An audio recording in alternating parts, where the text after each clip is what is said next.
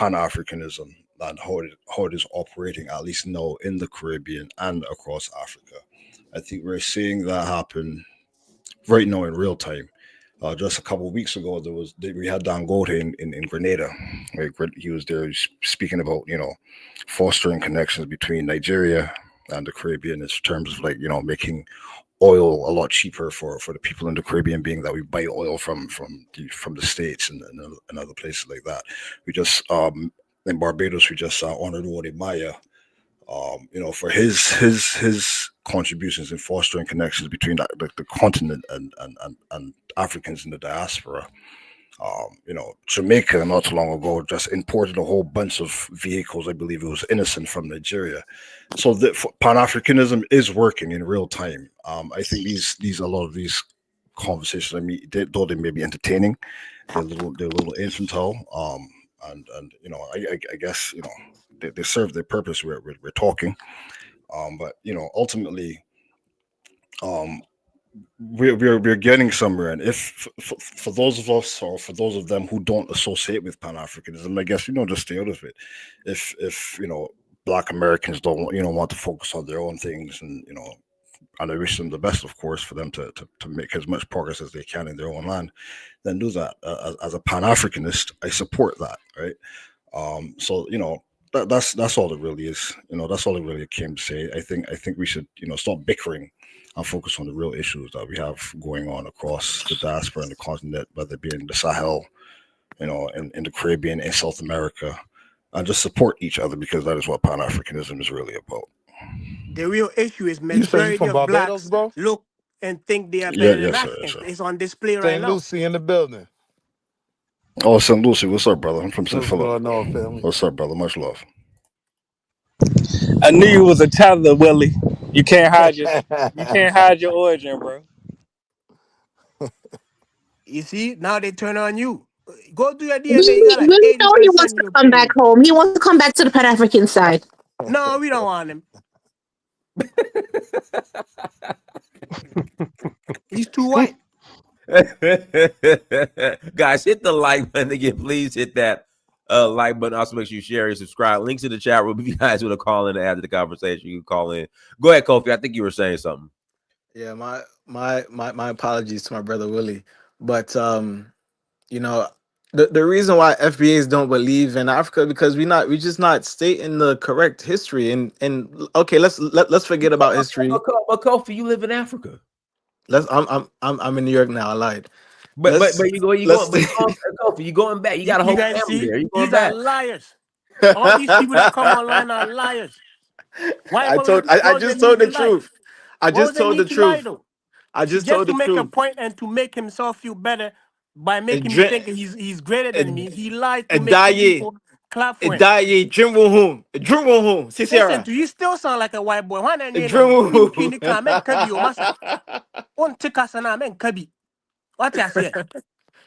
say? Foolish boy. The reason why FBAs are turned off, because they just don't know the history, man. They don't know the true history. And yes, we made mistakes in the past, but currently what we need to do is, yes, we do need to use our country as some type of international force, and not represent the white supremacist version, but represent our own Black caucus on the African continent, because we're being turned off by the scams. We're being turned off, and not saying that we're only being scammed by Africans. We're scamming each other over there. We're being turned off by the non-professionalism. Like, we had ships to sell to Liberia back in the day. When a Black American says, "How come you didn't come get us on ships?" Well, Paul Coffey, his father was an Ashanti. He built ships. He made ships. That's what he did. He taught his son how to do that. He went over there and brought Black loyalists to form Freetown. Yeah, but let's be clear. So whenever someone America asks that questions, you have to approach them with the history and the facts. Now we should have the ships white today. American government funded those ships. Let's be clear. Funded what Paul Coffey had his own ships. He built his own ships. He was a whaler millionaire. Funded what ships, Willie? The ships going back to create the colony of Liberia. That's not true. E.J. Roy has his own ship. E.J. Roy was a millionaire from Kentucky. He has his own ships. That's not true, Willie. We have to do the history. And I Paul say this, Coffey and Kofi, E.J. Roy.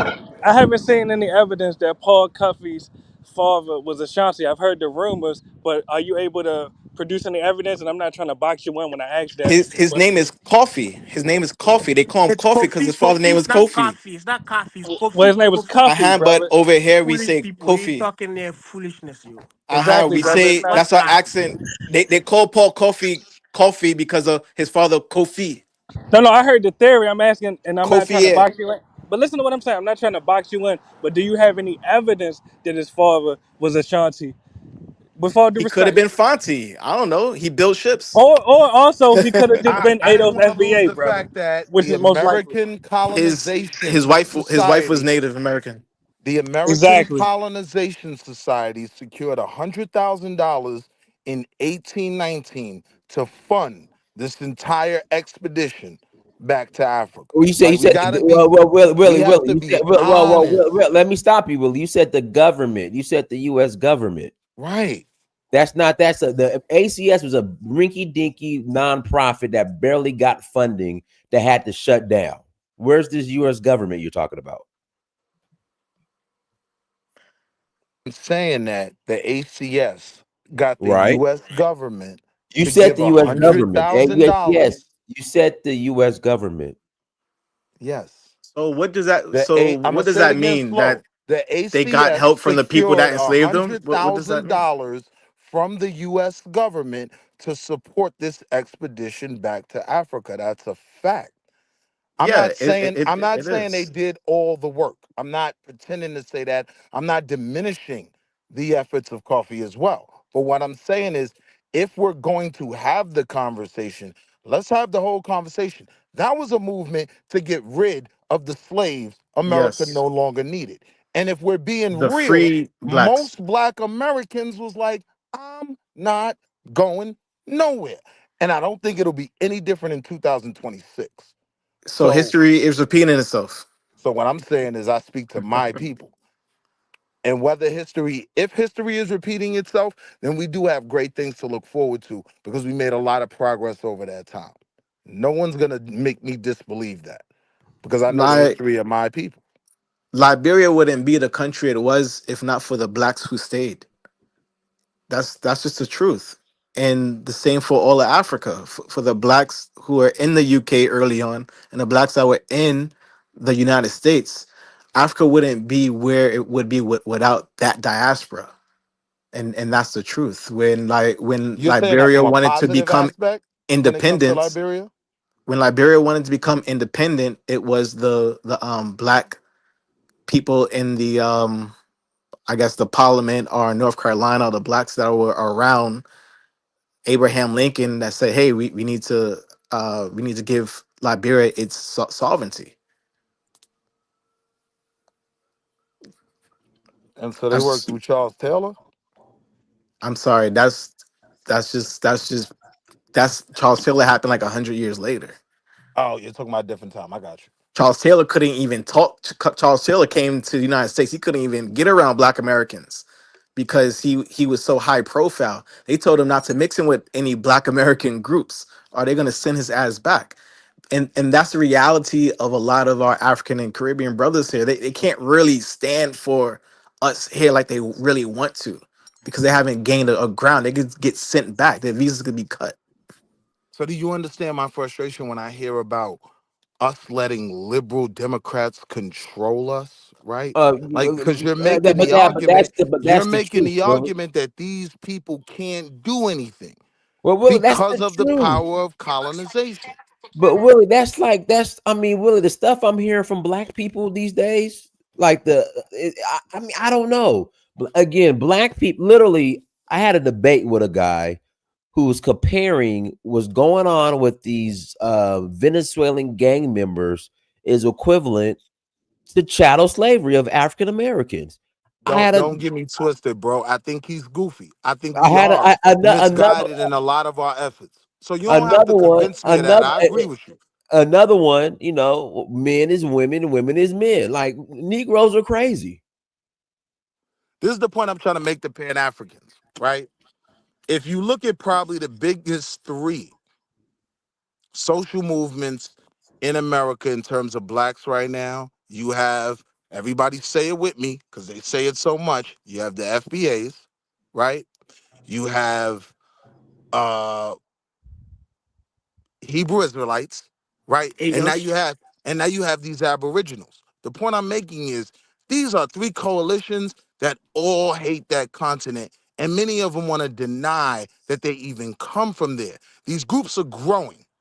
If you think you have a better opportunity now pushing a Pan-African agenda than my parents did, you're sadly mistaken. And that's what I meant, saddens me. I see the landscape, and I don't see things getting a lot better. Yeah, indeed. Yeah. I just want to say, responding to that, I definitely agree with the Hebrew Israelites and the Abos or Pretendians saying that, you know, having their dislike for Africa and putting more faith in God coming back to save us rather than putting faith in our brothers and sisters in Africa, because being realistic, Black people are only the majority with Africa.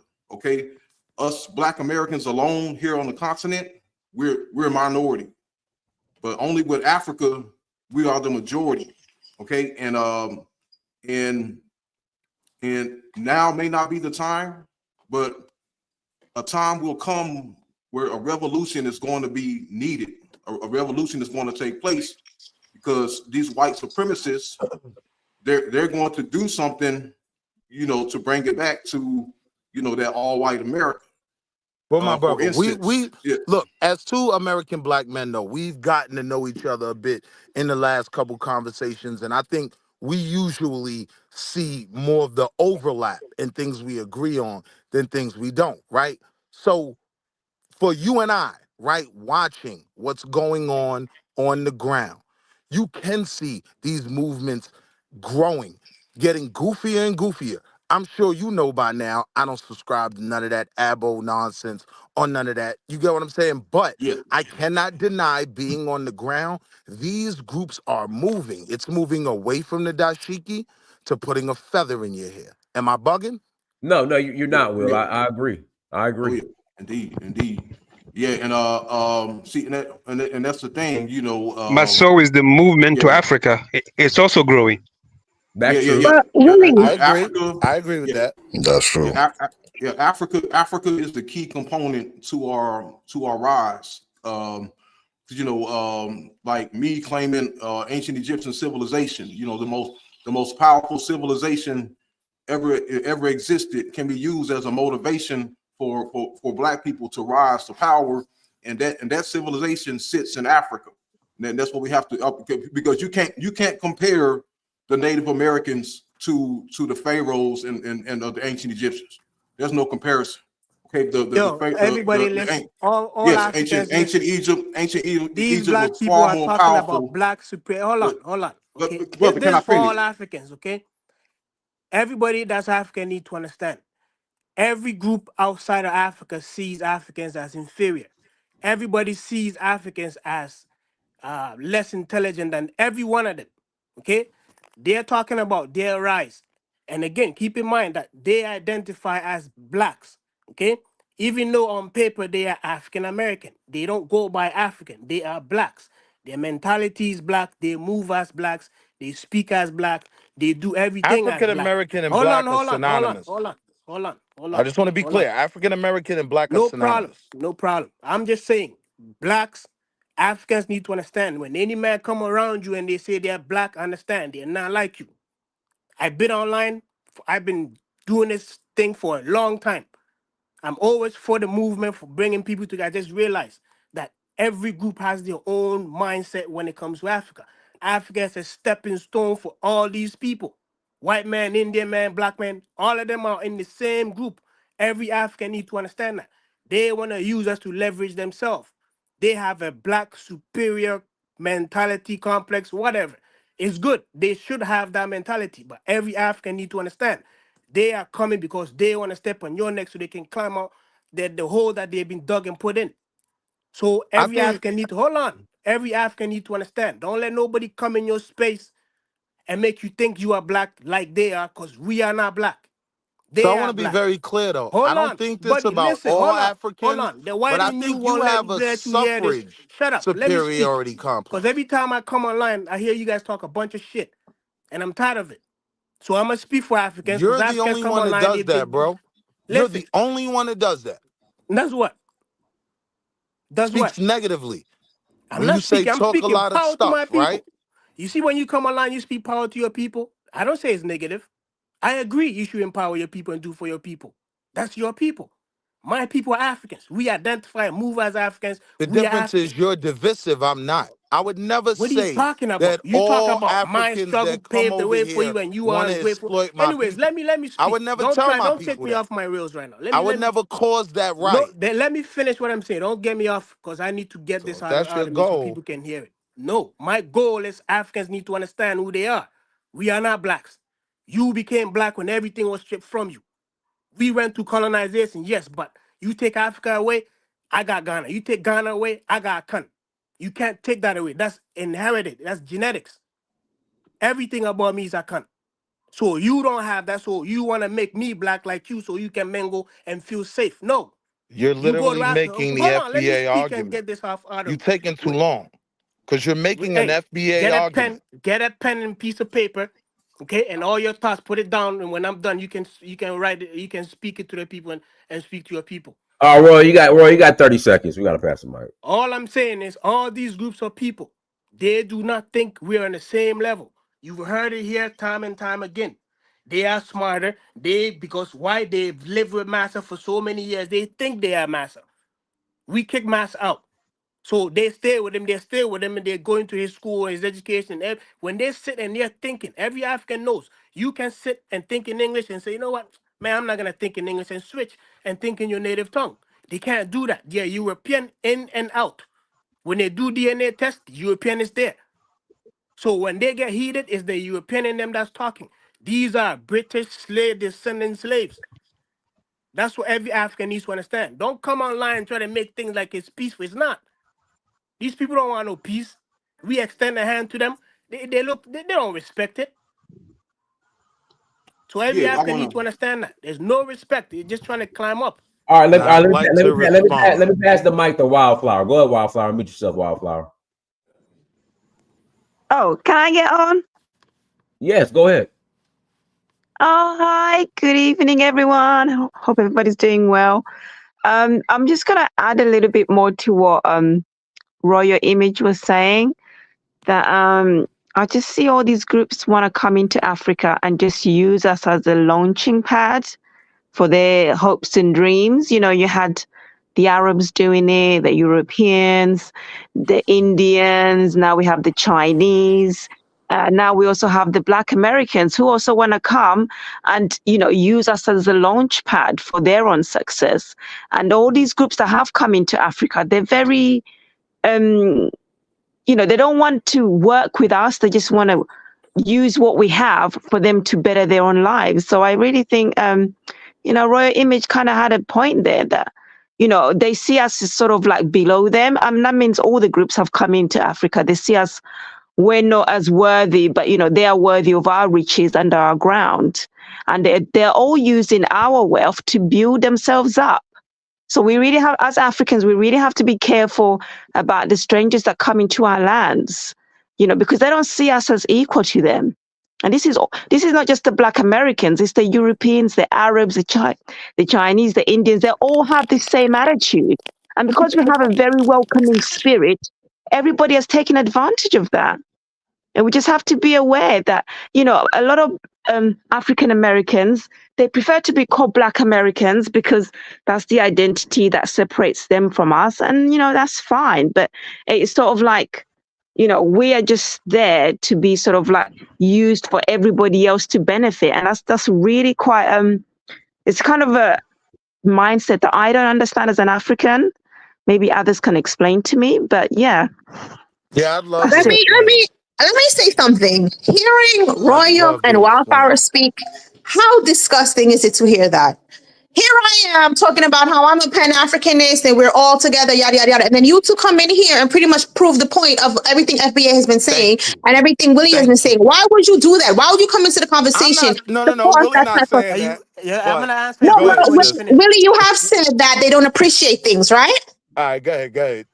Right. Go ahead, So I have said that. it's very much giving. We don't appreciate anything. Here I am thinking that I'm with the mindset of, as a Black person, as a descendant of slavery, we're all together in this fight, and you guys come in trying to create more chaos. Why do that? There's Why no would you chaos. do Can I that? let It me makes no let sense. It's almost as if you are rejecting us in the exact same way that all of the FBA men have been saying. But Why? Here you let me no, answer you. Let me answer you. we Let have me been answer you. rejected. Hold on, We let have the been sister rejected. finish. let me just Hey, finish. woman, I let me Let don't the answer know. you. sister finish. I Hold don't on. know that. I Let don't the Let me know. sister Sorry, finish. I wanted to clarify my point because what Royal Image was saying that groups come No. into Don't Africa. speak for me. Don't speak for me. I'll I speak for just want to myself. add to what I heard you say. There are Can people we that let come the into our sister finish continent. though? She There wasn't are done. people that come into our continent and they all come there to benefit themselves. I don't know about what the other lady was saying because obviously I haven't been in There all are evening. 5 Americans that go to any of your countries. Why are you Thousands of shouting? you come to our neighborhoods every day. It's What not are your you neighborhood. talking about? It's not your Thousands, neighborhood.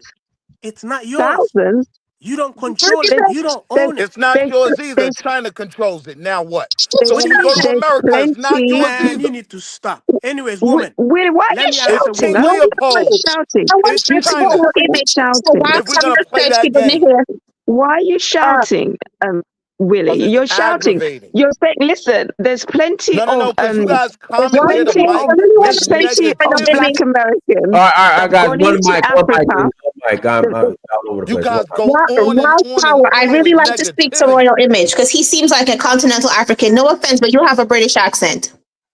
But I am a Okay, continent Thank so African. you. what does that mean? That means a I am lot. I'm a Mami, Yeah. continental because I make African. country, I want to say, and you say me cabro for you. Okay, so then I misunderstood. But the reason I want to speak to Royal Image, Yeah. he said a lot of things that were very offensive, that felt very rejecting, and I So want to have let some me answer that. clarification I on want to that. clarify things for you, right? So every time again, I used to go to Atlanta, New York, just to get books. I've been a 5%er, Nubian, you name it. I've been part of all of that, right? I'm for unity. But every single time you go online, there's a group of people that's always rejecting. I'm in Canada. I've lived in Canada. I grew up in Canada, right? The Caribbeans give you a hard time. Now it's changing because everybody's on their somewhat best behavior right now. But it was always a pushback. You're a I want to dirty African. respond next. Hold on. You write your thoughts down. Stop speaking all the time. So these are things you live with, you go with, you just say, you know what? They have their reasons why they move like that towards you. No problem. Right? But again, as we are aging and moving forward, these people are not moving forward. So again, there's things that were said in here that you kind of just left alone. These gentlemen in here made it very clear that they are superior than Africans. They're going to go to Africa and they're going to dominate and rule Africa. So Royal Image, let me No, interject. that was one Hold on. guy, bro. Let me interject. You can't put the entire ethnicity on No, just that's that what he one guy that wants to came in. do though. I'm And I'm speaking. gonna Royal Image, respond to I'm that. speaking. I'm That's speaking. all he wants to Really, say. I'm speaking as well. I'm speaking. Well, I mean, this is the reality. I'm Black American, and I'm just gonna keep it real. The Black Americans of today, we don't have the organization or the ingenuity of the same, or the willpower of the same Black Americans that went to Liberia. Like, we don't have it today, so you don't have to worry about that. We don't. It's just not there. The best thing for Black Americans to do when we go to Africa is integrate as much as possible. We're not the same group as, as far as building. We're not the same builders like we were back when those free Black slaves decided to leave the This plantation is called America and shameful. go build in Liberia. So this idea that we taking over, that shit ain't gonna happen. no, but the How do reason you why they say say that it as a is black man though? to note So It's that you the, it's don't the we see are truth, any Willie. superior. progress It's from the, where we Willie, it's were? the truth. I'm sorry, it's the truth. The best thing for Black Americans to do when we go to Africa is integrate. This idea that you know, oh, we could take over, or we this, or we that. I'm telling you, we have I'm black not people in concerned America with saying taking that over there. men or women. That's not That what I'm men saying. or women. I mean, come on. The best thing we could do is go over and collaborate. I've I'm been keeping telling it on black this people. I've conversation. been I telling agree. I black agree people with that. that Black America needs Africa more than Africa needs Black America. There's more ingenuity and talent on the continent than there is. I mean, that they don't need the diaspora. And I That's disagree. I agree with that. And why I disagree? I disagree because of brain drain. The not best. Really. Hold on. No, really. When's the last time you've been to Nigeria? When's the last time you've been to Nigeria? I've never been to Nigeria. I've only been to Ghana. Okay, there's enough talent in Africa where they will be fine. I'm Now telling watch this. Now watch this. They are all filing for visas right now to come study in America. you. Who's Right? all? Who So is listen to all? what I'm saying. Listen Who's to all? what I'm 250 million all? you Yeah, all know what is I didn't all? you What all is know I all? didn't mean all. You all know that. Okay, what do you mean? Let's not be silly. What I'm saying is, right? We don't have to reach back because the brain drain brings the best of Africa here and they get really comfortable when they get here, right? So now if the conversation is, I'm not going back to Africa, I'm comfortable here, and they want to come here, now we have to think about the dynamic that we're potentially creating in our communities. And the one thing I know is Well, I got the advantage. when you say I dynamic got in the our communities, what advantage do you here. mean? What Huh? do you mean? What do you mean by dynamic creating in our communities? Africans do not go to let me think of Concord, North Carolina. Africans do not go to Redneckville in Kentucky. They come to Brooklyn. They come to Harlem, Atlanta. They come to places where black people are. We will always have the advantage. So creating any more tension here, I'm not concerned with that, right? The brother just said he's a Nuwapian, he's a 5%er, but he has this angst toward American blacks because of the internet. What that tells me is, right? He was welcomed by human beings who hugged him as a 5%er, who hugged him as an Anunnaki Nuwapian, which is one of the goofiest movements there ever was, but we can come back to that later. These people embraced him in real time. He went on the internet and found the worst blacks he could find. To hear what they have, Don't to say hear the what worst they black. have It's to Well, let him say, finish, bro. Let to him finish. hear what they have to say so he can argue with them. That shows his heart. Anytime someone says every or all, they're automatically being divisive, right? But you just said They're all of trying us to apply for herd you. visas. They're trying to herd you into a pen. I understand that the FBAs and Aboriginals aren't going to want anything to do with Africans. And then I understand that there's still going to be Black Americans who are going to cleave to that Pan-Africanism. Like I said before, I'm not trying to get in the way of that. So when you But you're not say, trying to move to Africa. You're not trying to build with Africa. you want every, it would be like me saying I want every African American to know they don't love us. They don't respect us. They don't think we have culture. They don't think we have currency. I don't Why is it make you that people are argument. ignoring that somebody You came do. online and You said that make they are that going to argument rule because Africa? you want to be divisive. No, And but I you guys heard the accept, man said they're and going to I Africa to rule accept because they're your superior. divisiveness. You're Why you I guys ignoring generalizing. that? accept your divisiveness. But here's the Why are you problem. You're guys very ignoring I'm two not going to gentlemen have saying the they're you're very problem superior, so they're divisive, going trying to to Wall rule Street integrate Africa? Willie. into Ghana. You will be coming to Brooklyn. I'm not going For to what? have that problem. What am I coming to Brooklyn for? Well, care about your The reason people. why I mentioned Care about your all people. those Because they're entities that coming here I in droves. listen, let me tell you something really. Okay? The reason why I mentioned all those entities that I learned from and I was part of is because again, I'm Ghanaian. Okay, Mimi Yaganini. So I want to always connect. I got Caribbean in the family. You understand? So connecting with people, that's And you just what. connected. But Hold you on. didn't highlight the connections. You What do you mean? I highlighted the just told you I was a divisiveness. part of all those You went groups. That's not online to connecting. go find. That's a royal image so badly. That's what you, go ahead, sis. That was connection. I Finish your just thought. told you all All the right, I got. connections that I made. Hold on. Let me do this. Let me pass it to Big Black. Pause. Then we'll pass it to a woman. And I got to read his super chats. Go ahead, Big Black. Pause. Let me just up Big Black. Pause. Hey, yo, Big Black Pause always cracks me up. I mean, I just pause. God, pause. All right, I don't know what he's got going on, but all right, go ahead, woman. I just want to say, in response to Royal Image, to me, when you responded, I don't think, or whatever it is you said, it didn't clear up the wild, crazy stuff you just said. But let me just say this to you: when you said that they took Africa from you, but you're still a Khan, you're still Ghanaian, you're still a Khan, etc., etc. The DNA is still there. The same goes for me and every other Black African person who was not born on the continent, my friend. They took Africa from us. They took our culture from us. They took our language from us. But when the DNA results come back, Africa is still our motherland. And that's the bottom line. You cannot take it from us by coming on here and talking the same kind of decisive nonsense that the FBA gentlemen are saying. You are no better. You do not represent the continent any better than they represent America by saying the kind of nonsense that you just said. Listen, Yes, again, I agree. I'm just I agree. We don't. We when you do your DNA, it's not just African. We don't need your approval. It's not just we don't need your African. The approval. reason why I'm saying these things that's hurting you guys because you guys talk a bunch of shit. So again, you have to fight fire with fire.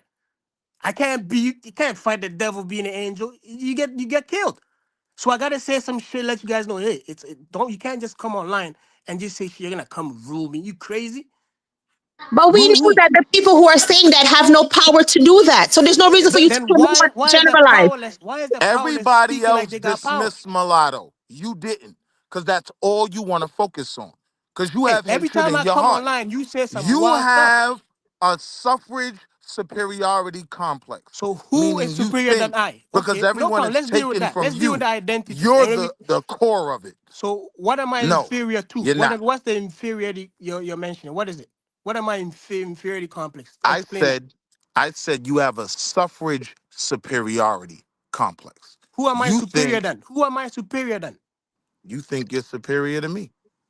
Again, see, it's the pushback. See how they're flipping it? You guys are the ones speaking that You asked me superior, a question, and I'm I trying to let answered. people know. Don't let nobody come to your land and make you feel like they're superior than you. That's what I'm doing. You see how when you come Okay, online, so you let me speak ask to you your people. a question, That's the Royal. FBA All argument. right, hold on. Can I speak? Let woman ask a question. No, hold on. Let woman speak. Then I gotta pass it to Ancient. Then I pass it back to you, Wild. I have Go ahead, my woman. question, and I want Royal to answer me this. I will. I've had lots. I've had some negative experiences with some Africans that I've worked with side by side, as I've had with Americans and whites as well. But in my heart of heart, I still believe that my ancestors were taken away from Africa. I was robbed of the ability to be able to speak the native tongue of my ancestors because I was not born on the continent. Yeah. And my goal for myself and my family is to get back there. I want my children to be able to run around with other African children that were born on the continent and speak the same language as them. Yes. So I want to know that, because this is something that I have that I want to do. What are your thoughts on that? Are you putting me in the same category or other people who are like me? Because there's a lot of us that we're trying to come there and rule Africans. That's what I want to know. Okay, so if you're not that type of mind, then I'm not speaking to you. And nobody's going to stop you from going to Africa to have your children run free and do whatever they want. Nobody's going to stop you. I can't stop you. And Dinus always says this. Integration. See, you just mentioned the things I was taking from you. Yeah, that's the right? best thing. That's the So best thing. That's the yeah. best thing. That's the best thing for Black Americans to do when we go to Africa, is to integrate as much as possible. If you are a Black American man, you go find your African wife. You're a Black American woman, you go find you a African man, and your children will be mixed, and then you will soon fully integrate. That's the best thing to do. I'm a firm believer. I'm a firm believer that this Black American experience is coming shortly to an end. All right, go ahead, Royal Image. So when you said the children will be mixed, no. What I mean, they'll be African, but they'll be Black American in Europe. Black American. The white will be erasing. There will be less white in the genes for the child. So, Willie, you need some Sudanese woman, because you need, you know what I mean?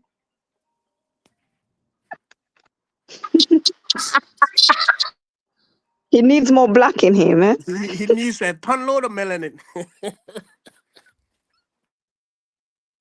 All right, go ahead, Ancient. Yo, can you hear me? But wait, Dinus, I want to Yeah. ask you a quick question, Go right? ahead. And this is Go ahead. if you believe that more blacks will cleave to this Pan-African ideology, right? And the fact that we are still connected there, how do you explain the growth of the FBA, Aboriginal, and Hebrew movements in America that Willie, are probably the biggest? Hold on, that are extremely I'm anti-African. about to ask you a question. I would say Go two ahead. things to be true at the same time. But that's crazy. What I'm saying is this: as a Pan African, right? I see You're the not Pan tide African. shifting. Since you left. I see. All right, fine. We'll say that, Lies. Why right? you But lying? what I'm saying is, See, I it's the see. European in him. It's that All right. So Caucasian. let me That finish. Neanderthal blood. All right, cool. So let me finish. I see the tide turning. I see my people, right, looking to listen to him so they can do exactly what he's doing. And this is how the Aboriginal movement is growing. This is how the Hebrew movement is growing. This is how the FBA and these groups are growing. While Pan-Africanism in America, I am watching it shrink. That's not correct. I am watching less and less Kwanzaa Willie, celebrations. I disagree, Willie. Hold I on. disagree. But let me Well, pass it to Ancient. Go ahead, all Ancient. right. He's been waiting. Go ahead, Ancient. Unmute yourself, Ancient. Yeah, just to touch on that, I don't think it's actually, decreasing in any way. I feel like now that there's more Africans in the States, people are having good experiences. Some people, still might have negative experiences, but I don't think the relationship is ever really severing at any point because people are integrated. Even in America, people have African husbands and wives and stuff like that. So like, I see it actually getting stronger in the future, but not necessarily under the umbrella name of Pan Africanism, but more so like in the umbrella of blackness. The unity in blackness. I just wanted to drop that in there real quick, but I also wanted to say I had this experience since everybody's talking about different experiences. I wanted to say I had a African guy. He used to be a counselor when I was in high school. No, like middle school. He would come and like we went like a broke black people school and all that. We were all in there. This guy used to come in and take us to go get clothes from like one of those I don't know what you call them, like Goodwill or things like that. Basically, just helping the community out. For people who are misunfortunate in the situation. One day he because he was new to America as well. He's only been there for like a year. One day I guess he dropped a black child to his neighborhood, just helping him with a ride. And then one day in that neighborhood, some gang members I guess lived there, and he was wearing I guess red. So they assumed that he was like a Crip or something like that. And they beat him up so bad that they broke his teeth. He was hospitalized for like months. Um, and once he got back to, work, he told he told us, hey, you guys need to stop hanging out with these African Americans. They don't like us. But if I had taken that experience and like applied it throughout my life, it would be wrong of me. But I think that's something we have to take away from each other is like notice that like people's negative experiences um shouldn't be shouldn't be relatable. Everybody should have their own experience to go off of what they feel is necessary in the terms of integrating and also in terms of how we see each other. That's all. All right, let me read these super chats. John and Zola. Thank you for 499 holla. These convos be so dysfunctional. What's the point of it? Princess Niambi, 499 holla. Honestly, these conversations are making me strongly dislike Black Americans. These people are not African. I'm happy with that. Princess Niambi, 499 holla. Africans and Caribbeans, let's please leave these people alone. They are not us, and we are not them. Respectfully, Elvis Morris, $10 holla. Fufu and ground. It is ground up butter. It is ground butter soup. Elvis, that GB ground butter. No, that's palm nut. That's palm nut or whatever soup for all my African Americans in the spirit of reconciliation. Maximilian 499 holla. Division only digs ditches, and all parties involved fall into the ditch. People that make changes don't insult and offend each other constantly. Okay. All right. Go ahead. Wildflower, you were next. Yeah. I definitely feel like everyone at some point might have had a negative experience with Black people from different parts of the world.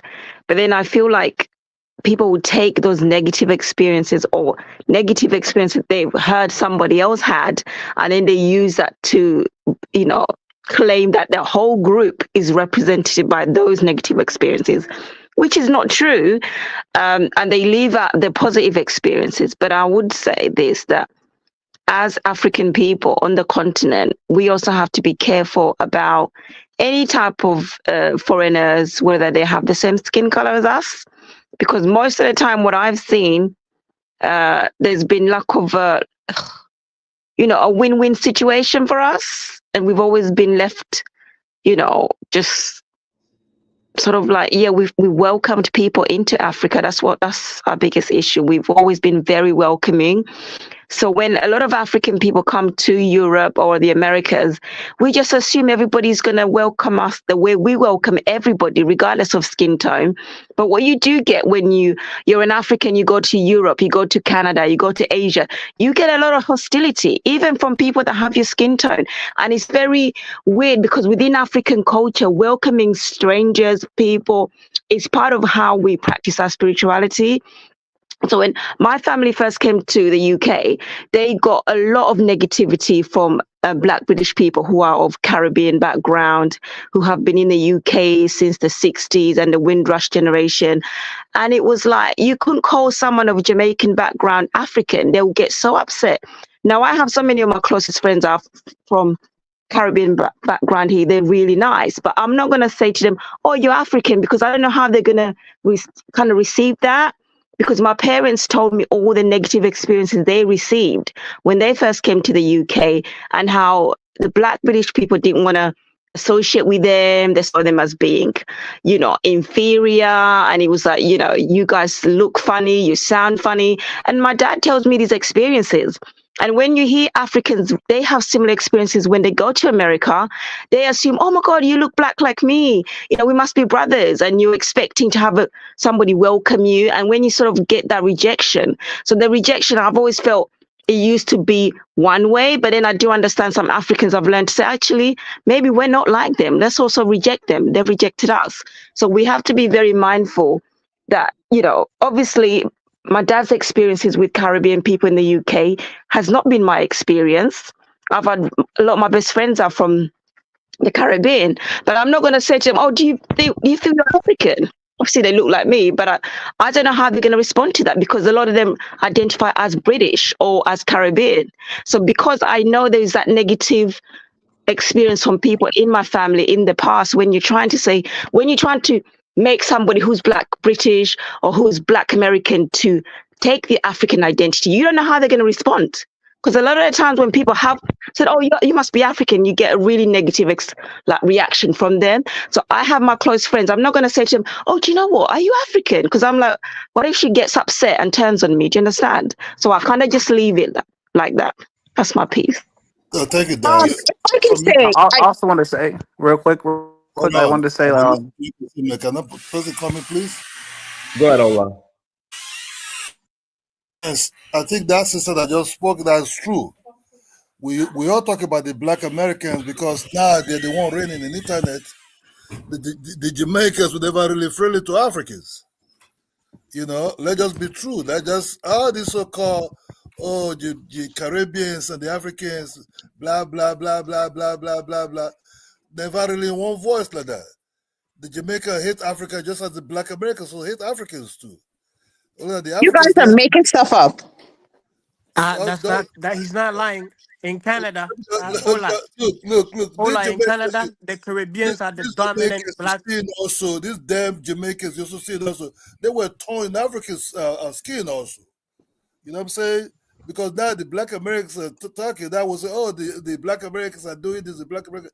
This Caribbeans also that's as bad as the Black Americans also. Hey, my Guyanese sis, he has clearly never listened to a single Buju record, right? Hold on. If he says Exactly. come on, sis. All right, I'm going back. Hey, we're talking There about is a strong, there is a no, very, don't bring the throughout the music in here. Caribbean, there is a strong identity and identification with Africa. Yes, if I'm Yes, from, if Peter I was Tosh said, not as long born, as you're black, you're African. Peter Tosh said that. Listen, Forget don't that. bring the that's music what to I'm cover. saying. We know the Don't game. bring We the know the music to game. cover Hold what's on. being spoken right now. Let Okay, me It's tell not you fair enough. about the music. Listen, Jamaica, right? Let's talk about Jamaica. You guys said Jamaica.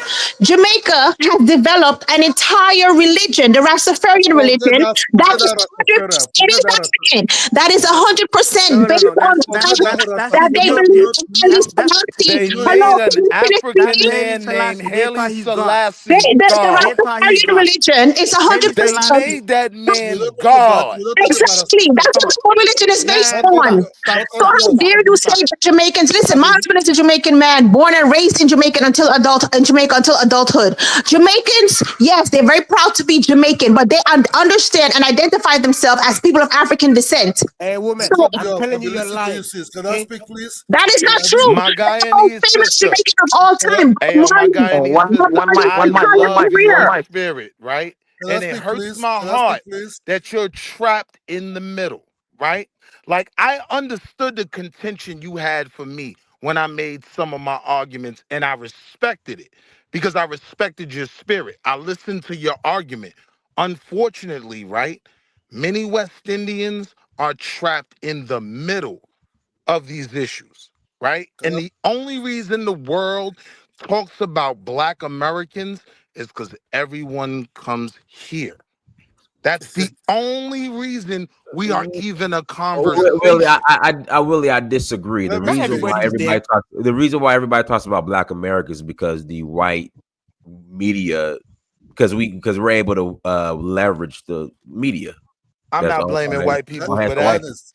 That We is, are on YouTube right now on your platform.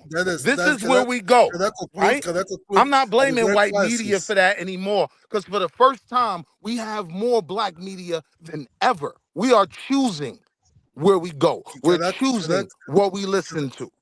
Can I I'm not conclude? blaming the white man for that no more. It's You not know about why I like choosing. to It's not say, about you choosing. know why, hold on, and I'm gonna land right here. I'm gonna land right here. You know why I like to say I'm at fault? Willie, I'm gonna land right here. you make a great point. That's a great Willie. That's a You great know point. why I like to You're right. say I'm wrong? You're Because right. if You're I right. am wrong, now listen to what I'm saying. I appreciate that, but what I'm saying is my philosophy in life. If I'm wrong, I can fix it. If I'm saying it's someone else's fault, then I'm left to sit there and wait until they realize they did something wrong. Nah, that was my fault. Now I have to figure out what was my fault. Now I have to figure out what was my fault that put Ola, me in this conclude. position. Conclude Let your me thoughts, conclude, man. please. Let me conclude. The Jamaicans were killing Africans. How do you think the gangsters where you see came up? How do these gangsters The were so kill? Yahoo. Hey, yo, bro, both of Yes, y'all hold suffer on. Let from me finish. Let me crackatosis. finish. I'll be very quiet and listen to you You guys. presented us Russian women, bro. You know, Like, you hold gotta on. understand, Let your me Yo, mind. let finish. the man speak, and then I Let me All right, gotta I'm finish. gonna say Can you shut something let up. about the the man Caribbeans. speak, please? Let me Really stop interrupting Ola, please. And the you right over battle. there with him, The Wildfire. battle. Crazy. Look. We were being robbed in London by these Jamaicans. You know, when they robbed my friends, what did they say? They say, "You fucking African man, come on, give me that your shit, that wallet in your pocket." Your stuff. That's what they told us. With a gun point in our head. These Jamaicans ain't good for no shit. Also, how do you think the gangster war came up? Because the Jamaicans were after the Africans. The Africans have to grow up, wise up, also fight them back. Also, you understand me? That's how Well, it may those be kids safer to started. stay home. Hey, Willie. So Ola. when you hear the Jamaicans or you say, oh, the Africans and the Caribbean, How yes, about if we they are just get unite. welcomed? These Jamaicans, I'm telling these you, that's clearly Africans and not gonna Caribbean, they happen, all one. My brother, right? Because I'm one of the few Oh, my come people on, brother, it's come not on, who real. was come on, come on. raised to welcome you. It's not real like I'm that. one of the few people that was Hey, yo, raised to Willie, chill. welcome you, right? Chill, When I man. look Hey, at my people as you a gotta whole, let Ola finish, man. Ola, you done? They laugh. At first they laugh they laugh at our forefathers that came to 60 to study in London because they didn't come as green rushed to come and start working. Some of them came as students, nurses, because Nigerians were looking at this point at the time. So they came just to study nurses and everything. The Jamaicans, they liked it to 70s. It became very, very brutal for the Africans there. The Africans just kind of like, okay, we cut them off. So don't ever group the damn Caribbeans apart from Haitians. you know, so the Caribbean, South Africa, they're all united. It's not just because they're all kind of like find a way to settle themselves, or just because of YouTube. They'll call you Africa Bomber Class. Forget about Rastafarians, forget about what Bob Marley. They all just sing Africa Unite, all those nonsense. Okay, hold on. We got to pass the mic. We're going to pass the mic. Let me say something about Caribbeans in Canada. No, Royal Image. I want to pass this to people that haven't been talking as much. I want to respond to all that if you don't mind. Okay, go ahead. Go ahead, Namdi. Yeah, no, listen. I understand the pain that that the experiences that you had. So what I found as someone who's born and raised in the Caribbean, right, is that people who are raised in the global North, that being United States of America, England, Canada, the dynamic is very, very different, right? So there's an entire subculture in Jamaica called Rastafarianism, which. And even though I don't remember who said it, Royal Image maybe, who said don't bring the music in it.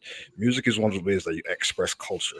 And the Jamaicans, through their culture and through their music, have kept us connected to Africa through that music. Garnet Silk with Hello Mama Africa, Buju Banton with African Pride, Peter Tosh, if so long as you're a black man, you're an African. It is through them a lot of the times. Haitians are a little different because there's a language barrier there, but through them a lot of the time, that is where we derive our pride in being Africans. Yes, we are Caribbean people, but at our root, we are Africans. So I understand they sing those songs because they know that people don't believe the Africans. So hey man, let him fit. Royal Image, let him fit. I'm trying to hear. He has his. Go ahead, Namdi. Yeah, like my name is Nnamdi Azikiwe, right? Like that is my name, right? Like that. My father bestowed me with this name because Igbo man. Yeah, right. So like both my brothers have African names. So the idea that we don't think that we're Africans. Jamaicans, Nigerians, and Black Americans are very, very similar characteristically. Very, very proud, very nationalistic, right? Like it's just the way that it is. And in some ways, like because Jamaica is so in your face, they may dominate the Caribbean conversation, but don't let the few Jamaicans that you come across that may give you I live with Jamaicans. Royal Image. Jamaican. Oh God damn.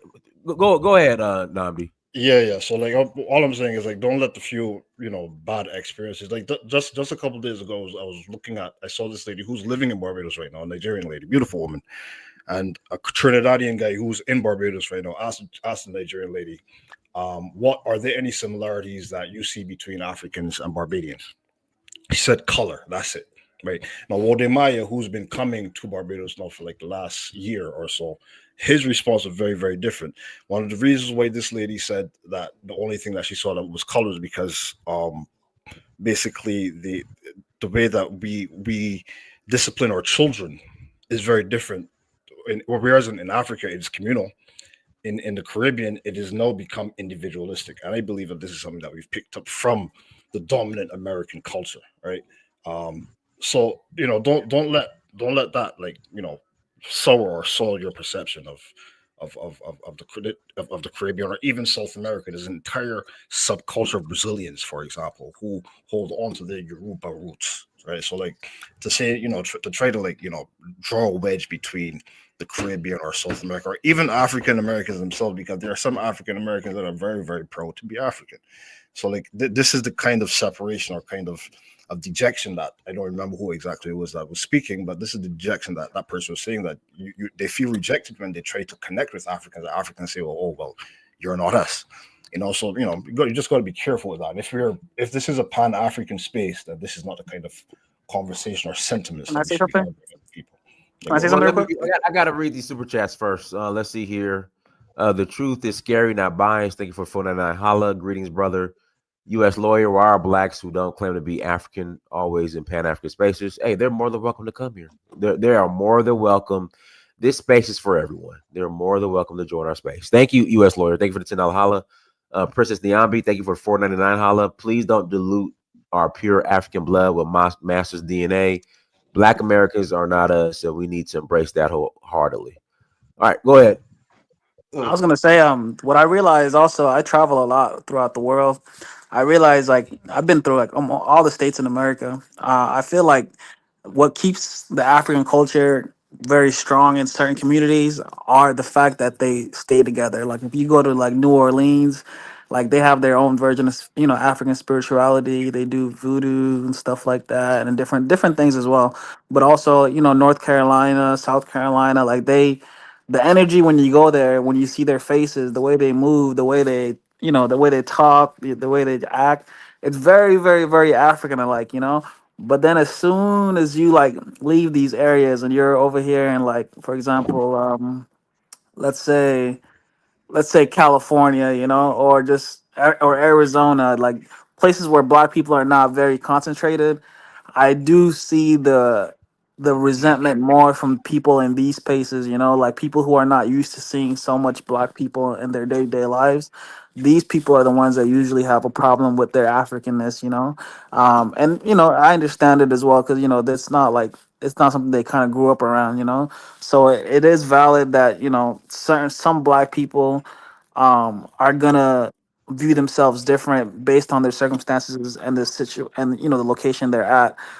In Brazil, like somebody just said that they have they hold on to there's many people who hold on to their African identity, which is something nothing something to be proud of.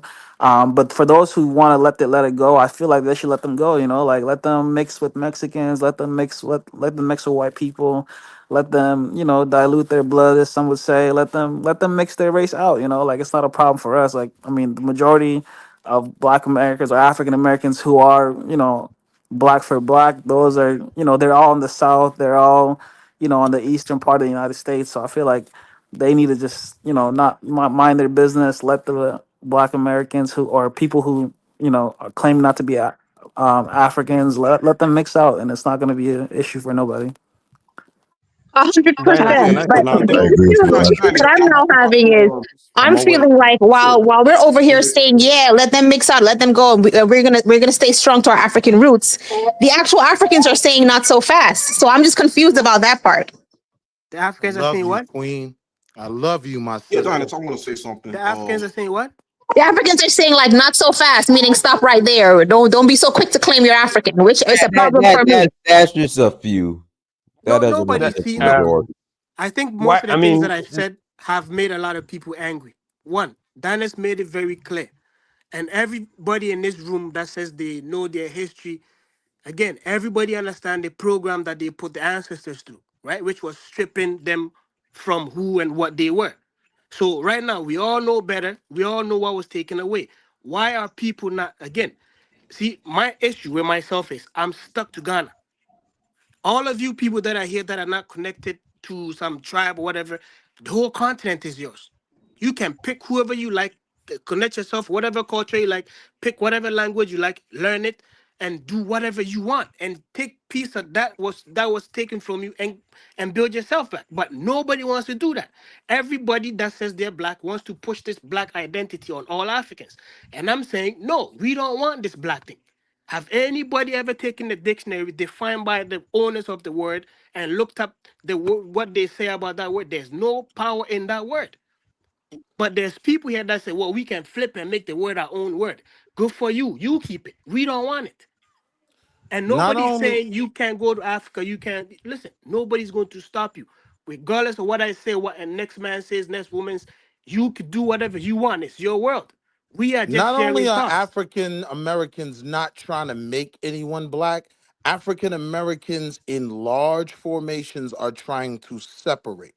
What you are saying is a lie, right? The That major issue. really that's not true. African Point Americans Mike, are, can I are say trying to Hold something? on, separate. can I That's not cook? true. Can I cook for a second? Can I But that's not say true, Willie. something? Go ahead. Willie spoke a lot. Let Willie finish him. Pastor Wildfire. Go ahead, Willie.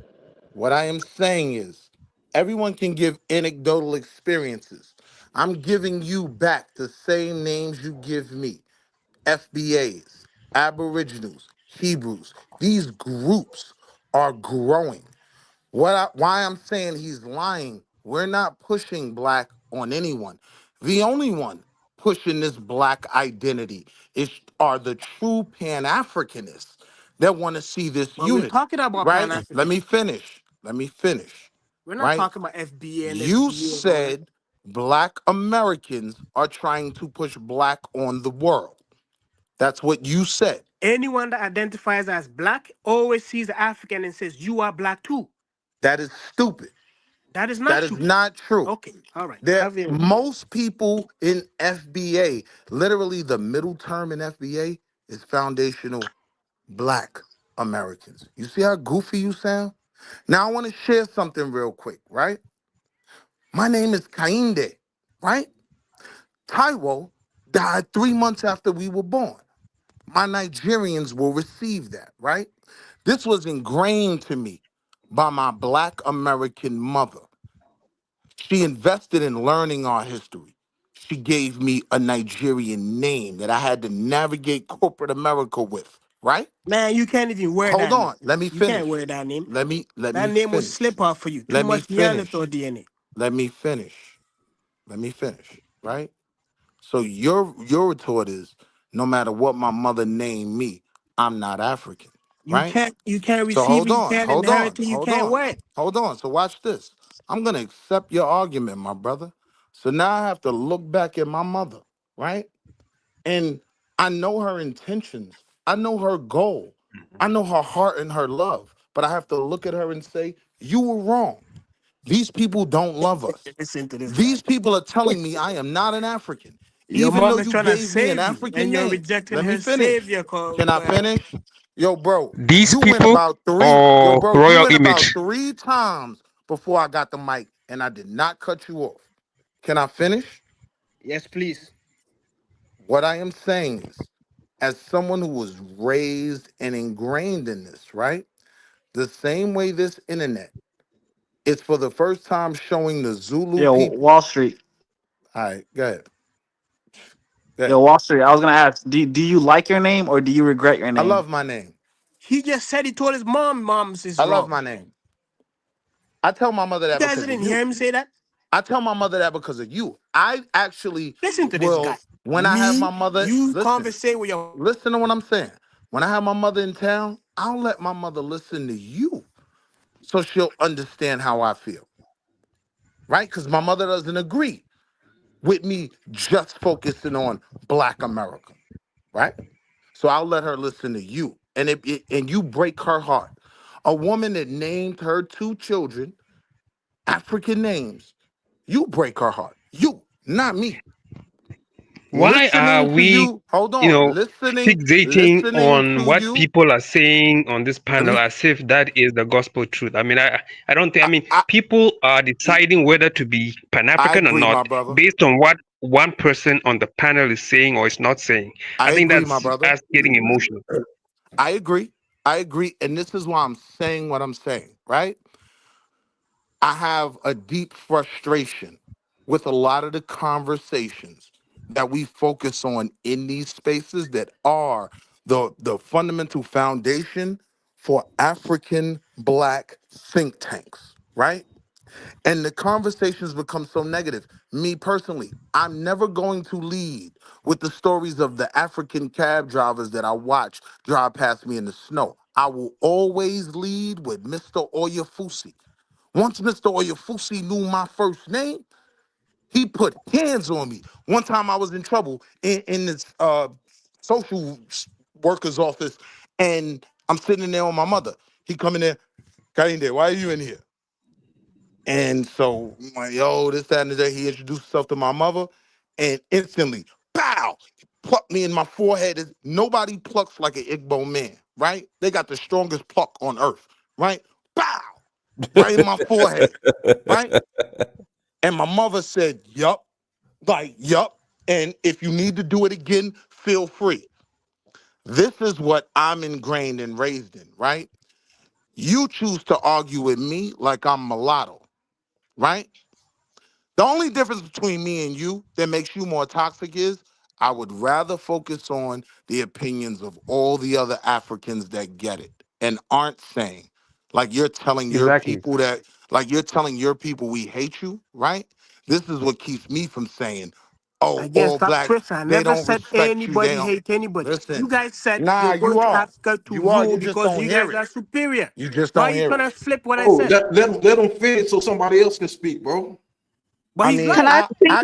I Can could I land speak? there, but because I Can I do speak? It was feel my a turn to speak. kinship in some of the opinions, and particular to my Guyanese sister, right? Because she was coming at my neck. when I was coming to respond. I had heard some things. I jumped on just to get involved. She came in my neck, but I understood her spirit, right? So now that she sees certain things in her face, right? I want to tell y'all, you make her miserable having to defend an understanding of my stance. She doesn't want to understand how I feel, but you make her understand how I feel.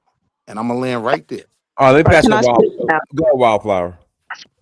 Yeah, what I have observed listening to people of American background and others is when they say they're Pan-African or, they care about African, a lot of it doesn't take a lot of them to really just jump ship. It just takes a few bad experiences and they are ready to run, arms wide out for the white man or the Indian man. So that really makes me question, like, if it just takes a few bad experiences with some Africans that were uninformed, for you to say, oh, I'll give up now. That means you were never really down with it. It means that it was all very, very flimsy situation. Now I just want to be myself. Oh my God, woe is me. This is what I'm getting. You have to be strong in your conviction. I've had bad experiences with Black, British, Caribbean people, but my foundation is so strong that I truly believe in what I believe in, that we have to work together. I'm not going to be like, oh, they're treating me horrible. They call me a name. Oh, that's it. I've given up on Black people. But you don't have that same approach when it came to the Europeans who've treated us horribly throughout history. Black people have never given up on them. They're still marrying them, having children with them, welcoming them to Africa. But when it comes to each other, Wildflower, we integrated with them. Go ahead. we married them, had kids with them. We've never been, oh my God, that's it. They could treat you the worst, colonize you, enslave you. And then you're still fine with it. But it takes one African cab driver for you to be like, oh my God, that's it. That's the end of it for me. It just shows that we're not really serious. We're very, like, if you can forgive the Arab colonizers, European colonizers for all the things that are unimaginable, and you forgive them, now you're marrying them, having their kids, keeping their names, loving their religions. Oh, but one Black American, one African that upsets your car, that's it. It's over for me. It just shows we are really not serious people, I have to say. Wildflower, when you came on, the entire foundation of your argument was that not you, but your parents had some bad experiences with Jamaicans and other Caribbean people. And so that's why you think Africans need to watch out for them. That was the entire foundation of your argument. So I don't understand what you're saying, that I guess you're not a serious person. To be careful, because obviously my parents had bad experiences with Caribbean people. That didn't stop me from having my closest friends being from the Caribbean background. I'm just saying that Africans in general, we are sometimes very naive. We go to people with open arms, and a lot of the time they reject us. And but you have that perspective because not even you, but your parents have had some bad experiences. So it seems like you're arguing against yourself. Could y'all see the name? I'm just trying to present a different side of view, a different point of view that other Africans will feel a certain way. My dad is not really open to Caribbean people or Black Americans because he just feels like they're going to be anti-African because of his experience. But we're like, my brother's going out with an American girl, Black American girl. He's gone out, all his girlfriends have been Caribbean. But my dad doesn't understand because obviously he's different generation. But he's like, oh, when we first met these people, they hated us. They made fun of how we speak English. And we're like, Dad, they're not like that. They're really good people, But it's just that we have to be aware there is people that have had different experiences. And I've had negative experience with Caribbean people. But for me, most of my experiences are really positive. Those are my closest mates. Woman. Yeah, Diamonds. Yeah, I wanna state this, and I'm about to hop off. Now, as a leader, okay, and as someone who identify myself as a Pharaoh, this division between Black Americans and Africans, it doesn't bother me because it's little to me. But as a leader, I got my focus on the big picture. Okay, and the big picture is, okay, Black Americans do not have to focus on trying to rule Africa. Okay, what we should focus on is trying to rule America, because at the end of the day. Yeah, because at the end of the day, okay, when we put aside the slavery, the white man, what Black Americans and Africans have in common is the white man sees us both as inferior because of our dark skin and kinky hair. Okay, and when we put aside of slavery, that is the case. And like I said, there's going to come a time where we're going to have to fight a revolution, because for instance, when the George Floyd protests happened and all the killings of Black people by the police, there was a time for Black Americans to rise and start a revolution. But what happened? What happened, Pharaoh? What happened? Yeah. That was not the time. Yeah, there was a time for Black people to rise and start a revolution, but we was not ready. We had the Black Panthers, we had all these militias, and none of them made an attack, or made any strike for liberation. All Black people. Okay, I need to make a disclaimer. The views and opinions of Pharaoh are not the views and opinions of In Search of Uhuru. Thank you. Go ahead. Yeah. See, and what happened was, okay, when these white supremacists were making these moves to insult us, all our people did was had protests, and they ran the streets, start looting and tearing up things. But there was a time for a revolution. Now, a successful revolution can lead up to hundreds of years or maybe even thousands of years of Black rulership. Now, when it comes to the ships, them sending ships, okay. Now, in order for that to happen, realistic actions will have to be taken. Okay, Black Americans will have to, come get their shit together over here in America, and go over to Africa and discuss those things and set it in motion. Set it in motion that, hey, we need you guys to unite with us. Come over, send your army to America and help us liberate. Things you guys will have to sit down and set those things into motion. They're not just going to happen out of the blue. You have to Black Americans have to have a positive relationship with Africans, and Black American leaders will have to sit down with African leaders to discuss those things, and me personally, okay, I would rather, if a revolution was to happen, I would rather see Black Africans replace white Americans. I would rather see more of our brothers and sisters come over here, and live amongst us, rather than these wicked white Americans who enslaved our ancestors and continue to keep us down today. I would rather see that. Like. Yeah, indeed. That is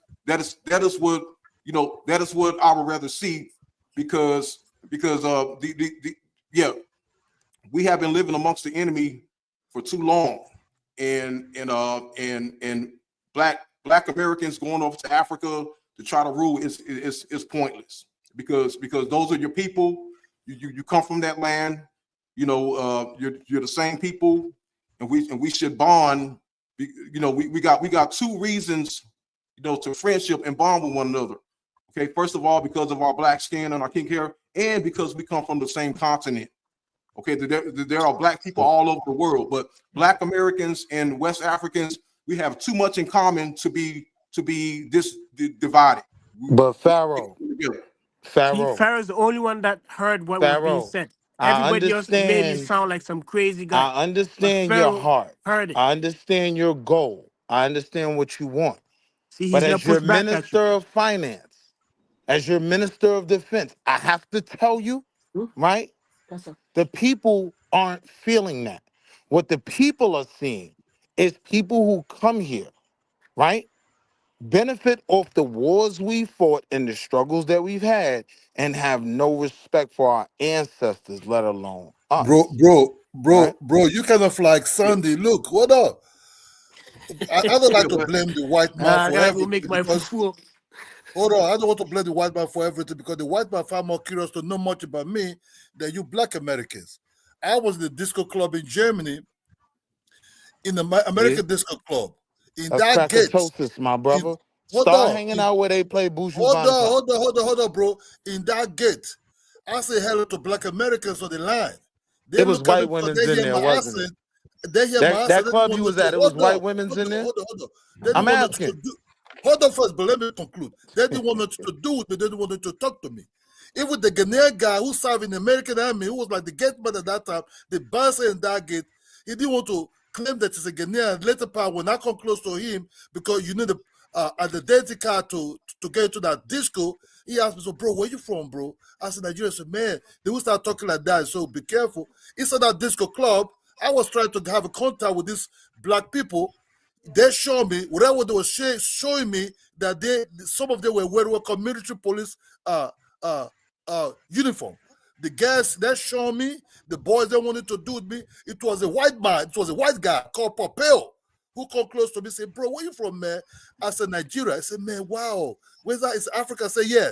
Even the white chicks, they were coming to meet me to say hello to me. We were Yeah, playing. but bro, you're not understanding something, right?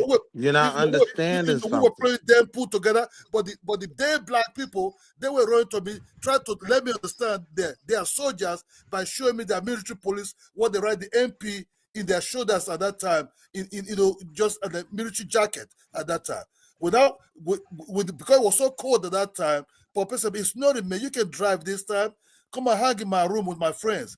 That's when I tasted the American noodles the first time. I stay over there, and they gave me good time. They showed me the American teens, I said, okay, bro, man.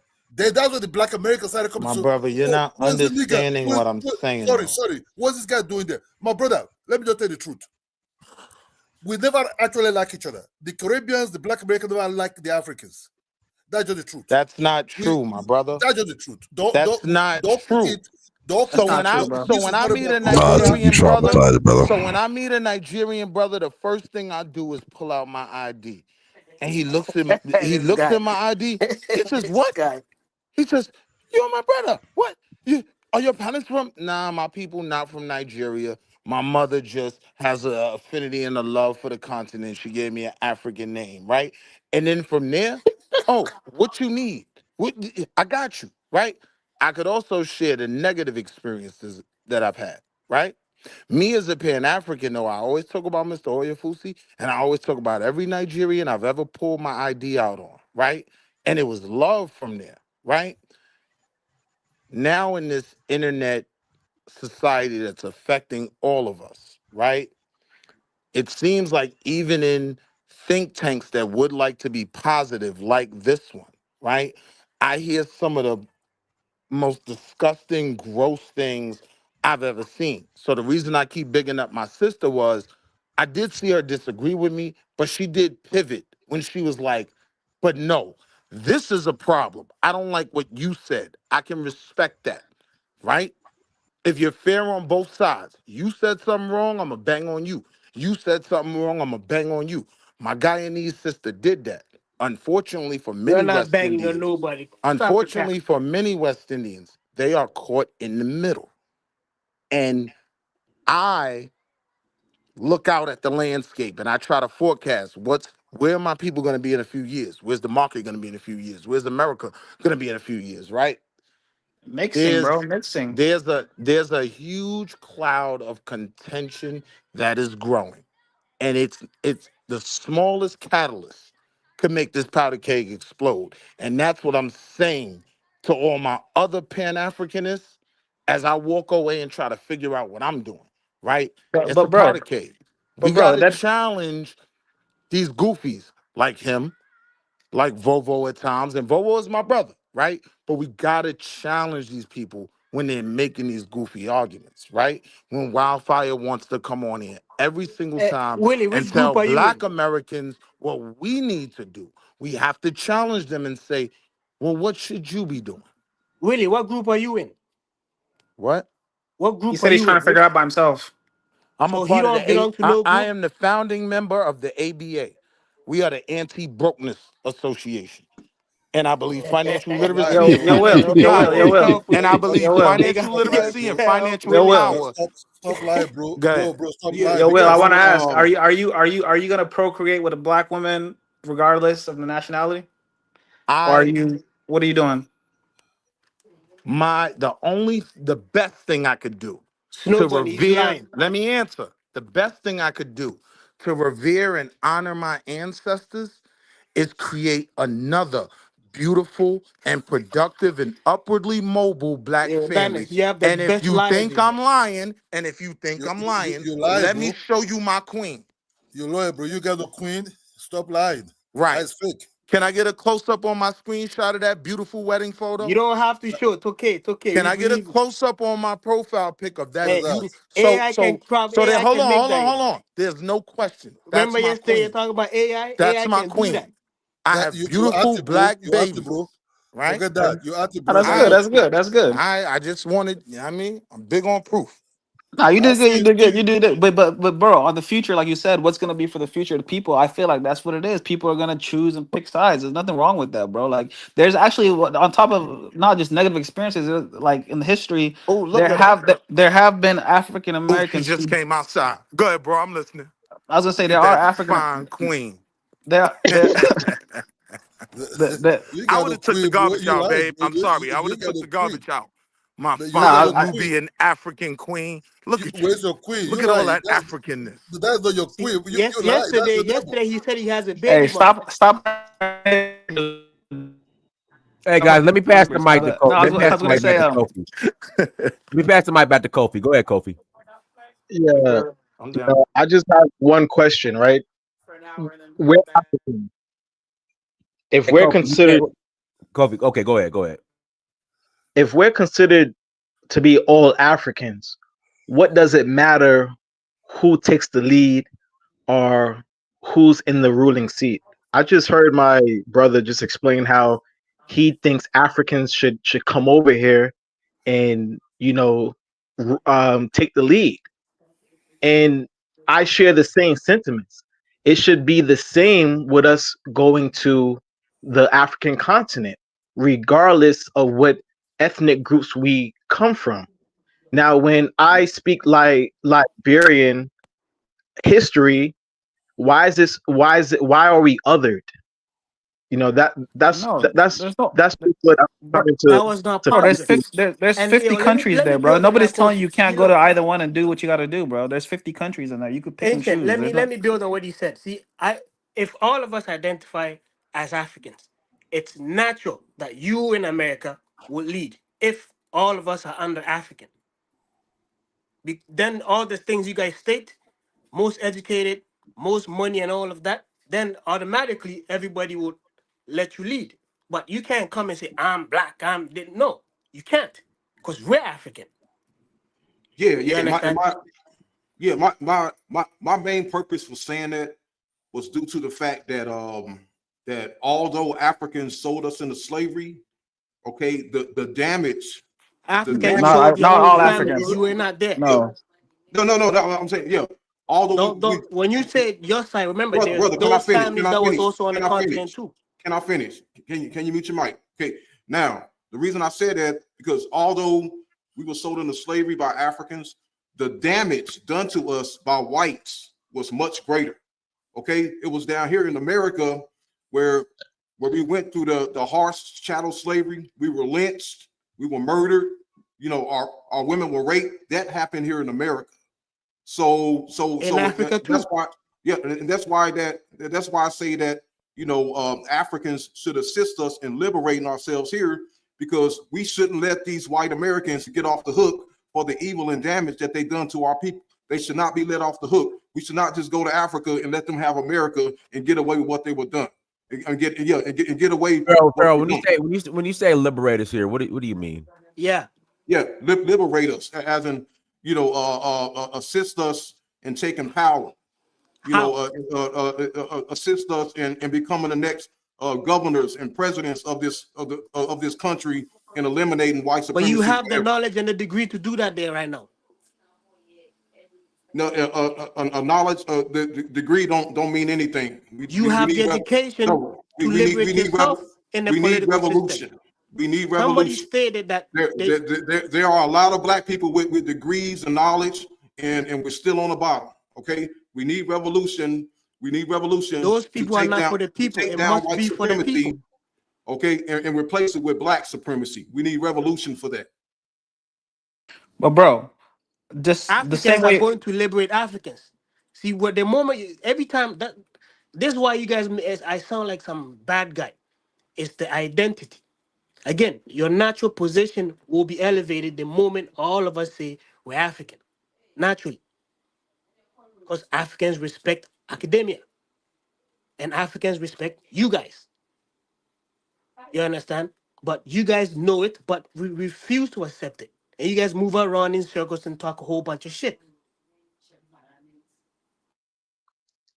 Yeah. I mean, that's your opinion, you know, and you're entitled to your opinion, but I'm saying that it would be better for Africans to come over here And if it's always if a very yeah, negative opinion. no, I could yeah. say negativity about the continent as well, but I hold myself to not doing Who that said because I anything don't want to negative be a right now? cancer. Who You're said being a anything negative cancer, right now? bro. Hey, stop with the limit that Caucasian. Control him. You let him too, he has too much freedom. You let him out of you too much. Contain. How you don't say that to the brother offering us Russian women? You don't say that to him, but you have the audacity to say that to me. Talk to your brother. Nobody said But you anything want to negative in the focus last 5 on minutes. me, my issues, my flaws, and there's only one reason why. You benefit from me. I'm not focused on you and what you're doing. I'm not in You America, buddy. only I don't focus benefit on off of me. you. I'm not in America. Your family is. No, my family Don't is front. not. You see, Come on, people from the assuming. diaspora are all When over you America. assume, you Stop make it. an ass You out of capping. you You and me. capping. Assume. So where your Okay? people from? So I could tell you what community in New York where they are if you do ever come here. Where your people from? The Because Bronx. they here. The Bronx. The Bronx. He's Ghanaian. Right. So you're saying like Ghanaians? And my I brother, thought you were talking about and what my family. drives me insane is, like I said, yo, the only person that can actually borrow money from me or who I borrow money from is my Ghanaian homie Nana. Like it's You see, well, whatever crazy was said listening about to it, you this. guys having power, It's all of that he insane. just threw away. See, he deflected all of that, and he's talking about nonsense right now, I'm and talking nobody's about saying anything. See about how you my guys stay quiet positive when something positive interactions was with my given to you guys. Ghanaian brother. Nobody says That's anything when power is nonsense to given you? to you guys, and this guy here That's wants to nonsense deflect to it. you. I'm talking about Oh my man, positive interactions with my Ghanaian brother. And that's nonsense to you. You know why? Because you are no different from what we call the black conservative or the aboriginal or the I am not FBA. black. I Bunch am of not goofy black. niggas. I know No, black. I'm saying, I know black. y'all I Hey, know black. insane. Willie. I'm a senator. Dang. I want to ask a question to Royal. Are you Yes, ma'am. fancy tree guy? But Fancy. Willie, what's your problem with black conservatives? When you know, I hear the craziest stuff I hear is from black liberals right now. Willie, there? Yes, I was sending you your pint of blood. Uh My problem with black conservatives is they have a very anti-black rhetoric and argument, very much mirrored in what I'm hearing from these two African brothers. What I realize is there are going to be a lot of like-minded people like me here and on that continent. So I wouldn't want Africans to judge me by Jason Whitlock, Hey, and I Mr. Willie, won't the day judge you Africans understand my by this mind is brother the day talking you right now. liberate yourself. I hope the African community heard that. I don't want y'all to judge me by FBA, and I won't judge y'all by the brother speaking right now. Royal, can I ask you a question? Yes, please. So I had asked Willie before when he said that Black Americans are turning away because they feel like they're not um appreciated by the Africans, and I asked him, so what exactly? What does he said he wanted respect? They wanted respect, and I asked him, what does respect? What does that look like? So I'll ask you the same questions. For some of the issues or concerns that you raised about African Americans or quote unquote Black people and their migration to Africa, what do you think? What for you? What does it look like for us to make that, I guess, a harmonious or a peaceful or a kind of a normal transition where Africans are not feeling threatened? Dynas told you guys, and he keeps telling you guys, and I'm gonna go and tell you guys what Dynas been telling you guys. The best thing to do is integrate. One, okay, now listen. So But we Africans are like. integrating. Hold on, give me 1 sec. When you go to Africa, regardless of where you see, you have the freedom to move about and go wherever you like. You pick Zimbabwe, right? There's a bunch of different people there. You study the people. You say, well, I like these people because of that. Okay, but I don't like their culture. But I like these guys, their culture, but I don't like them. You can borrow and build yourself the way you want to build yourself. I can't do that. You have the liberty to create whatever it is that you want to be. And then that person you create, your children, will be modeled after that. You see what I'm saying? So you have the freedom to do and be what you want, but you guys make it seem like it's complicated. Again, everybody in this room knows the history. What was taken away, get that back. Right? There's some that are fighting to take America back because they feel America is theirs. Right? That's theirs, so they're fighting to get it back. What was taken from you, your culture, traditions, and all that stuff. Nobody's saying forget your Jamaican. As I know you like being a yard woman, no problem. I respect that, right? But again, you build on self. If I come to America, I build with the identity of it. I build with myself, right? If it's no longer needed, I don't. If I go to Ghana, that American, Canadian, or UK, you don't need it. But if you're in Ghana or Zimbabwe, whatever, you pick and choose and build yourself, and people will respect and people will come draw to you because they see And themselves now, my in you. sister, do you see Past, why I'm sadly disillusioned? hold Like on, I'm hold on, like, hold there's on. nothing there for me. I'm not talking to you. You didn't ask the question. Now, after I I'm wasn't done, talking to you either. I, She heard me. Continue. after I'm done, if it makes sense, she can let everybody know that makes sense, or it doesn't make sense, and give her reasons. But to me, I know Africans because I'm African, right? We know who we are. If you come and you pick whoever you're with and you align yourself with that, everybody knows, oh, okay, that woman, she's Igbo. Even if you're American or whatnot, you're Igbo. You let them know I'm Igbo. That's it. They're stuck. You're Igbo. You move in that manner of an Igbo woman. You do things that's that. That's it. It's not hard, but everybody makes it like it's hard, and Africans are pushing us away. The Because absolute somebody said, hold on, somebody said when they go to Ghana, they call them Obroni. Obroni means what? It's Ayo, sis, translated now do as, you foreigner, understand hold on, why let it's me so give you the hard for definition. me not to violate? Now do you understand the context of the 33 cents a day? Now do you understand what I knew I was walking into? Because I listened. I understood what the arguments were. And for me, it's blatant disrespect. So my thing is, if you want my allyship, right? If you want me to be your ally, you got to clean up in-house over there. And I'll work on these abos and everybody else. I crash out on them every day, right? Bro, but you talking about ally. Let me just tell you the truth, bro.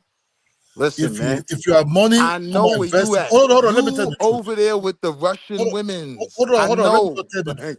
We don't have the same political agenda. We don't have the same thought process. Let me tell you something, bro. You said clean up water home. Look, they look like you have to sell some kind of black power when you don't have the money. If you have money, you want to make money, you can come to Africa. We make money together. We can do a lot of things together. You know what I mean? Nah, I'm good. We can have good life. You understand me? Steve Jobs paying niggas to Hold on. people paying people. That wasn't me. Hold on. I But said when I Steve learned about, Jobs. Will, I still haven't got your $10 fine. I Dennis, sent can it. you ask the woman if the answer I gave her is good or not? let What me did she think finish. Let about me it? finish before you start the woman, please. What I could tell you, brother, there's nothing about we have to be black and black and black. Then I can eat nothing. I'm hungry when I'm going back to bed. We will discuss to be brother. You have to bring something. I bring something. We do business together so that we all can be eating the fried chicken and the goat meat and everything together. Everybody be smiling. So that's what I told you. If you want to do anything, brother, you have to come around. Respectfully, I make more money dealing with the white man. That's Okay, my reality. the same thing, Respectfully. brother. We make more money when we're dealing with foreigners sometimes, and this white people, you all say they all this, they all that. They bring the money on top of the table, Do you and guys I'm hear not the going to lie to contradiction in that guy, in that and man? I'm not going to lie to you. Physically, If mentally, spiritually contradict you. you can come to Africa, I got a club, right? I will receive you. You enjoy in my club. You have a good time. I have different type of club. I have the gentleman one. That's what I will introduce you to. I'll give you some glass of cognac and some peanut to be enjoying yourself first, while you're seeing the whole thing rolling around. how they shake it down over there. I don't hide my shit, bro. I'm a capitalist to the core. You understand me? You know, so I that's ain't just mad the at way that. I roll. So don't just hide anything. It's all about money. Come to me. If you come to Africa, I take you around. I give you some good time. If you want to see some of the best shake it down, you see the shake it down All right, everywhere, but I you need know. to shake it And let's down. go. Black women, man. I Hey, need to Forget Donis. about shake it Hey, who. down. Donis. Can I Forget, get in? Yeah, forget yeah. Let me about pass it to who. Max. Go ahead, Forget about Maximilian. whoever Go, is. hold on. Oh, I gotta pass it to Maximilian. Go ahead, Maximilian. Hey, young guys. Some of y'all don't know me. Donis knows me. A lot of y'all do know me. I'm gonna be honest tonight. Donis, I rarely ever get upset. I am disgusted by the conversation I'm hearing from Africans, Pan Africans, Jamaicans. We're all the same people. Nobody gives me the right to be African. Nobody gives you the right to be Jamaican. We're all Africans.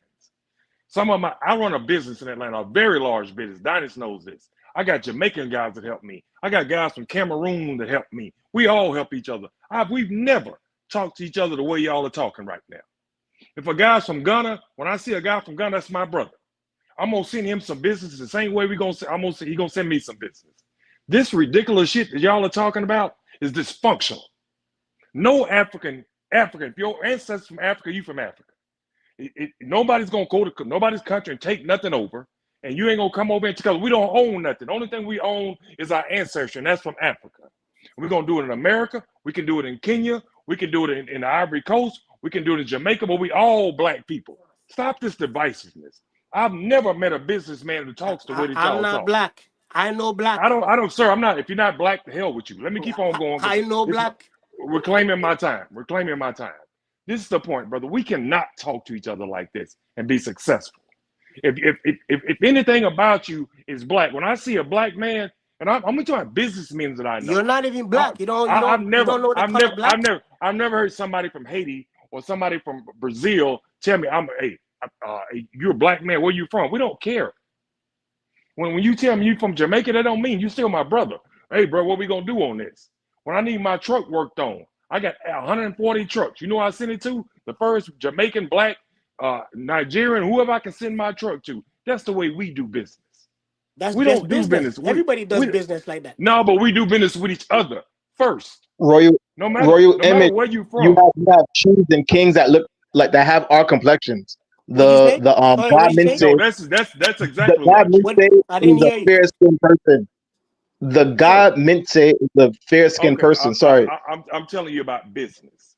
When Yeah, I do I know business, business. You're talking business. I got it. if you're from Cameroon, if you're from Nigeria, if you're from the Ivory Coast, if you're from Jamaica, we all brothers. And I'm But gonna we're not give them the talking business. business right now. If it's business, it's No, different. I'm talking. We're social. It's a social concept for me to do that because I trust that brother. No, you do Even though business with people you can make money with, not people you lose money with. It has nothing to do with complexion, color, creed, you're missing the concept of business and all of that. Let me explain because I run a business. You don't. Let me explain How it to you you. know that? Well, let me explain. I run a You larger see, business than you. when you assume, you make young an man, ass out of you and me. young man, Assume. young You're man. being incredibly ignorant right now. Young man. Just be quiet, let the man speak. Simple. Just give me a moment. How I make money is one thing. How I spend my money that I make is another thing. That's what you have to understand the difference is. Yes, if you run a Home Depot, you have to sell to everybody. But when you get ready to get your car fixed and your house painted, your house built, that's where you spend your money. That's the way business works, that we keep other businesses running. And I've never, ever in my life disassociated myself from anybody that's African, as long as they act like they're a brother. Now, if you act like you ain't a brother, I'm not going to treat you like one. But I've never seen a man from Africa or me as an African American ever speak to another African American the way y'all talking to each other, or African or Nigerian or Cameroonian. I don't care where you from. If you my brother, I'm gonna treat you like my brother. I am Pan-African, and that's what Pan-African means. You're Adonis, I talking love about y'all, money. and You're I making can't money stand with that. who you can make money with. You're not listening, son. You need I've to listen. heard you, but what Well, we're go back talking and about listen is to it not again. business. You Go back and listen to sound it like again. if you're dedicated to being ignorant. Right. What do you? So, How So am I just I ignorant? relax. appreciate y'all. Hey, Adonis, thanks, man. People listen to who they like. Royal Image. You're There's welcome. What up? people of our skin complexion in Africa who are kings and rulers. The God Mince is fair skin. So are Who? you trying to say because it's skin Who? the God Mince Who's is that? fair skin? Who's The that? God, the king of the God. In Ghana? Uh-huh. Yeah, but come on. See again. You see, you're just Those people mixed in with the Portuguese long time. Don't bring So are history you you? don't If even you're know. not African, you're playing this colorism thing, and you keep on saying Again, that. You keep saying you're listen. not black. See, hold on. Let me try and clarify something for you. If any man disrespect, I'm not going to play Jesus. I'm gonna smack the shit out you. So when anybody come online and they disrespect, you disrespect anything about Africa, I'm going to defend Africa positively or negatively. That's what I'm on. Because I've been online all the time, and you know how long I've been on this page? Years. I used to come Are you online and public? these hold on. Are you And public? they pardon? Are you public? I can't. Royal Image is not a real name. Kofi O is a real name. Kofi O Newton is my But name. that's not even your I'm name. very. You're not a cunt. That's the name you My pick for children are. yourself. My children are. Your children are born from an Akan woman, Uh-huh. so they are Akan because we inherit from mother. Okay. But you're not. So even the name you wear, you just put that on yourself. Why do you keep doing that? Why are you trying to separate us? If Hey, that's his listen, name, because if he wants to everybody name needs himself to that. know their position. And the reason why I'm doing that is because people are disrespectful. The No, the man reason can why hold you're on, hold doing it is on. because you're ignorant. The It's man really that is because at not the end of has the day, nothing to do with ignorance. everyone in the Americas is an amalgamation of different ethnic groups from West and Central Africa. Listen. That is The exactly man what we are. made some So really, claims it's really based on you're just lies. being ignorant, right? No, I'm not. And this is the reason why You just everyone on the don't like panel what is is pushing being back on you. said. So Okay? you need to relax, really. You I mean, can't because tell me to relax. I'm Any telling man you to that Black. relax. I'm disrespect telling you is to going to relax. get You're being disrespected. disrespectful. That's exactly where you're getting kind of pushback. You're What's the getting The Black disrespect? Star. simple. The What is the Black Star disrespect? in Ghana comes from the Lone Star in Liberia. I said No, it doesn't. Liberians No, rule it it. doesn't. No, it doesn't. Talking shit again. Royal Image, right? You're saying that you're responding to people that were disrespectful. The primary person The that was information saying he gave is a lie, which is a disrespect. Royal, the primary person, okay, who was saying the nasty, disrespectful things about Africans, that person is no longer in the chat. Everyone else But here is either trying to the people that understand supported or are still everyone there. else here is a Pan-African. So The- why are you still being so aggressive? That's what I don't when understand. those words were said, nobody said anything. The only one that came on was Pharaoh. There was the only one that came on and said something about what was said. You were quiet, everybody was quiet. Because What was said? when people talk nonsense, you don't go down and talk nonsense But with them. You let them. how many people know it's nonsense? We don't. What was said exactly, Royal? What was said exactly? See the foolishness again. Well, the guy If said you don't know, the guy came and What how said was that you we said? should gonna go say to Africa he similarly don't to even how they know. went to Liberia and they He should don't take even know. over And yet he Akade, wanna Africa. I talk. understand that this is disrespectful. Akade. Doesn't you have to give it What was attention? said? So what was said was Black Americans are superior. They're going to go to Africa and rule. So again, you're gonna come and rule me? No man wants to be ruled. Women don't even want So to we be can ruled. say And we can say everyone that you in can the come to the room United States dismissed and those say you goofy can rule. comments. Brother, We nobody's going we to can say Africa to you rule can anybody. come to the U.S. and rule. So What? what's What'd the you say? difference? You want What'd to you say? We hinge on that we goofiness. just said that you Hold can on, come Willie. to the Hold on, U.S. Willie. You and get your rule. time. Sorry, your We phone. just I said can't that hear you you can come properly. to the U.S. and rule. What's the difference? I can't hear you properly. If we're Sorry. all African, if we're all African and we're saying that you could come to the U.S. and rule, what's the difference? You see what you just said? If we're all African. That man Yeah. was not Can I say speaking as something an real quick? African. Let me say That's something what real you, quick. again. See, you guys are Yeah, skipping over let me things. pass the Chuku. Go ahead, Chuku. Go ahead, Chuku. Salute. All right. There is no on the continent. There is no unified Africanness. I hear these At people. all. I hear Africans talk about, oh, we're African. There, that doesn't exist on the continent. I'm Igbo. My wife is Yoruba. I have mates who are in different ethnic groups, but we're not the same. So it's disingenuous to get on here and talk about Africa as if we're one unified group. Why are we pretending like Let me African clarify. See, when the person? African is in No, bro, Africa, let me stop. Let him no, finish. when Go the ahead, African Chuku. is in Africa, it doesn't say Africa. No, go ahead, well, Chuku. No, that's one point too. And a separate point that I wanted to make is that this is similar thing happens in the Black America, that there is no unified Black community in America. You have rich Blacks, middle class Blacks, poor Blacks, biracial Blacks, and Black immigrants. Yep. This idea of community in America is also false. So we're all, pretending like there's this unity that exists that doesn't. The question is, how do we move toward more unity? Because in Africa, there is no unity that you guys are speaking of. You're defending We are outside of African. Africa, so we identify as Africans. Go ahead, Chuku. This guy, man. Okay. Go ahead.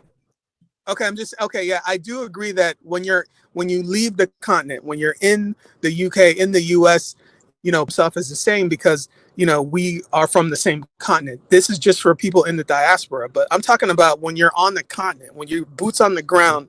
When I'm in Nigeria, there is no we're all African. That doesn't exist. So let's your house, keep it more realistic. Go ahead, and I'll land the plane.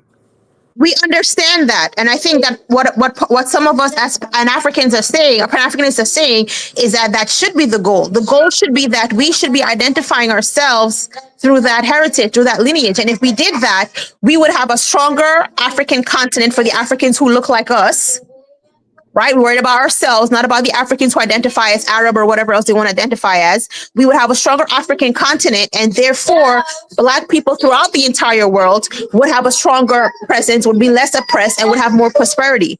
That's the whole point. We need to have that common identity. I think for Africans who are born on the continent and who can identify their own personal tribes, it's more difficult for them to understand why we all want to be Black, why we all want to be African.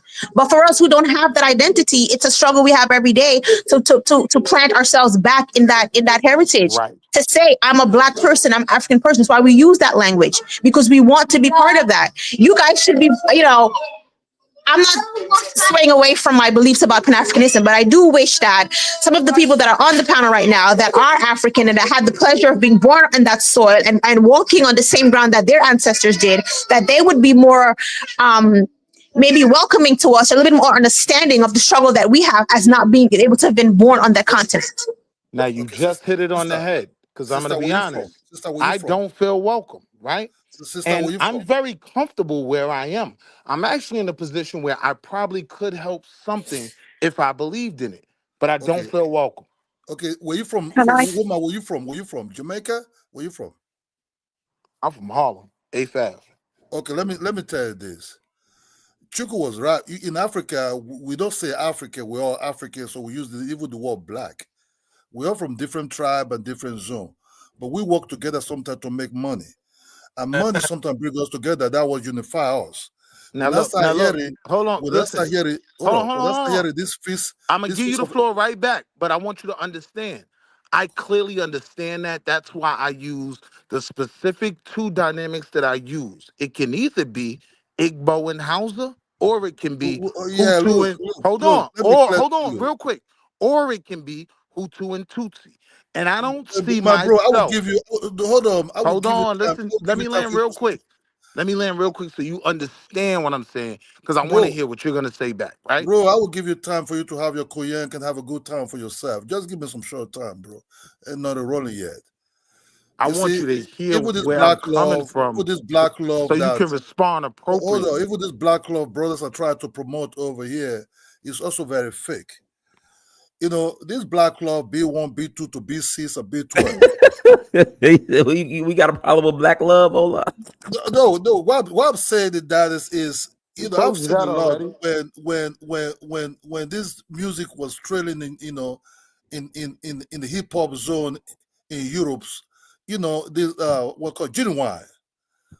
I see a lot of brothers when they dance that genuine, they dance it with the white chicks. And these white chicks sometimes buy Corvette for these guys. A lot of Black Americans, they were rolling on Corvette at that time. As military men, some of them was having Mercedes-Benz. They were our goofies. Hold on. We came in as the Africans at that time to also got some of the show also there.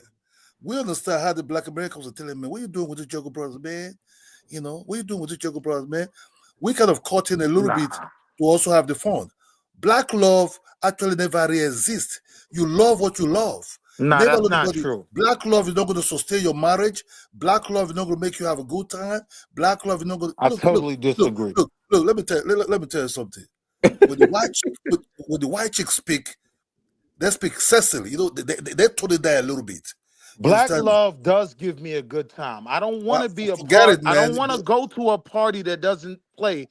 If I die, you say I love you. Oh, doo, doo. right? Like Have you black ever love heard? Have you is ever what said? I Yeah. enjoy. Hold Have you ever on. said also the Hold, music said if you don't have money, hide your face? listen You to know, my you also say point. if you don't have money, Listen to hide your my face. point. So you must have to make money. When you make money, things will roll. You because look, let me tell you, brother, there's no love going to sustain you in anything if you don't have that money. Don't let these black kids tell you, "Oh, black love, black." Nothing like black love, because they will shout at you first. They will do things to you first. You know, Sabi, you have to love whoever you want to love, as long you're happy, as long things are rolling in, and you know the whole thing is healthy. That's just the truth. It's not about color of a team. See, we have to think beyond this color. Who is our ally? Have to be don't have to be black. It can be green, it can be yellow. But as long the respect is there, because they don't like you raise your fist up, I raise my fist up. That at the end of the day, I'm going hungry. I'm only saying this because I know what it is to be in Africa. Africa is a survival zone, and I swear to God, if you're not rolling well, you'll be sick seeing other dudes who are really rolling these fat tires on the road, rolling the big mansion, rolling the, you know, some of the best things. Yo, bro, you have I an wear black clothes. impeccable grasp of the obvious. We have the same So thing here.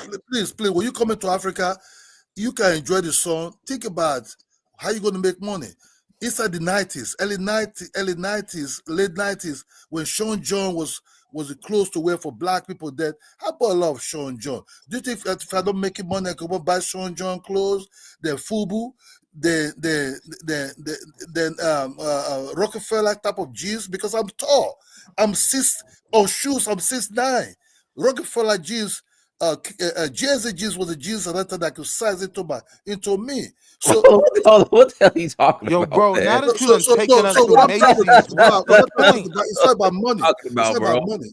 No, Dallas, I'm a very tall dude. You know, We I'm a very understand, tall right? You motherfucker. identify as green. You know, You about It's all Rockefeller about the jeans. money for yeah, you. We Rockefeller jeans understand that. with the jeans that can size But into you me can't at even time. speak for the continent. We have blacks in America that feel the same way. I Yeah, try but hard every we need day to not understand to this. You need become to one of understand them. this. Let me tell We you know something, this bro. exists. You know, you see, let me tell you, as tall as am I, 6'8" without shoes, 6'9" on sneakers. If I don't have money, you know what they'll call me in Nigeria? I would Bro, tall dude that is very poor, doesn't have nothing. you have an unparalleled I'll grasp be of the cast to one obvious. corner. You understand me? We So hear you. you have to understand money. What's the point? Don't let no chicks tell you, I love you because you're a black man, and I want to be with you because you're a black man. Now that's a Sorry, lie. bro. You're gonna That's live a your lie. ass very My good. wife knew I would never marry anything but a black woman. I knew of my wife. She would marry nothing but a black man. Willie, That Willie, please.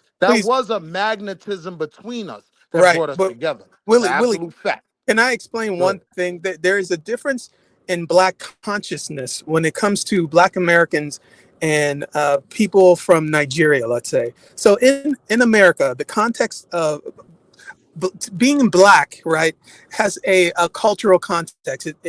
It's you know, it's we live in the aftermath of slavery, Jim Crow, the one drop rule, Willie Lynch, and black people in America live in the minority group. So all of these things combined produce a consciousness of blackness that is different than if you are in Nigeria, where 99% of the people are black. So, But you cool. Listen. but This this is why when you talk about black, you are talking about Nigerians are talking about one thing, and black Americans are talking about something completely different, and people in other countries mean something completely different. There's a Chuku. divide. But what I'm saying is Appreciate. though, You see what I'm saying? through all this sea of blackness, there are similarities. When I listen to him, I hear Jason Whitlock. When I listen to the other dude, I hear Tariq Nasheed. There are similar people on both sides.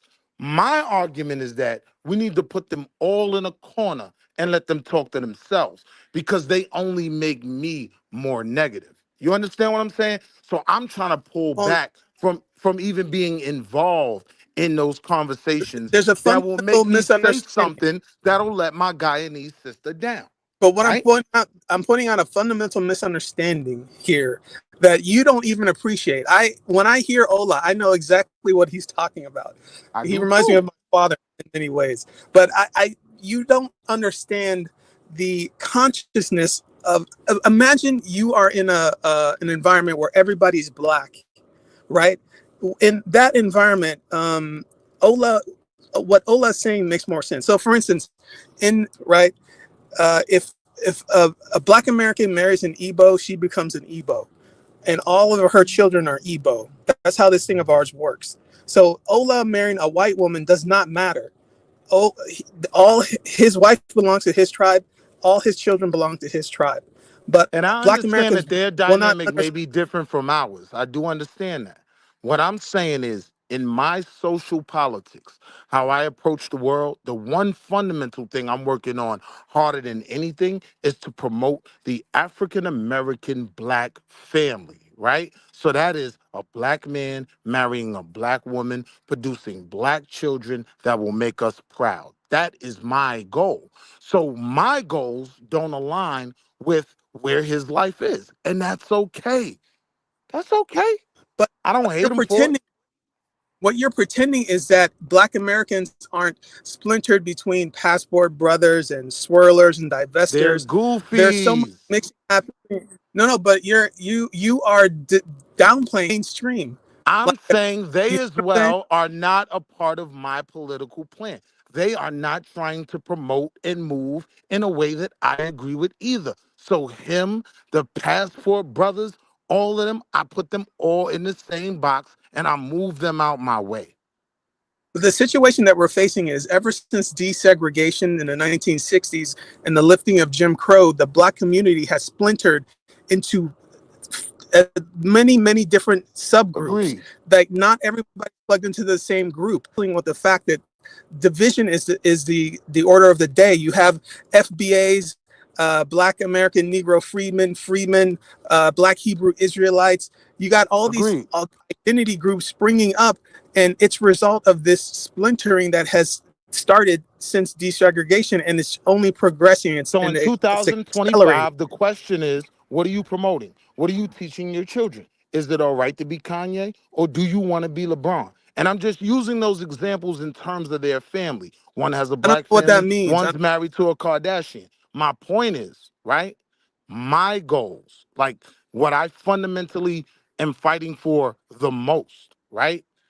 I can put all of them. I can put the conservative Blacks that go get a white woman, Tim Scott, all of them, and any African who's talking that, let's bring out the Russian women. I can put them all over there. I don't hate them, but they're not in line with what I'm pushing for. But you don't understand that. My mom is a Black American, but she married an Igbo. That means she's Igbo, and we're all Igbo because my father's Igbo. It's your father that decides who you are. Do you understand? Like that doesn't exist in Black I America. understand that. Right. There's You just cultural hit it things on the that you're head. not. That's all I'm saying. You're when you talk to Ola, there's things that you're missing, and you guys are having two separate conversations. That's all I'm pointing out. Go ahead. My point is, and I may not even be allowed to say this, right? But as much criticism as the Black American gets, I can look at something over there and have an opinion. My opinion is my Blackness doesn't allow some random white woman to become an Igbo. For me, right? Whatever the reality may be over there may be the reality, and maybe I need to learn. But what I'm saying is fundamentally in my Blackness, if we're talking about this Pan-African thing, right? The cornerstone of Pan-Africanism to me is the Black family. That's it. That's it. So I'm just saying where I am. You get what I'm saying? What I focus on. And if you're not aligned with that, I can't align with you. Right, but you do not speak for all Black Americans. This is I speak your for view is not canon. You're talking about your specific view, but you're one person in the sea of 45 million other I would people. The So how can same never can propose be that I said could for speak for Ola. Kanye West, right? But what I can speak for is Jack and Jill. What I can speak for is the Obamas. What I can speak for is Denzel Washington. I know who is aligned with my way of you thinking. can't really speak for them though. Different. I can. bracket. I They're in a I whole got different my whole doctrine from them. I can speak bracket. for them. They don't live the life that you live, though. You see what I'm saying? Like it's like comparing a person who is a That's irrelevant, bro. We talking doctrine when it comes billionaire to with family. These are men. The men I pointed out are men who have made it very, very clear in numerous interviews, right? My Mhm. black woman understood me better than anyone and bought things out of me that made me great. Bro, you're getting it wrong. I Bro, you're say the getting it same wrong, thing bro. about my wife. I think you can talk about that you're building where you throw in the trash, where your wife might be walking around with you as a black woman. The moment you leave that your building, you walk into the next street, you can't say anything about that. Because look, bro, you are a young man. I'm an old school dude, you know. I've been around the white people inside the 90s. I see a lot of black Americans. 90s, black American soldiers were earning $600. This $600 was not even enough for them to roll like that. They start rolling with these German women, English women, all kind of women. These women were buying them convert, Mercedes Benz. Yo, respectfully, That Benz, bro, oh look, that Benz you like overwhelmingly to black drive, that big Americans Benz. marry Hold black on, Americans. go and tell those black Overwhelmingly, Americans, hold on, let me tell even you at higher percentages as you hold become on, hold successful. on. Because When you're talking about black you college hold graduates, on, sometimes you you see generalize higher things that are not levels really of true. blacks. You, I don't want you to put smut on our names hold because you're on, hold on, acting hold on, like we hold on. embrace. Hold on. You're acting like we embrace this bringing a Hold white on, woman that's to the what this cookout. B1 and We this did B6 not. y'all want to say is We fake. did not. Don't send me that bill because there's some of these guys are my This is friends. You know facts. what I mean? So these black Americans are my friends who were rolling. They were driving Yes, Corvette. They were driving certain Mercedes African Benz. Americans. If Hold I on. stayed around certain Africans, I would think a certain thing. They don't say this thing. You I weren't see at these my guys. cookout. I see how this guy jam at the club. I see them with the white women. I see them, Yeah. you know, Passport bros. the way we talk and everything. Yes. That's why I'm telling you that this B1, I They start don't hearing this represent us. B1 and And I'm not going to let you pretend they represent us. no, Let but me educate you. The don't passport generalize it. brother is trying to leave us. Don't try to generalize it. That's That's why what I'm he's telling you. over That's there what in I'm your telling gentleman. you. No, I'm That I know telling this you. dude. I'm I telling know this you. dude. You know, I know them Listen, inside the 90s. the I know them inside passport the brother that 90s. is at your gentleman's I know this club brother inside the with the 90s Russian women when they were in does American not military. represent the black man. When they were in American Overwhelmingly, military, we marry black women and have let black me Can let I me families. tell you something. I know them when they were in the can I add military. something?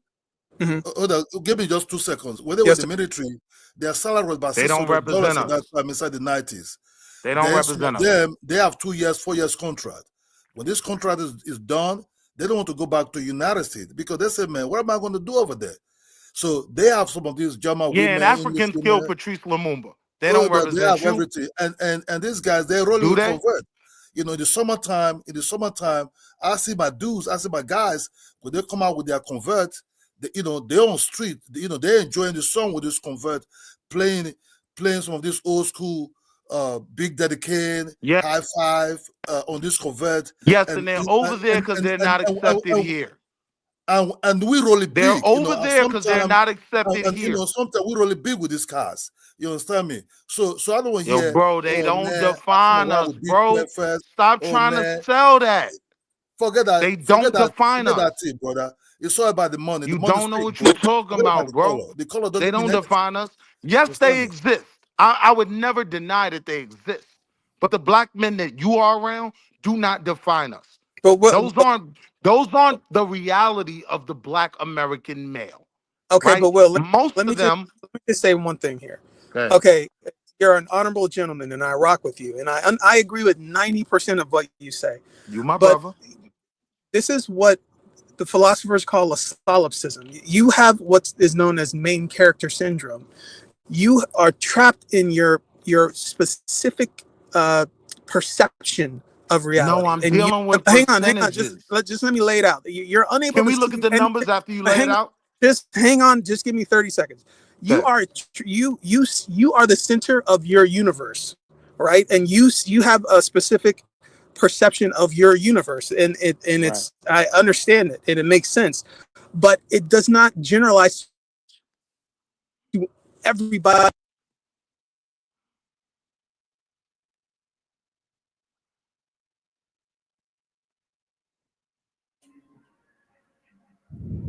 So what I'm saying is, let's step outside of my centrist nature and look at the actual numbers and statistics that will speak for the masses of black people in America. When you look at those numbers, overwhelmingly, we marry us. There is a culture at the cookout. You can't just bring that Russian broad to the cookout and be comfortable. Well, if I may, It's not real. if I may, let me step in. I'm gonna defend you here. I think ultimately what's happening is that we're talking past each other, right? I don't think what Ola is describing as far as like African American men or the African American culture, what he's describing does not represent the collective. Right? Every African American that I've run into has been, you know, similar to you, right? I know a lot of Nigerians that are also very well in terms of they're capitalistic in their capitalistic in their thinking, because like he said, he's coming from a culture where everyone around him is black and you have to compete, right? No, the goal here as African, as Pan-Africanist black people, however you want to put it, is where do we find the similarities, where do we find common ground, where we can foster relationships or build bridges where we can help each other. Like rather than focus on the differences. I think all of this talk that we're having right now is not even necessary. This is nonsense, right? Like you have your goals and your you have your idea of what you want to build as an African American man for your people, and I think, you know, me personally, I would support that as an African man from the Caribbean and as a Pan Africanist. All of being a capitalist. If there's anything that I can offer him that would build him capital. So look, now look, crop over. Listen, right? This is the complexity of the problem, right? So But why is it a problem? To your point, I agree with you, right? We need to look at the overlap. Go ahead. When I look at the idea of reparations, right, the one thing I understand is if I get it, all the Africans in my neighborhood, all the Jamaicans in my neighborhood, we are all going to benefit from this. If we get some funding that makes our schools better, we're already going to schools together, right? That is even problematic, right? Because on the other side, if I was on the other side of this argument, my argument would be fine. Call yourself whatever you want to call yourself. You could call yourself Connect 4. But if you can go to this beast and get some money from this government, bring it back to our community, right? It's going to benefit all of our children. The fundamental issue that everyone is trying to dodge is there is no us, there is no our. And I've gotten to a place in life where I've started to accept that. So now I'm strictly focused on my own people. Where that's problematic, and I understand it to Pan-Africanism, is if I'm walking away, who you gonna go recruit? An Aboriginal? A Hebrew Israelite? Right? This is where it becomes problematic in real time. And I'm saying I see things that these conversations, this whole internet thing is only gonna exacerbate the problem. It's only gonna create more division. I'm seeing this. I'm hearing it right now on this call. We don't focus on the overlap. I agree with you. You can take 3 circles, put them together. They don't connect at each radius, right? But there's an overlap. There's a place where something would benefit all of us. We're not focused on that. We're focused on the outer edges of the radius. Everything that can make us disagree. I don't care for that, right? I think in any way which I can create an environment for you as a man, as a black man, as an African, right? As an African from the Caribbean, as I like to identify myself. If there's anything that I can do for you that doesn't inconvenience me, that will also help you, I will do it. That is my duty as an African man, right? For example, in Barbados, right, we have a leader right now who is, I would say, is Pan-Africanist in thinking.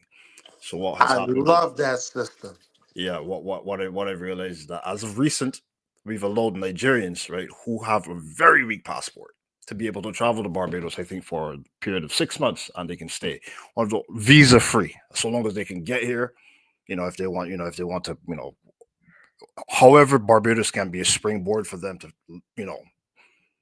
move on from the, from Barbados. Then that is what we've been doing, or that's what we have done. Like I was saying earlier, we've in Jamaica right now, they're forming some type of a relationship between Jamaica and Nigeria with the direct flights. However, in whichever way that can be beneficial, and so be it. I think I don't really care about the reparations stuff, because I don't think the English already said they're not giving it. We're not in a position to fight for reparations, right? I'm not going to look to the Europeans to see the humanity in us as Black people and give us anything. I just don't see that happening. I think we have to fend for ourselves, and I think as Africans, one of the best ways for us to build generational wealth is to reconnect with our root, right? And Bro, I do like you. I like both of you guys, the way you analyze some of these things, man. I like it. But you see, you're not gonna be with the B1, B2 that you'll be eating some kind of like cornbread and you know how that dry still will be on your throat when you stepping it down with something very nice, so that you can have a good time when you eat that cornbread. What I'm trying to say is this: color, based on color, you should not love somebody because it's Black, or do business with somebody because it's Black. I saw my dude parking his Mercedes Benz over there when he was throwing off his trash. Nice, he's looking, he's living cool. I like that. But what I'm trying to say is this: I don't care you're married to a white woman, my brother. I don't care if you're married to a white woman, my brother. No, about this. What I'm trying to say is this: we just have to say things in a way. What is your strategy? Are you marrying? Are you being with somebody in a strategic move? You cannot be with somebody because based on his color. Then that's how. No, character is important. What character what kind of character are you talking about, man? Well, which of it in a partner, whatever. If I'm going to marry someone, if I'm going to foster a relationship with someone that's going to be lasting, then I have to make sure that person we're conducive to have a lasting relationship. You have to be with somebody that can analyze your finance, somebody that can be financial analyst to your pocket. You know what I mean? Somebody that can contribute to this money. As for me, if I am to marry someone, if I'm going to get involved with someone for long term, I'm not getting involved with a woman who I think would be best for my children. Right? Like, okay, you don't have to be based on color. But for me, the priority would be a Black woman. But if the woman isn't Black, I don't care who you marry. I don't care who you sleep with. Hold on. You want to be okay. My thing is, even on like a political and economic level, right? When I look at your beautiful peoples, when you come over here and build things, the one thing I see is at the foundation of that is a family structure. When I look at us, I realize that's one of the things that hampers us the most.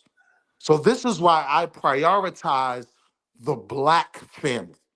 Bro, this is where I believe our real political and economic strength will come from. If you don't have money, there's no Black woman that'll be very patient with you. We ain't talking about not having money. You talking to me. I'm surrounded by Black men with money who love their Black women. Let me just tell you the truth. If you don't have money, there's no we understand that, bro. But you talking to me? I got a bag. There's no Black woman that you say, oh, baby. What's problematic is for a lot of us when we get money, we go find that white woman. That's problematic. No, hold on. I'm not talking about. I talk about you have to be colorless.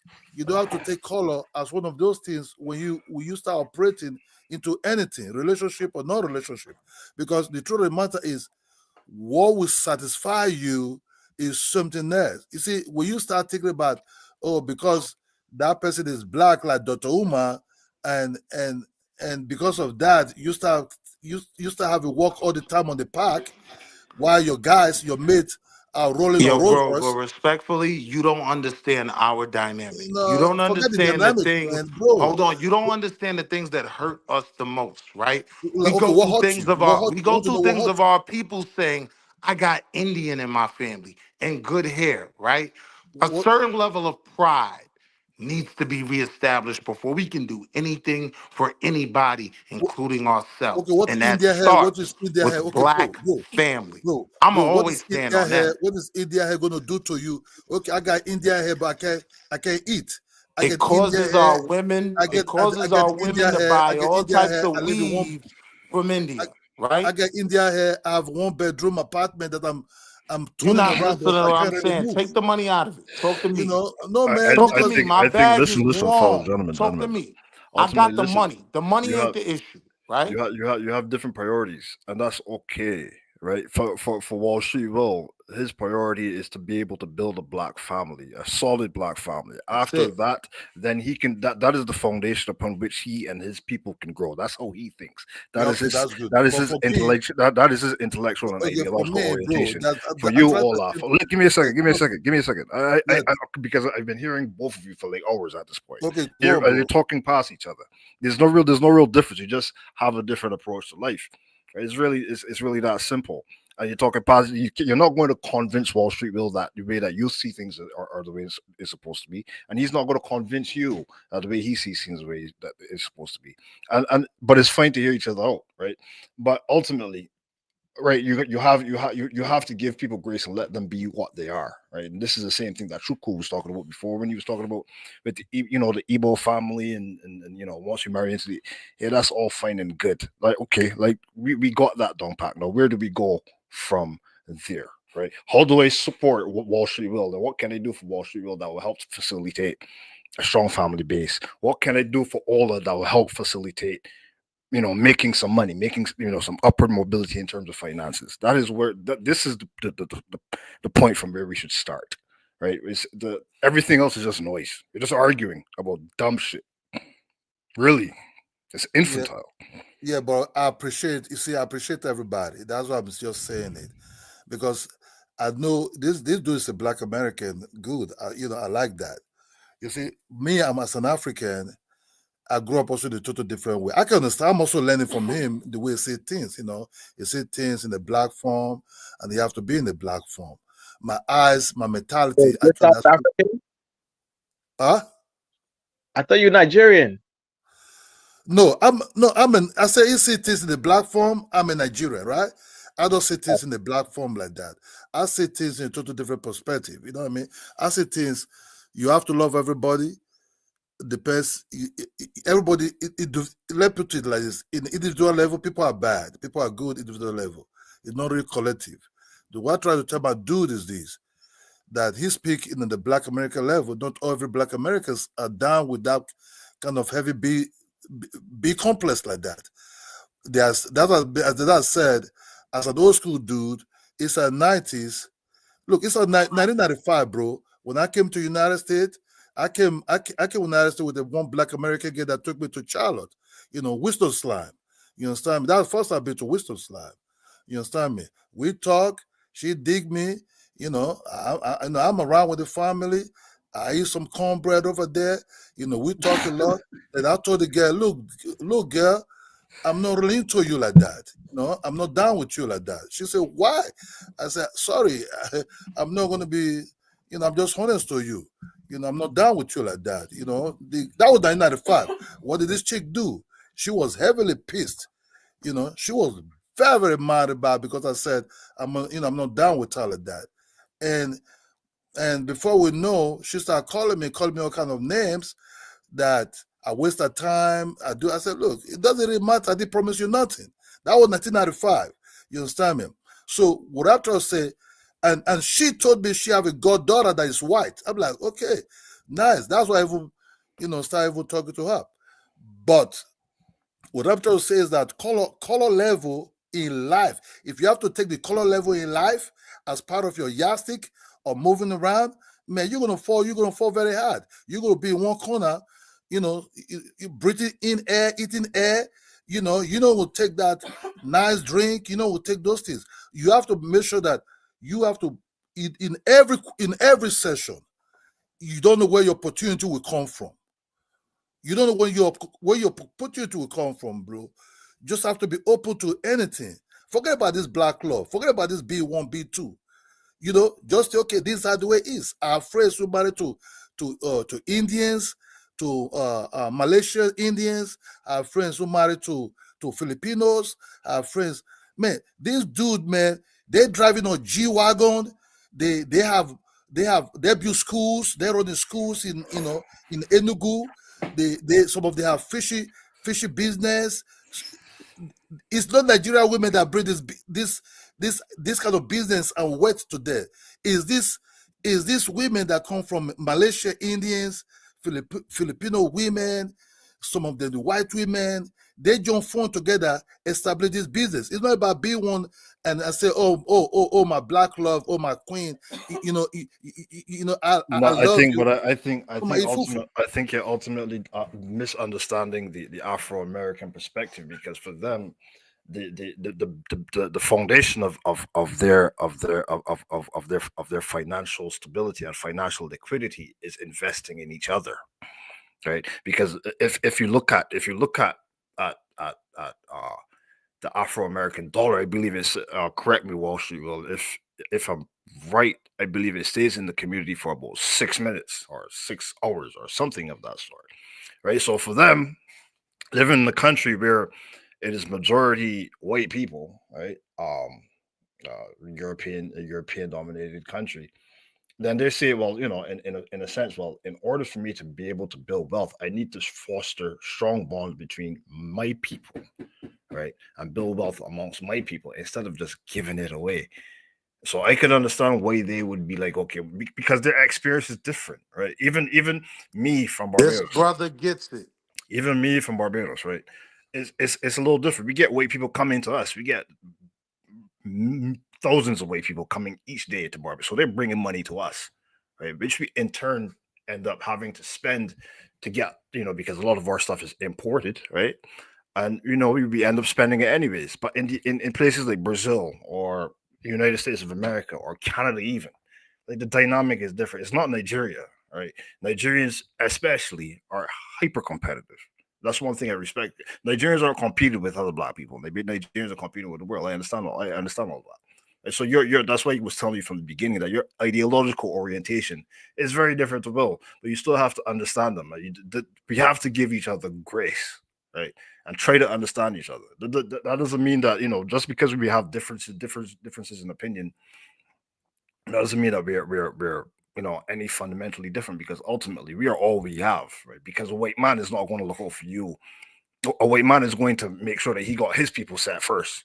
Asian man is going to do the same thing. That's why China is the way that it is today. They close ranks, they put their heads down, and they dominated everything. And look at them now, right? So if we as African people across the globe are to be able to get to that point of glory, then we need to do something similar.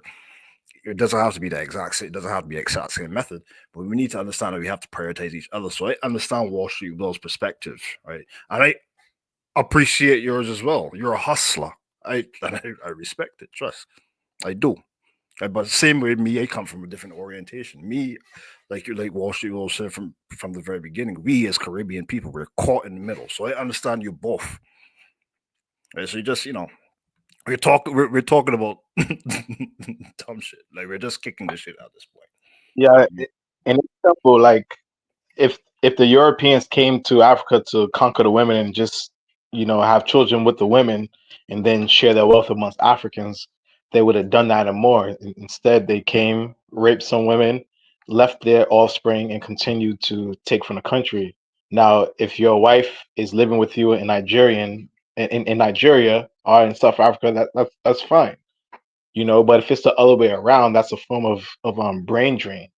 So you get to choose which one you want to, but you have to just choose wisely. That's it. Yeah, I got you, bro. So the real prosperity, not like I've been everywhere. I've been everywhere, bro. What I'm saying, I'm not mean to hurt anybody's feelings, but I just said that the prospect of being, I like my black people. I have but I don't really see black as a kind of like point of stamp that I have to really operate on. That I mean, I understand this is Pan-African China, and in this Pan-African China, everybody's talking about, look, you can visit I can visit Barbados, which I do love Barbados a lot because my kids are really crazy about Rihanna. You Yeah, we know, went to school together. That's my homie. Oh, Rihanna? Yeah. Okay, man. So what I'm trying to talk about, I can, I visit Barbados, have their good time, enjoy them, enjoy their culture, what I see over there, enjoy the whole thing about them a lot. I know part of them are part of me, I will enjoy them a lot. I'll give you respect. That's a gift to Caesar what belongs to Caesar. You understand? But we have to also broaden our mind that what happened in the past is very wrong, and nobody's, I'm not living that past anymore. Neither am I. I'm just And I think, trying to say- and to be very honest with you, I think people like you are necessary, right? I think people. so that's what I just say. Like, I've tried, that's what I said. I've never. The first time I've been to North Carolina, it was a chick that brought me there. You understand me? And that chick was cool, but that chick was looking for me for us to have, to hold hands together. I said no, I can't do it. You understand me? And not because of anything, just because I don't want to be anything that I don't want to be. I'm just true to myself. You know what I mean? So because why I said no, because when I asked that chick, when that chick came to see me, I have to buy that chick ticket, to come and see me, and I sponsor you like that, you understand me, So even when I came to United States, I was still the one spending. I do enjoy the mom and eat some Black American food, but I'm not into this B1, B2 kind of law, bro. I'm just generally into anything. How can you roll with person that you cannot really have good time with because you're hungry? That's what I just try to say like that. Be African women or be Indian women or wherever it is. We economically have to be open. You don't have to be on color base.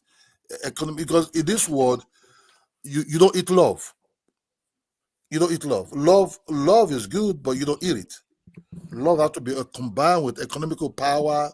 You have to be combined with understanding, spiritually, and everything.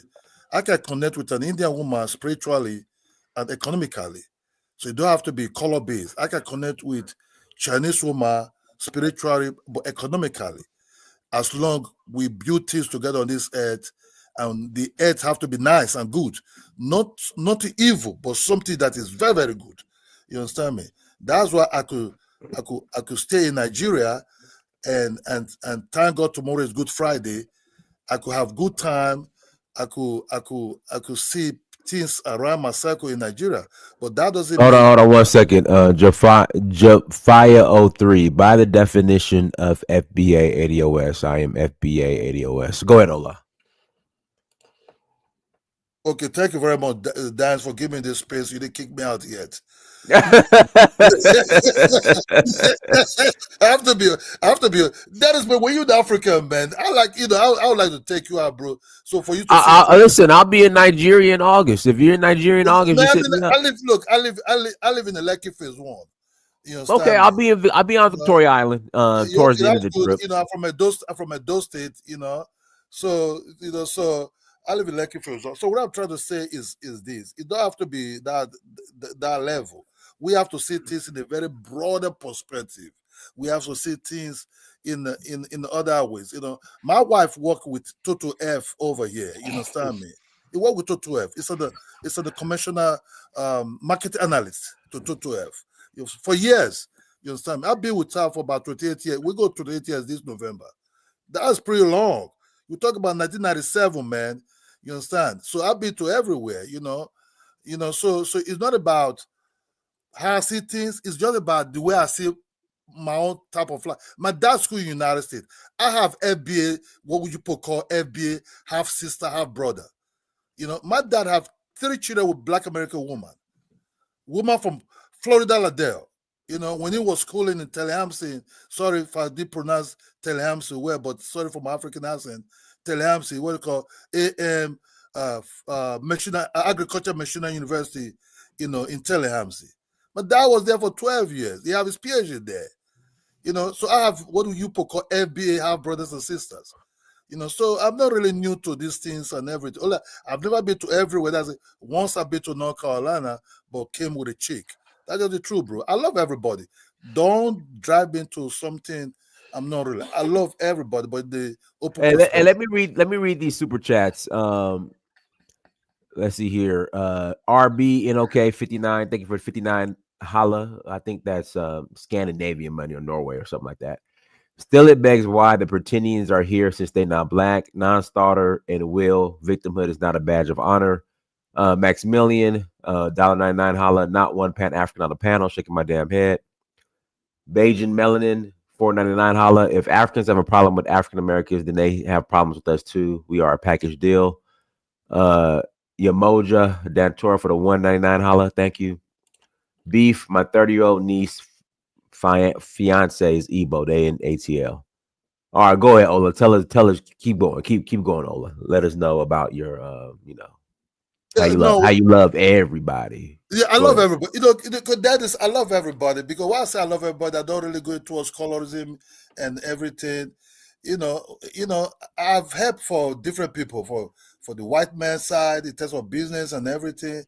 I've helped, because I have to really be honest. When I was jogging, I don't understand that. When you're jogging in some of these Western countries, they have this pavement, because of their soil, so that the stone pump out, it pump out. Sometimes there are all these big trees on the road.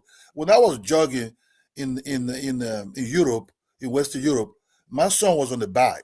So I was running after my son, so that to have speed and everything. I was young at that time. When I fell very hard. Boom, on the ground. It was a white man who saw me when I was going down. You imagine 6'8", 6'9" on shoes, dude falling down. That's like a big tree coming down. You understand me? I fell, and I was on the high speed, on the high knees. When I fell, it was a white guy who saw me coming down. Then my son, when my son saw that I fell, he said, "Dad." Then the white man went to park and came to meet me. I was confused because it was, in Africa you can fall on top of the sand. In Western Europe, fall on top of this hardcore concrete pavement. That white dude parked his car. All right, y'all. Okay, Ola, we gotta. I mean, anybody else? Thank you very much. So that's why I don't see racist. I said it. I love everybody. You love everybody, Ola. You love everybody. And listen, Ola, there's nothing wrong with that. There's nothing wrong with that. Guys, links in the chat room. Links in the chat room. If you want to call in after the conversation, please click on the link. If you want to call in after the conversation, please click on the link. All right, big black pause. Go ahead. Listen, give me 1 second, guys. Hold on. Big black pause. You ain't even got your shit together, man. Come on, man. Come on, man. Hey, that cracks me up every time. It's just big black pause. Can you hear me, Dennis? Loud and clear. Oh yeah, it's just a lot of foolishness going on, man. Who's the Royal Image? You've been spewing a lot of hate, brother. I'm not understanding where you're coming from when you talk against African Americans. But I've been hearing, I guess the mulatto guy came on and he usually spills a lot of hate. So maybe you're matching him. But I don't see how, in my opinion, for Africa to move forward where it's very industrialized and the economy is booming, I don't see it doing that without Pan-Africanism.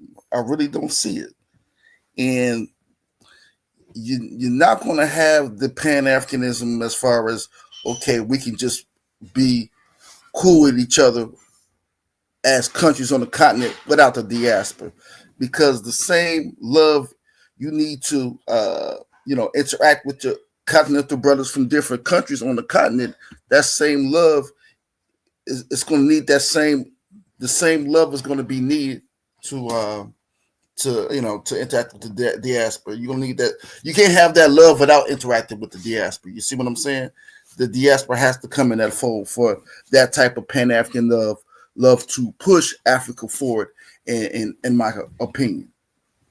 So a lot of this childish stuff that we've been, doing on here, man, we need to stop that. And you know, just try to move forward, because I'm hearing a lot of people say, "Well, I don't understand why we need Pan African." It's not just okay, we're all African. We with Pan Africanism, we can leverage power, you know, throughout the world to whatever needs it when it's in time of need.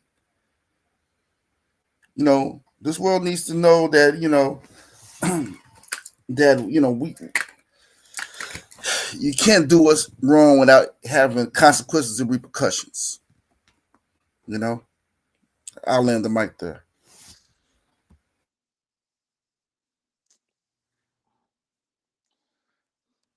It's just hard for me to hear some of the things that I hear, being raised the way I was raised. So now that I no longer necessarily feel welcome or a kinship there, right? Because I still believe in this, I'd rather just take myself out the conversation, because I don't want to make anyone my adversary. I don't want to add to this toxic mix, right? But the one thing that I do know, I'm telling you, is boots on the ground. If I say, well, fine, Africa, y'all figure it out, let me know when I'm welcome, come back to me and we can talk. In that time, these totally anti-African are going to grow. They are going to expand. They are going to splinter, and we're going to move further away from the Pan-African goal. So that's the weird, complex space I'm in when looking at both sides, right? Like, I don't feel a need for me to convince anyone of anything, right? But at the same time, if I'm looking for some kinship, some type of camaraderie, and to have comrades on the other side, and I wait for them to say, okay, black man, we see value in you. We want to reach out to you. Because I've been reaching out to Africa from the womb. My mother raised me to reach out to Africa, right? But now if I get frustrated with that and say, all right, well, if this was real, I'm going to wait for the Africans to reach out to me. I don't know how long that'll take, but every day that it doesn't happen, Tariq Nasheed is going to get more followers. The whole Africans don't have no love for us, Tazariak Hebrew spiel is going to get more traction. You get what I'm saying? And just at this point, I just go play golf. At this point, I'm going to call my white friends. I'm going to just go play golf. Matter of fact, bring the Russian women out. We're also at. You know what? I hope my wife ain't hear that. I think, I mean, it's Pan-Africanism is older than all those groups combined, right? I think it's not going nowhere. It might stagnate a little bit, but it's not going nowhere. The sooner we figure it out, the better. You know, Tariq's. I'm scared, bro. You know, movements die. Things change.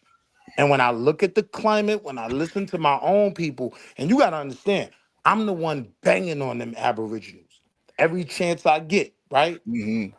But when I get put in a position where I'm frustrated with the conversation and the argument, when I'm pulling back, right?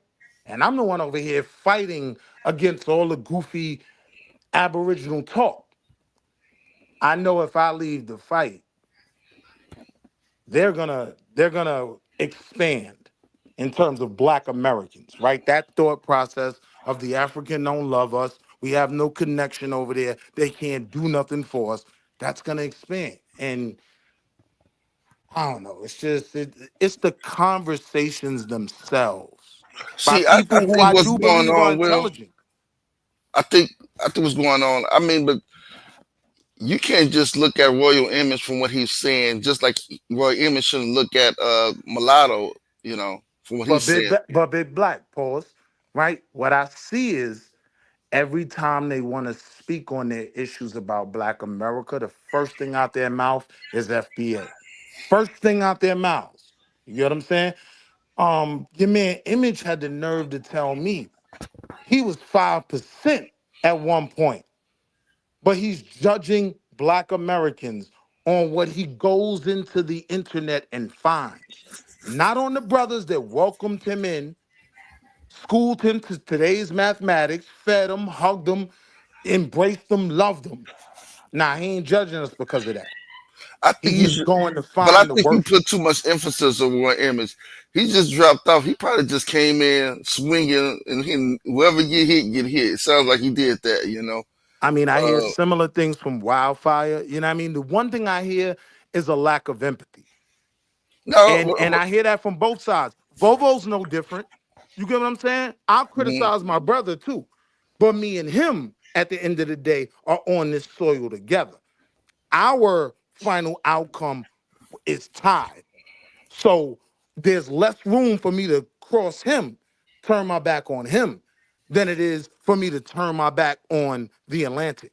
But see, we gotta like just come to a bird's eye view and look at the whole scenario, right?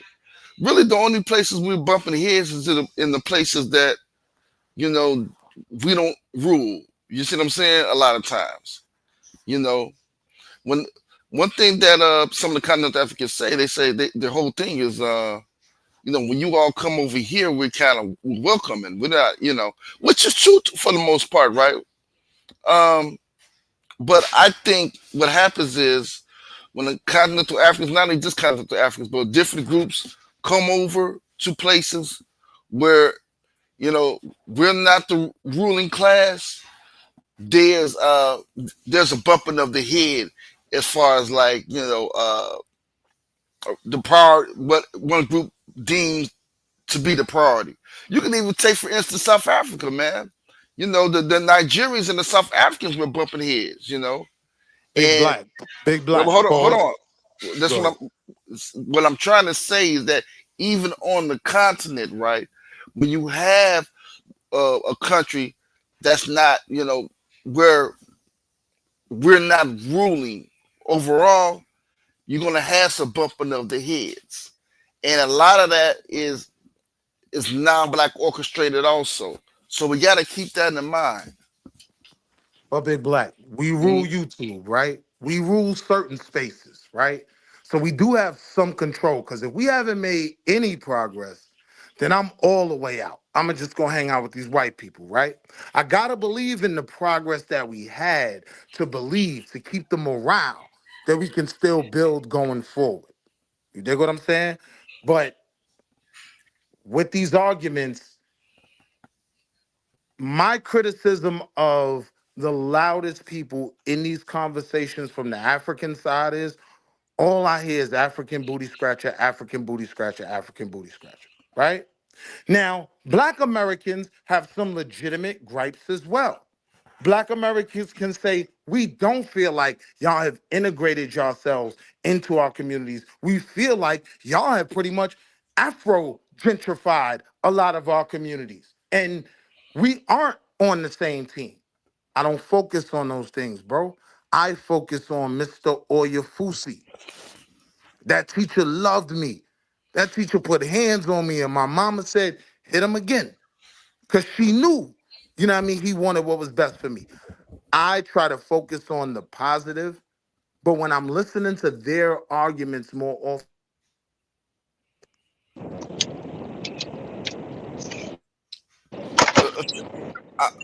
Let me say this, Will. Think about, Hello. No, hold on a second. I'm close to my house. Kenny's on my Bluetooth. Hold on.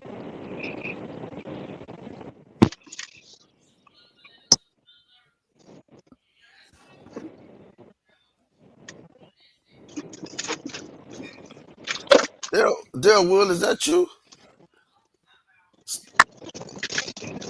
Oh, okay. I'm like, what you doing over there? But let me say this. And the only reason we don't get respect, and I'm gonna land to Dinah's point, right? Everybody wants to look at the worst of us, right? On all levels. When they emulate us, We want to be proud because he got on a do-rag and you can see his drawers. You get what I'm saying? When people want to have an issue with us, they only look to the absolute worst of us. I'm tired of even having that conversation. I'm tired of hearing about I keep telling them, talk to me. There's a lot of successful black men out here investing in our own kids and who are very welcoming to all peoples of the diaspora. So I'm going to maintain my relationships, but my view of Pan-Africanism encompassed all of us.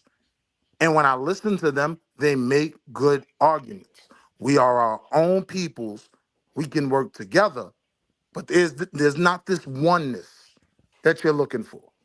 And if I can't have that, there's no other benefit to it in my mind for me. I could make more money sitting right over here in America.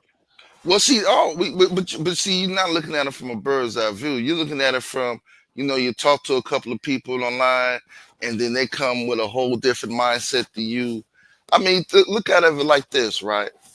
When you think about the makers of the Constitution, you think all the people were on board, or was it just a couple of masterminds? Hold on, was it a couple of masterminds in the room that crafted the Constitution? I'm with you. And when they put it in motion, it was get down and lay down.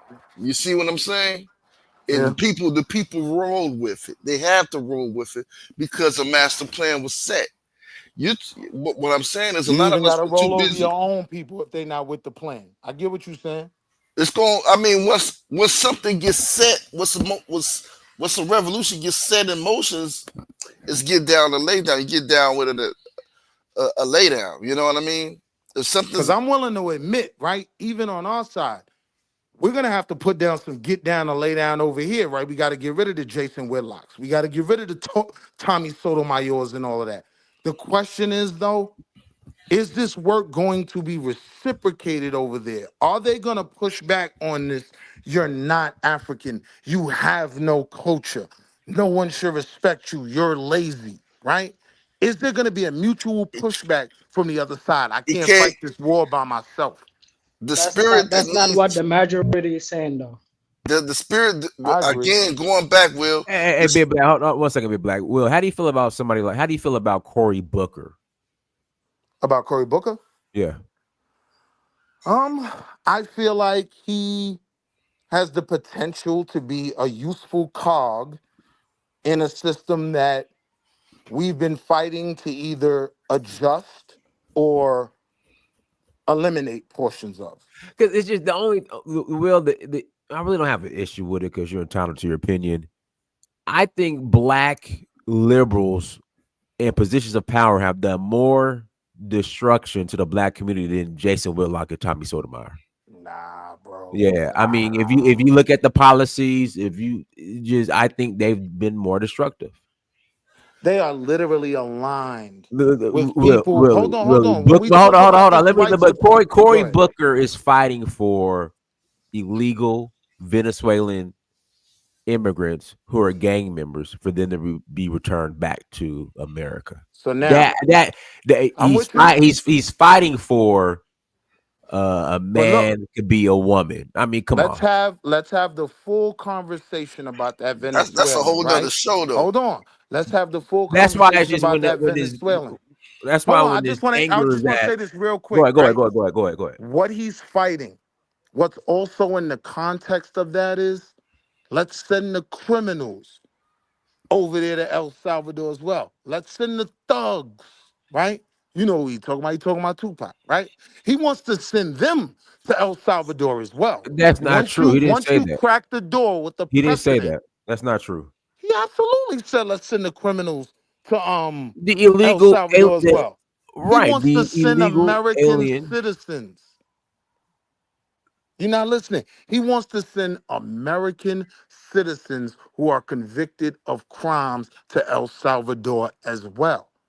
I don't know if you know it, but when them white folks dog whistle that word criminal, thug, they talking about me and you. No matter how well are you a criminal and a thug? No, they're not talking about me. They're not talking about me. I'm not a criminal thug. They're not talking about me. Hear me out. They're not right about you, but they damn sure talking about you. They're not talking about me. Please believe it. I'm just being real. So what I'm saying is though, we do know that when they use those terms like thug and all that, it's a dog whistle, and all they're saying is black people, right? Now, they're not gonna just be able to take you out your house and send you to El Salvador, right? But we know we have a problem with the criminal justice system, right? What problem We do we know have? a lot of our brothers get put in bad situations. I'm not okay. Bad situations how? How are they put in bad situations? I'm saying I'm not okay with them even sending our brothers over there. And this is the talk. No, So once you let them do that, I'm asking, how are they being put in bad situations? black Who's putting people, them in? Who's putting them in those bad situations? How's that work? poverty. When you are in a area where nothing has been invested in economically, where there is no job opportunity, Black you are liberal inclined. black Listen to what I'm liberal saying. ran Democratic areas. Continue. It's not about who ran what, because I'm not even Oh, talking come about on, man. blacks. Jeez, the I'm not lack of even talking about accountability. blacks. Listen, one Again, thing we know black from FBI crime Democratic records. Baltimore, Hold where on. you're from, Baltimore, prime example. Listen to what I'm saying. What we know for a fact about FBI crime statistics is that there is a direct correlation between poverty and crime. That's a fact. I'm not dealing with black people Nah, when I'm but having black this part people of the still conversation. commit the majority of the crime per the ratio. That's just a fact. Because we have the least wealth. And in That's what why. community? Who runs the communities? They're all black, liberal, Democratic ran. That's why I just don't understand how you have a problem with Jason Whitlock. So now my question is, you want no representation? Because what I will say is Jason Whitlock's base, it doesn't represent my people. Yeah, right? because I'm gonna tell you why. Because you guys call him a coon, you call him a sellout. When the problem is the people who represent our base are the ones in our communities, and our communities are what you just said they are. But for some reason, Jason Whitlock's the problem, and not Cory Booker, and not who's the mayor of Maryland? Who's the mayor of think Cory Baltimore? Booker is actually pushing to be beneficial. I think Jason Whitlock is Shit. profiting off of being conservative Americans' favorite Negro. You know what the problem is, Dinus? The problem is some of our values are in both parties, right? Then it's a two-party system. You got to choose one.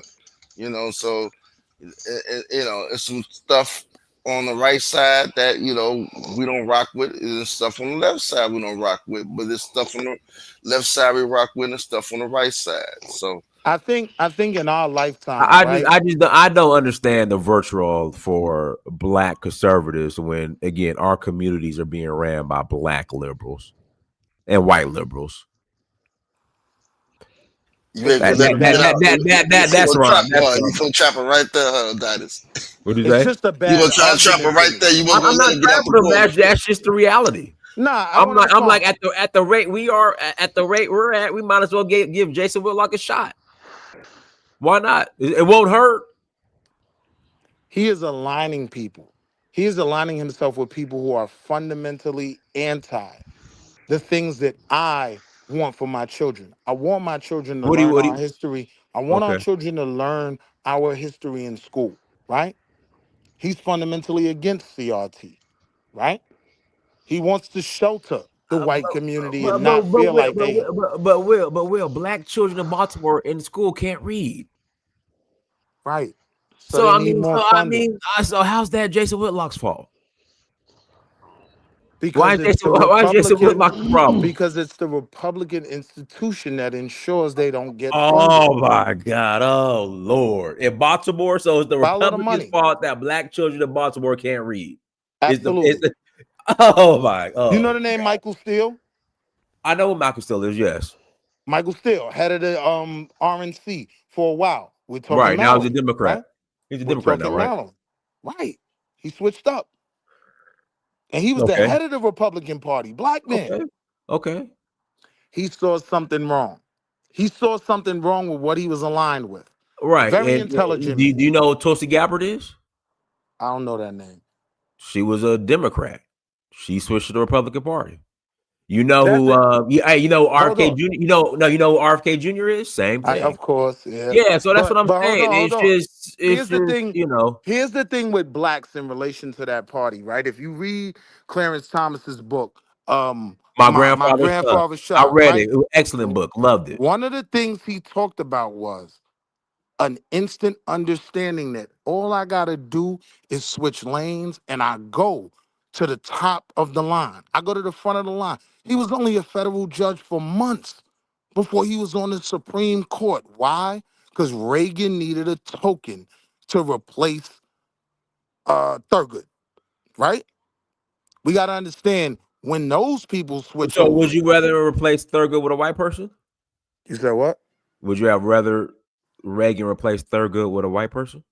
If the white person was a part of my agenda, yeah. If it was What's but what's my girl what name? is your okay? RBG? So Willie, If it was if you were gonna replace that black man with RBG or the next RBG, yeah, I'm with that. okay? But what black Democrat is RBG liberal in office right now? I mean, come on, Willie. I understand your argument and I do yield and recognize it is problematic over there. But what I'm saying is when you look at every policy Republicans have pushed throughout our lifetime, none of them benefited us. What, Not a ending single slavery? one. Ending slavery? That's not the Republican Party of our lifetime. I don't know. I was talking about the Republican Party of our lifetime, right? That's not the Republican Party of our life, the Democratic Party of our Well, lifetime. Willie, you're an investor. So what was it? Come on, opportunity zones. When you look at the numbers, right, they really had virtually no impact on the wealth of the communities that they were in. They benefited some black people, and I'm for that, right? But that's not something I'm willing to hang my hat on and say this was it. Every civil rights bill and legislation that was passed was presented by Democrats. And Let's not play with the how has argument. that benefited black people when kids in Baltimore can't read? When our babies have asthma, now we can go to that hospital and it's not whites only. Okay, I'll It's a give you that. benefit. I'll give you that. I'll What I'm give you that. saying is when we break the conversation down and make it simple, it's harder to criticize those who fought. And when my people put up that fight, right? I'm not inclined to just go to criticizing them. I do understand, right, that there are a lot of people that have failed us, especially in politics. And I'm totally for criticizing that. But I'm not going to put a blanket judgment like I do when I'm talking about the Maxine Waters of the world, like different groups. Like, I'm not going to put this blanket term on the Democratic Party. A lot of them are doing the best that they can Oh Lord, in the situation they're in. That's what a fact. situation are they in? Will, I mean, They're come in a on, man. situation where they're The situation that they're in is that they're getting money from all of these little groups that support the white liberal cause, and they have to fall in line and do as they're told. That's the situation they're in. All Let right, me so let ask me you a ask you this. question though, Dinus. I Do we mean, come now on, go man. vote Republican? Say that again. Do we now go vote Republican? I don't see it hurting. What you got to lose? What do you Let got me to ask lose? you this question, Dinus, because I understand your beef with the liberal, right? But what have let me ask you this: what have the black conservatives done for the community? But make us look bad. Get out the way. Get out. That's come on. That's I mean, that's cop out. Get out the way. You're talking about Tim Scott, bro. I love Tim Scott is Scott. not trying to get out the way. I love Tim Scott. I have no problem with him.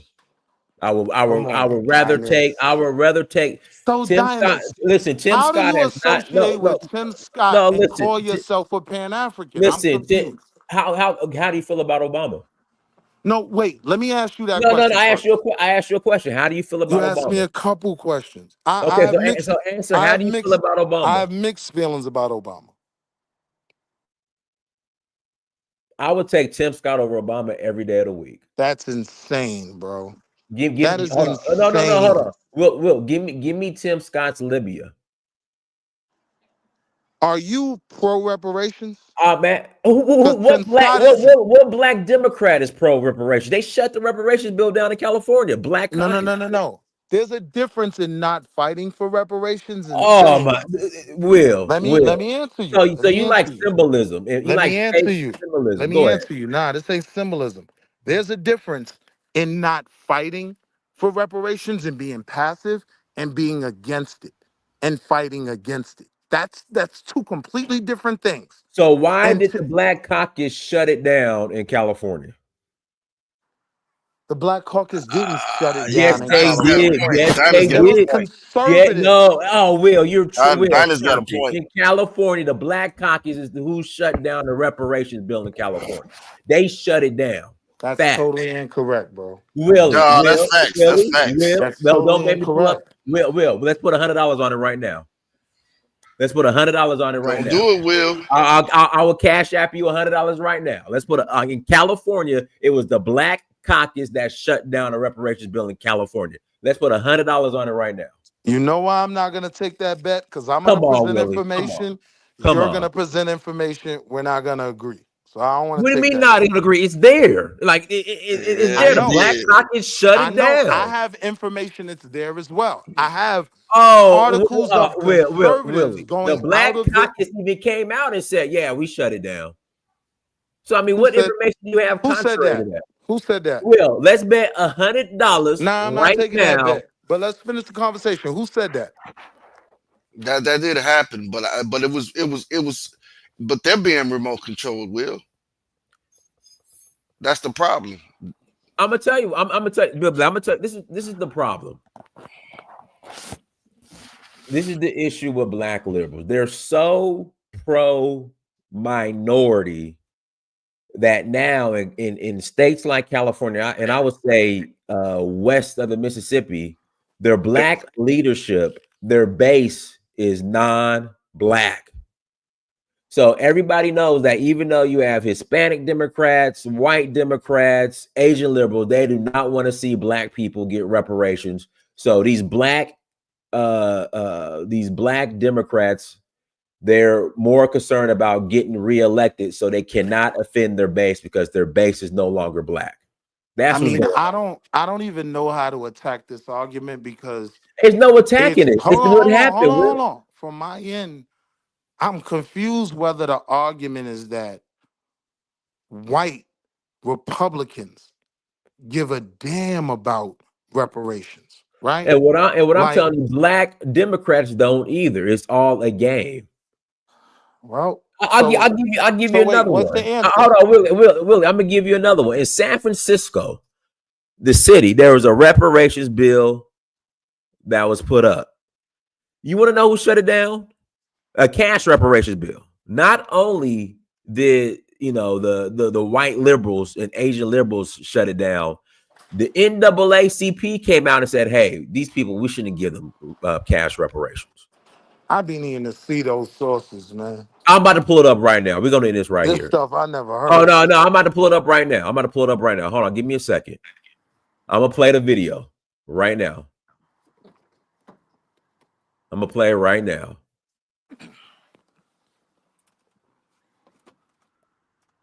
I'm gonna play two of them for you. Hold on one second. Mm-hmm.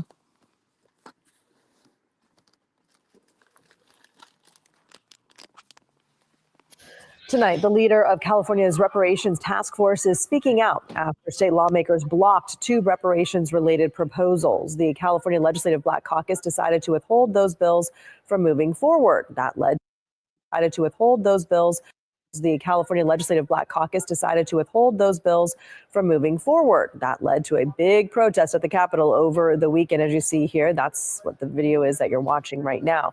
KCRA 3 Capitol correspondent Ashley Zavala spoke with the reparations leader. Yeah, so Ashley, what does she have to say about how this whole session ended over the weekend? Golston and Lisa, Camila Moore was the chairwoman of California's historic reparations task force. That group wrapped up its work last year after spending years studying the effects of slavery, racial discrimination, and its impact on Black Californians. She says she felt betrayed by the Black Caucus after it decided to block two bills she says were funded by the Black Caucus on Black California and its impact on Black Californians. She says she felt betrayed by the Black Caucus after it decided to block two bills she says were fundamental for reparations. Emotions still high after this scene at the state capitol over the weekend. It's Black people stopping their own people from getting their reparations. Reparations. Black people high after this scene at the state capitol over the weekend. It's black people stopping their own people from getting their reparations. Capitol over the weekend. It's black people stopping their own people from getting their reparations. All right, go ahead, Willie. I totally disagree with that. Oh my Lord, golly, man, come on. You said go ahead. Can I go? Go ahead and go, man. We have to understand that there was a huge push from particularly the Latino community and the Asian community. All liberals. But Willie, that's not the point. Again, my argument is, and it's true, that the Black Caucus was the one that shut it down. All right, so now what do we do? Since we're not even going to deal with the issue of why they were forced to shut it down. Oh, Will, see, right? see, this is the issue I have with the Black community, Will. Hold on. It's the lack of accountability. Let me ask the question, though. It's the excuses and the lack of accountability. That's it's an understanding of politics. But Willie, first off, Willie, and hold on, and Big Black is here. Big Black, you as a witness, did Willie say that it wasn't the Black Caucus that shut it down, that it was conservative? Did he say that, Big Black? Yeah, he said that it was the he said, and I still stand on that. Oh man, you still stand on it. Nothing in that video said they shut it down. I just played the video. The video. So please show me the timestamp where they said shut down. What they said was hold on, let me respond. What they said was withdraw. Oh, right? Lord. And what they also said was sis was heartbroken and felt betrayed. Why do you think she was heartbroken and felt betrayed? Because there was nowhere else where she could push politically for this legislation. This was the only place she could go. So my question is, if we are going to abandon the Democratic Party, which I'm not even totally against, I'm not a diehard Democrat, but what's the option? If you're telling me, right, that the option is Donald Trump and Elon Musk, absolutely, I'll take Donald Trump and Elon Musk over Kamala Harris and Joe Biden every day of the week. Yeah, that's not every day of the week. I am every day of the week. First of all, as an American, right, a lot of people don't understand in terms of monetary policy. Joe Biden was the only one that did anything to stave off inflation since Obama left office. That's not true. Inflation went up while he was in office. Inflation went up while he was in office. That's not true. That's not true. That's true. Under Biden, right? The Federal Reserve raised rates, right? That's a hard decision for a politician to make because it is going to be problematic, but it will strengthen the dollar. When Biden left, eggs was $4. They $8 and change in months.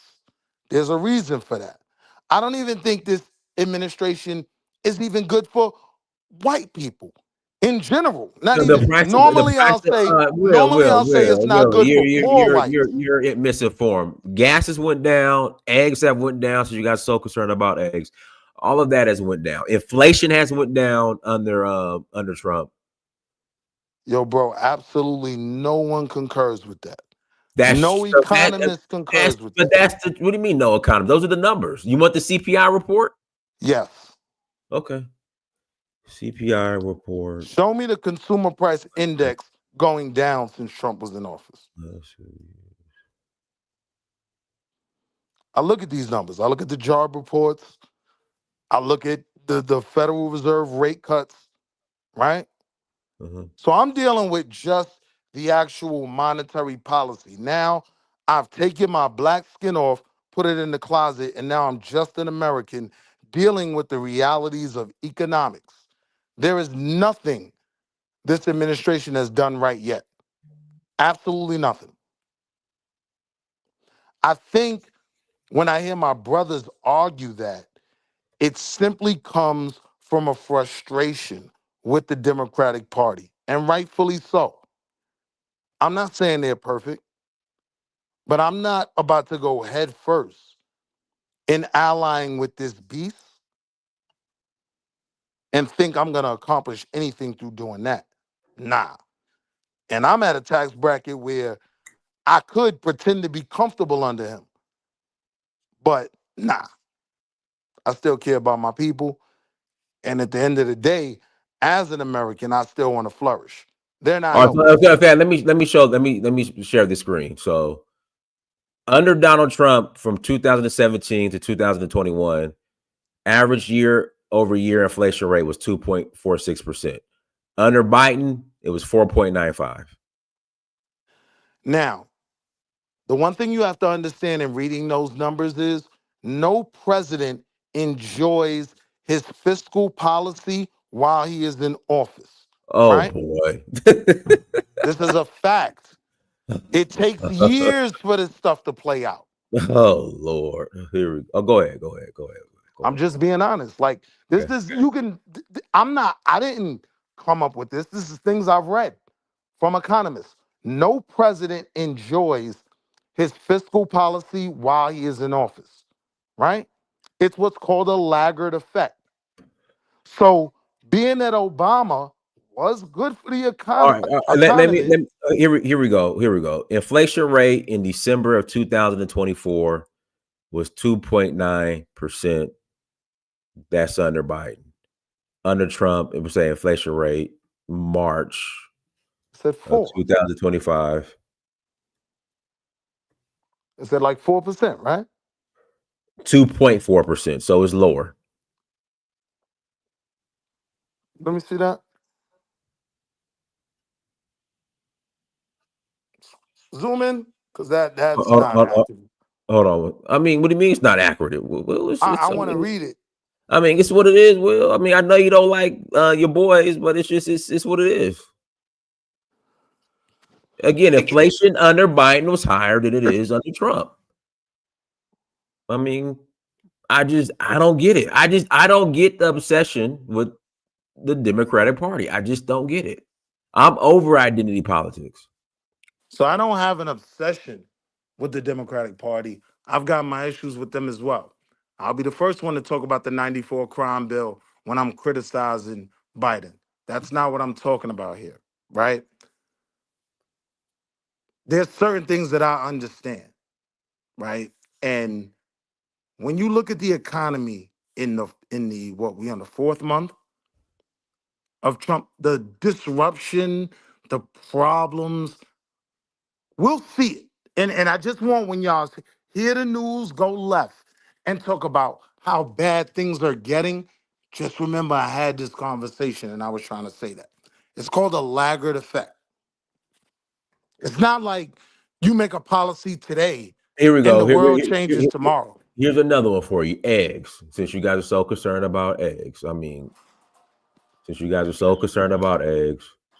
Eggs in the U.S. decreased to $2.68 USD per dozen, or 46.20% since the beginning of 2025. I mean, eggs is down, oil is down. Is anybody paying $2 for eggs? I can't find them. Well, it matters where you go. I mean, y'all bougie, you go shop at Whole Foods, in Publix, go to Kroger or Walmart.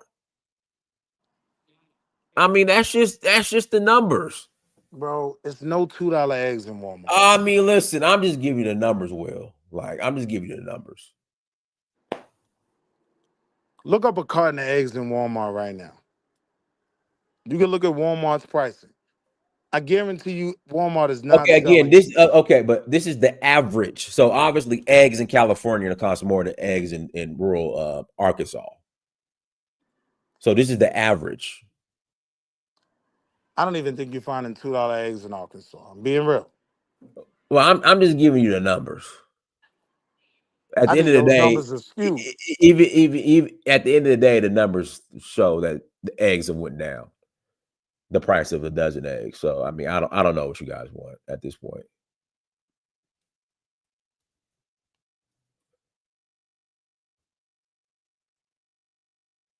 So yeah.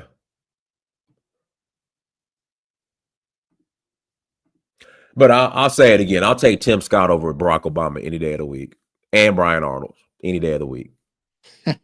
Hold on. Any day of the week. Now, Any I'm day of the dropping week. a link. Any I'm day of the dropping a week. link in the back. I'm That's dropping a link in the crazy. back.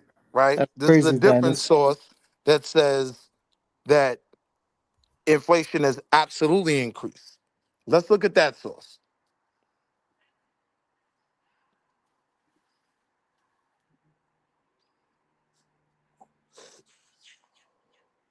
I dropped the link in the back chat. Like I said, give me Tim Scott's Libya. Give me Tim Scott. You know what's crazy? Who put the first black woman on the FBI's most wanted list? Who did that? I don't know, who was it? It was Barack Obama. Shada Shakur. Barack Obama put her on the FBI's most wanted list? Yep. She was on the most wanted list when they did the crime in the 70s. No. She was well, the top 10 most wanted list. Or whatever it is, our terrorist list or whatever. It was Barack Obama.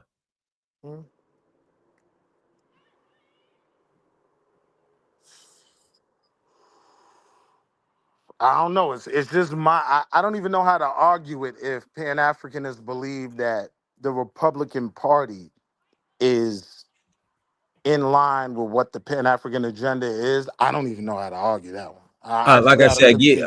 easy. Give me the Republican Party's Libya. Give me the Republican Party going to Africa saying, "Hey, y'all won't get no money if you don't, I guess legalize LGBTQ." I mean, I don't know, man. But I think a Pan-Africanist will say they're not for neither party.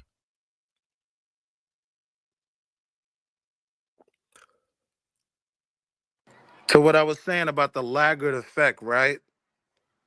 When Biden came into office, right, inflation was at 9.1. 9.1. Why? Because of the laggard effects of the last president. I literally thought he couldn't even ruin Obama's economy. He found a way to do it.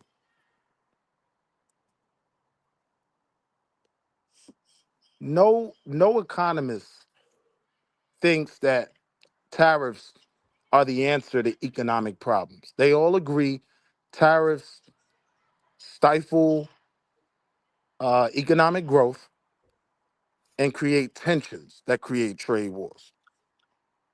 This is what he's leading with. And we see the response from the rest of the world. I'm saying as an American, I don't even believe in him. Take the black out of it. Well, I'm saying look at what did the numbers from the Fed say? That's all I'm going off of. And all I'm saying is from the Feds, inflation has lowered under Trump since Biden left office. That's just a fact. But look at that. Look at that link that I sent. I'm going off link with says it's increased. I'm going off what the Feds, the government says. You're going off an article. Like we're not going off of we're not going off of John Paulson. We're not going off of Ben Bernanke. We're going off an article right now. So, like you can do with anything, you can take a blurb of what the Fed said and make it look like this. But that's not reality. This just says the cost of living crisis, which saw inflation in the U.S. peak at a 4-decade high of 9.1% in 2022. Biden was in office. That's my point. Okay, so what's this got to do with Trump? This is what he had to deal with, right? This is what the policies of the previous administration set up for him. Because of some of the things he did, specifically having his Federal Reserve raise rates, right? He was able to bring inflation down dramatically. I think Biden doesn't get enough credit for some of the things he truly did for the economy. Well, read this part. Trump has spent most of his election campaigning saying his administration would tackle high prices, even vowing to bring them down on day one. However, the latest figures suggest inflation in the U.S. has increased since he took office, rising unexpectedly to a 6-month high of 3% in January. The rise. Hold on. Let me finish. The rise is largely because of the economy Trump inherited from Biden, and inflation has gone down since Trump has taken office. So again, this is Biden's fault. and Trump has been able to lower it since January, because in March it's 2.4%. I'm just going off your source. All right. This So rise he is lowered it largely because 2%. of the economy Trump inherited. That's what your article says. He lowered inflation 2%, and Biden lowered inflation 5% because he inherited 9% from Trump. See, it's passed down the line. The next president is always going to inherit the last economy. That doesn't mean it's the last economy's fault, right? We can't blame Obama for the housing crisis. That's because Bush deregulated the banking system. They started to make these credit default swaps. No. Your argument doesn't make sense, Will, because Biden took office early You gotta let me finish. 2021. It'll make sense, I promise. No, let me read this part again. The cost of living crisis, which saw inflation in the U.S. peak at a 4-decade high of 9.1% in 2022. Biden was already in office for a year. Now, since Trump has been in office for only 3 months, he was able to lower it. So I don't know, Will. I don't know. He lowered it from 3%, right? To what, 2.6 or whatever you said. Understand 2.4. what you're reading. Understand what you're reading. But I'm reading. But hold on, okay, hold on, but hold on. no. Will, I'm trying to make a point. This is my field. Hold on. What, Mike? Will, I don't think you understand what you're reading. The cost of living crisis, which saw inflation in the U.S. peak at a 4-decade high of 9.1% in 2022. You just said that when Trump left office, it was at 9%. That's not true. What was it when Trump left office? I'll tell you right now. Let's see here.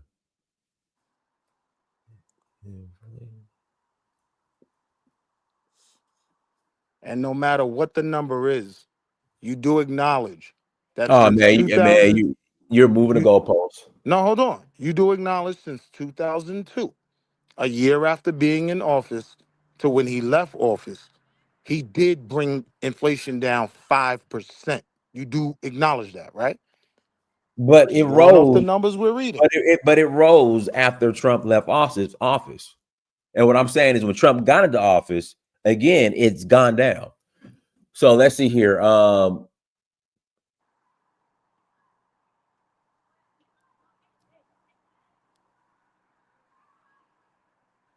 Let me go. Let me see here. Yep, that's the number. No. Hold on. I'm trying to find. Here we go. January 2021. It says 1.4%, but that don't seem right. But that's the right number. That's impossible. Yeah, but again, Will, I guarantee you, when Trump left office in January of 2021, inflation was not at 9%. I can tell you that right now. It was 1.4, and it was relatively low because and it was the lowest like since a long time. So that's the right number. Yeah, Will. So, Will, your arguments is just not making sense. So, Danis, I just want to contribute. I didn't want to get into politics, Democrats, Go ahead. Republicans, because it's not like what's important to me. What is important to me is what Will was saying for like unity and how he's like trying to turn his back from the Atlantic. I'm telling him that, to not do so because people from the other side are like, giving you two hands, not just one, and holding one with some other intention. No, like two hands, mind, feet, just to be able to like genuinely like connect and build something together to protect the future of generation to come, generations of Black people. So that's what I wanted to say to Will. And also for that guy, I don't know if his name was Alo, he was saying like he's like, he love everybody. I don't love white people. I was born and raised in Senegal. All my education, everything was done over there. I don't love white people, not just because I hate Like I don't love them, but I don't want to even use energy to grow hatred towards them. I ignore them. I'm trying to make sure to be unapologetically, like, you know, respectful of my own, you know, culture, and like, you know, also like not give them no chance to destroy my confidence and all that they are trying to do. Just today at work, I was in a Zoom call, no, Teams call with a white lady from our own, like from the company, so in the fintech industry. She was literally telling me that I was too black because I was on the camera. She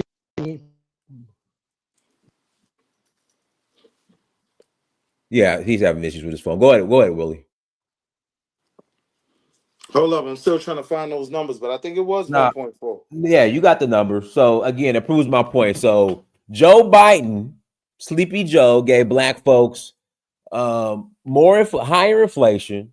Black kids can't read in Baltimore. I mean, come on. But Jason Whitlock's the problem. I'm ready. They shut down reparations. He told you if you don't vote for him, you ain't black. He gave you niggas I gotta pay $10. I'm gonna pay $10. He gave you Negroes a 94 crime bill. I mean, come on, man. But Jason Whitlock's the problem.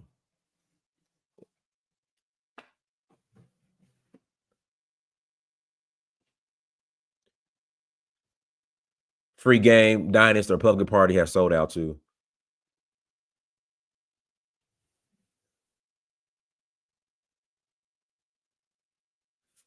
I'm gonna put the link in the chat room, Shaw. You're more than welcome to call in.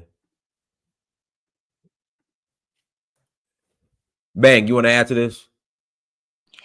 Oh, about the politics, the Democrats or whatever, and the Republicans. It's the same people, because you know it's the same people, man. The only benefit the white folks at the end of the day. It's the same people, man. But black folks just need to create their own party, or just go independent. In my personal view, because then if they go independent, they have more leverage. Because then in the Senate and Congress, then when you have a vote, that you could use your vote to get something that you really want. But you know what I'm trying to say. But you end up in the Democrat Party is owned by the white people, and then the white people in America has all the money, control all the banks. You know what I'm trying to say. So you go back to the Republicans is the same thing, because politics, who funds the agenda gets what they want. That's all it is. In DC, you see it all the time. You see it all the time in DC. They're in the expensive restaurants, expensive hotels, and all that. Look at what Israel just did. You know, the last election. You know, with the CPAC, 100 million. Every candidate, they you know what I'm saying, they sponsor one. Every candidate they want. You know, they sponsor one. I mean, money talks. That's all it is, man. If your money is not within these party, then you don't get exactly what you want. They're just using a black face on both sides. And to me, at the end of the day, just go independent. That's the best way for that's the best way for black people in this country, because then you could hold a vote in Congress and in the Senate. That's just how I see it. Because DC, lobbyists, it's something else, man. It is something else. To me, that's the worst route we could go, because we live in a winner takes all political system, right? So what you have to understand is any vote for an independent party, number one, is a losing vote, and number two is essentially a vote for Republicans, because you guys, okay. all these independent groups when pull votes I'm from saying the independent, Democratic Party. But you guys know, right? You Yeah, know go that ahead. Go ahead, Sean, and we'll close out. Go ahead. okay, you know, it doesn't really matter who you vote for, because at the end of the day, you have these European Americans who are controlling the money. They're in control of the politics. We can influence it if we, vote together, and that's what the Democratic Party is supposed to be about. How we, as a people, 43 million or whatever, can influence the politics one way or other that would benefit us as a people, and we lose sight of that. It's incremental at best, and so we should really be trying to do our own thing as much as we can on the local levels, and trying to do business as a collective in other places like Africa, if we can get our heads together. But they keep us divided. They terrorize us. All of these things take place. They're not fair with the distribution of tax monies and all this kind of stuff, no matter who it is. And I put in a link, the latest on reparations that the Democrats put in there, because they did stall it. They did shut it down, right? So allegedly it was because they wanted to stall it for reasons. I forgot the reasons. So they last month they introduced 13 bills, and they had a press conference for reparations. This is what the Democrats did.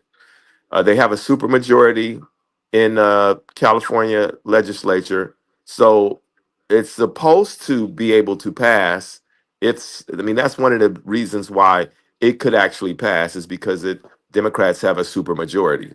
I don't know much about politics at all, but I do know this, that if you think we're going to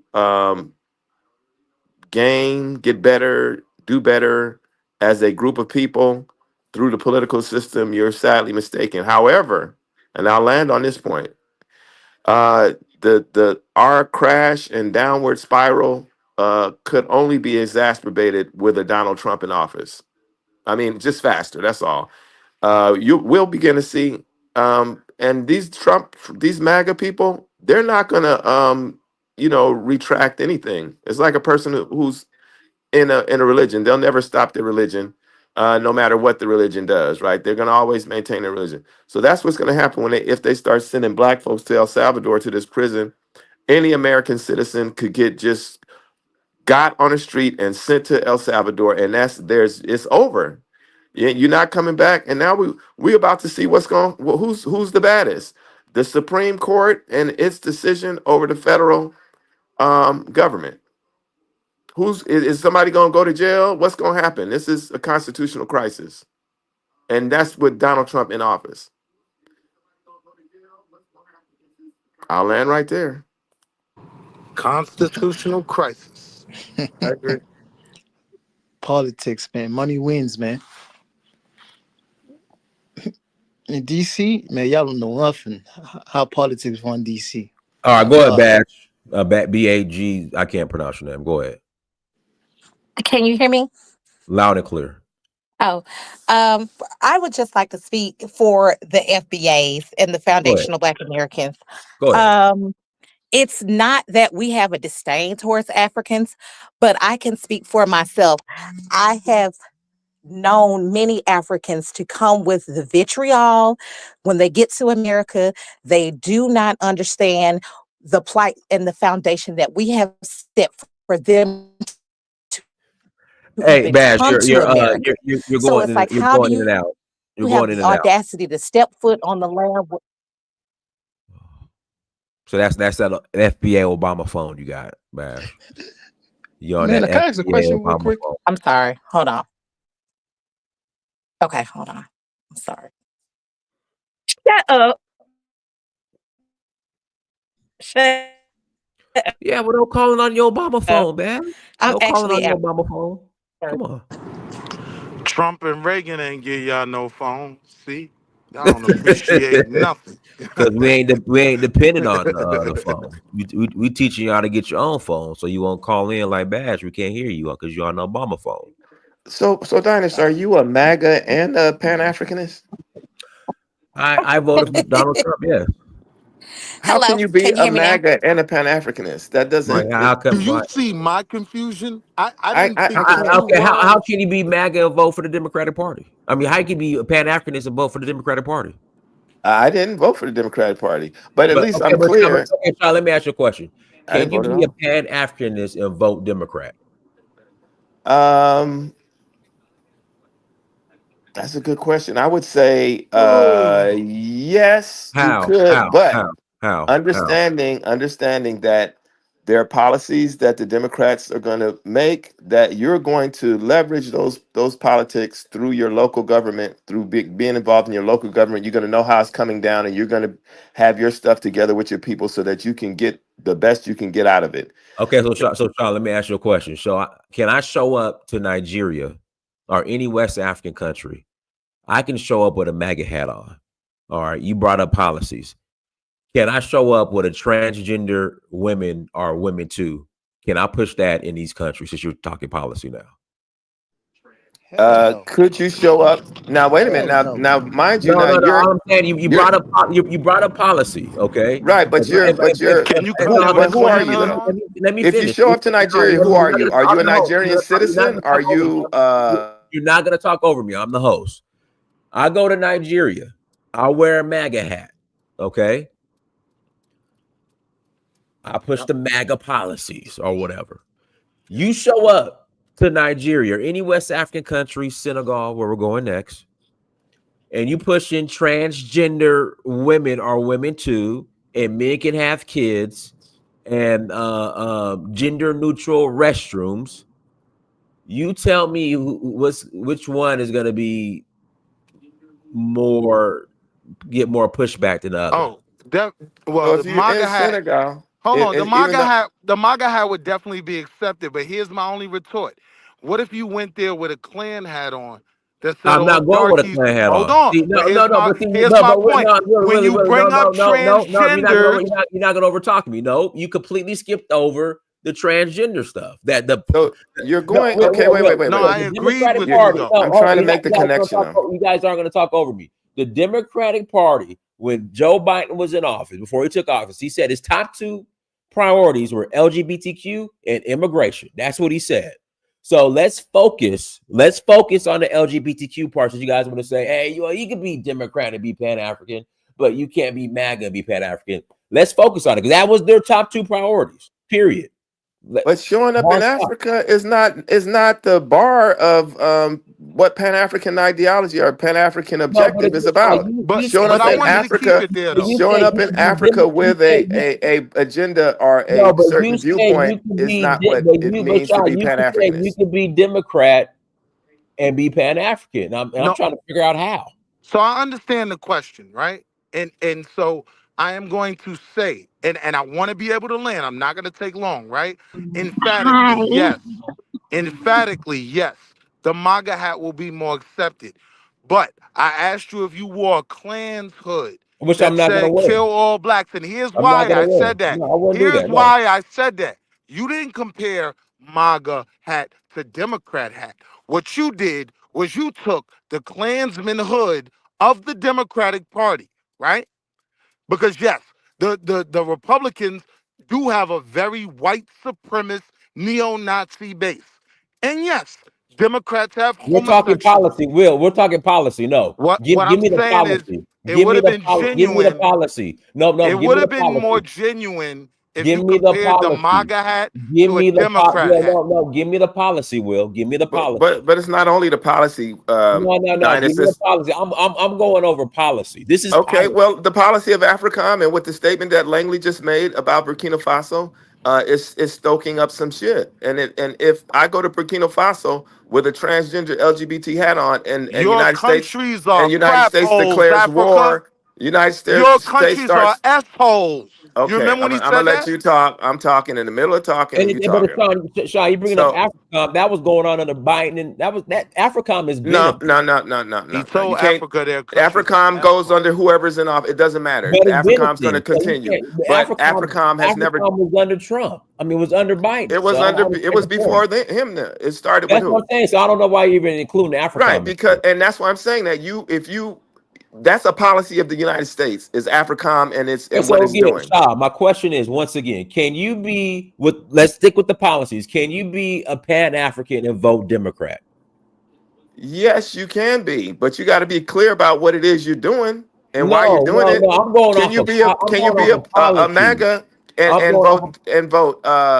Can you be a MAGA and be a Pan-Africanist? My question is this: what are the policies that MAGA has put in that is beneficial for African Americans, and then what is the outcome? Because even though you have policy, what you do could be opposite of what you are, not opposite, but it could be not your policy. It could be something else. What policies do the Democrats have that benefit Black Americans?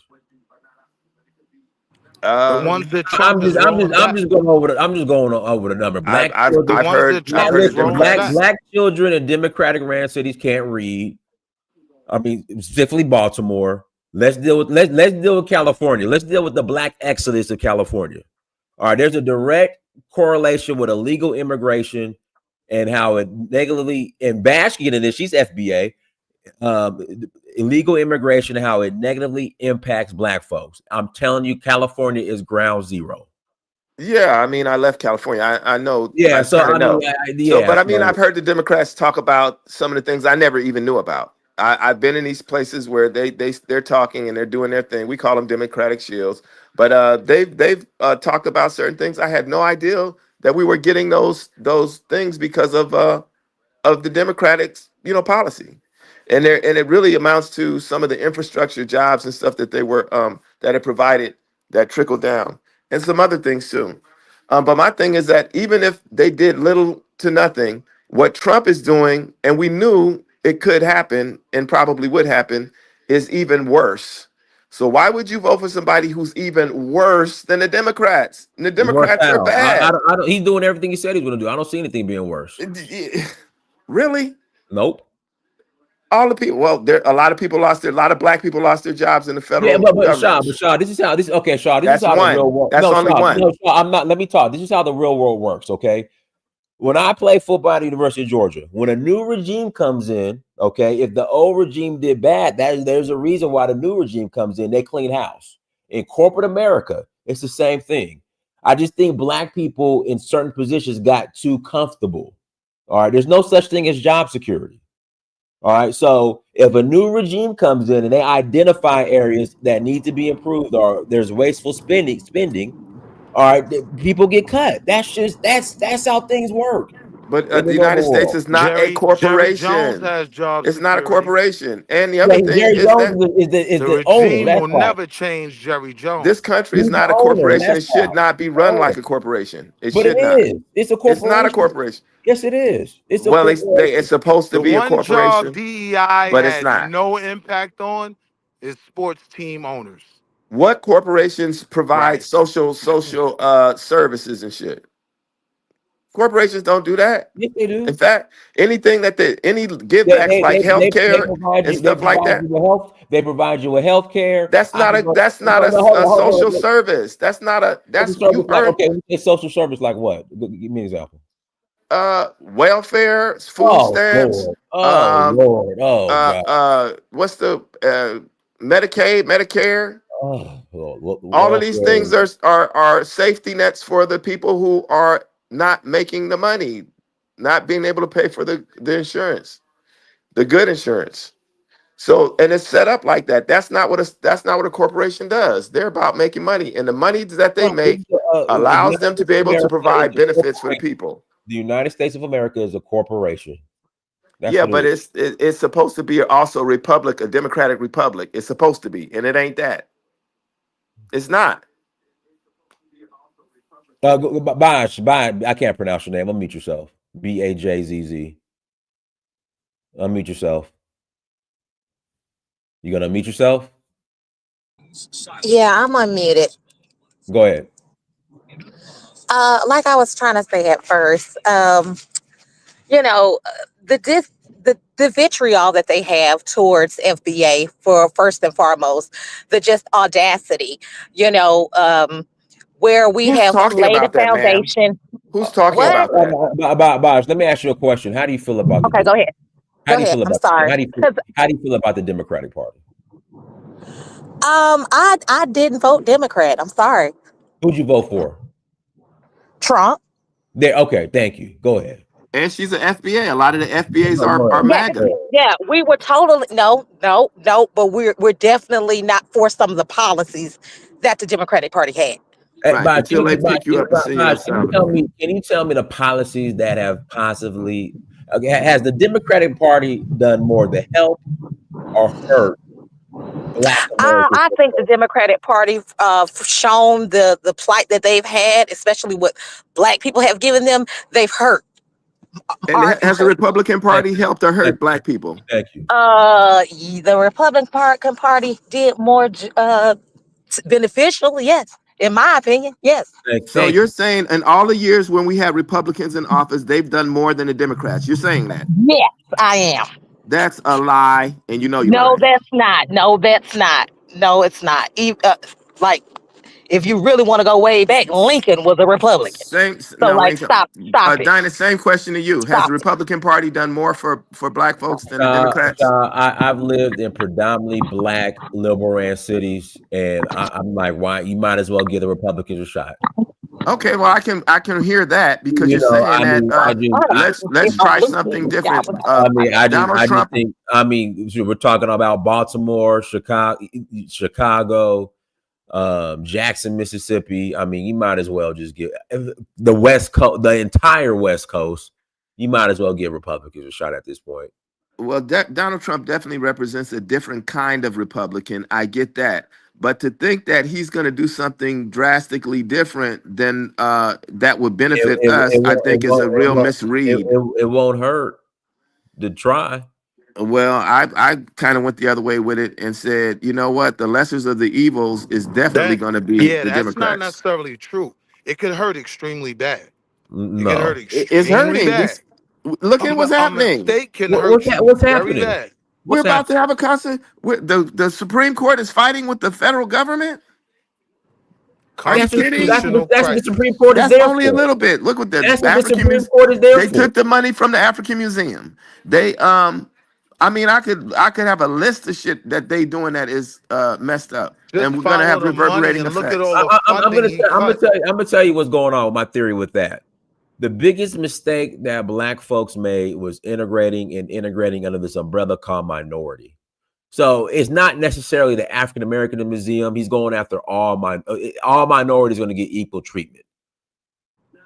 Are you But serious? Blacks didn't integrate under the term minority. Yes, we did. We're minorities. We still have an African American status, and we're disaggregated in statistics. We are disaggregating statistics as African American with a population of what, 50 million people. Yeah, so they separate us out. Don't get it confused, and that's why they try to minimize us or whatever. I'm over the symbology. I mean, the symbolism, the museum, and Black Lives Matter. But it's an attack and the taking the history out of schools. What about the taking the history out of schools and all of that? Teach your own children. No, teach your own children is not.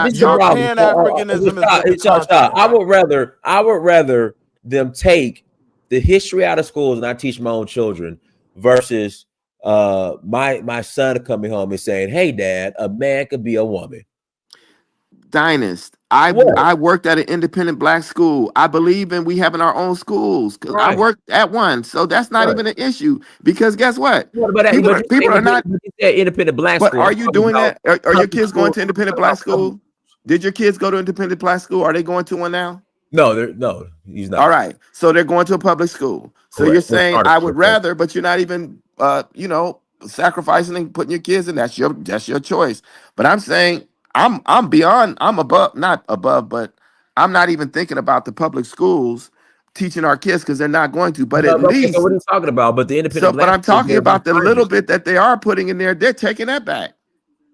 They've been trying to. We had two choices. Okay, history versus science. I would rather deal with the history versus the science. Who says we have two choices? You right now.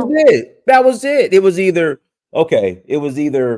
the so-called removal of Black history from schools versus boys that identify as women playing with girls and sharing the same space. Title IX. I don't get it. What do you mean you don't get it? No, I don't understand that it's an either or. What's the either or? It was literally an either or. for the most In part. what sense? What do you mean? Can you explain it? Was this a What do you law mean? or What do you mean? something, or Can I what? explain In the it? sense That's what that it They had a that's was. what the choice, white Republican Party made it. Either or. right? Okay, that's what they made it. They gave a choice of either or. Either we're going to take the black history out, or we're going to. Right. That don't even make no sense. What do you mean it don't make no Not to sense? me either. It don't make no sense. They have them even putting it in an ultimatum or a choice Well, situation. it wasn't an ultimatum. Is I would rather deal with the history portion aspect and explain that versus having to explain the science portion. To even include LGBT issues about anything regarding something serious with regards to the plight of black people in this country But is it's a been, straw man argument. it's been, they already included it. That's what I'm saying. It's been included. That's what you don't understand.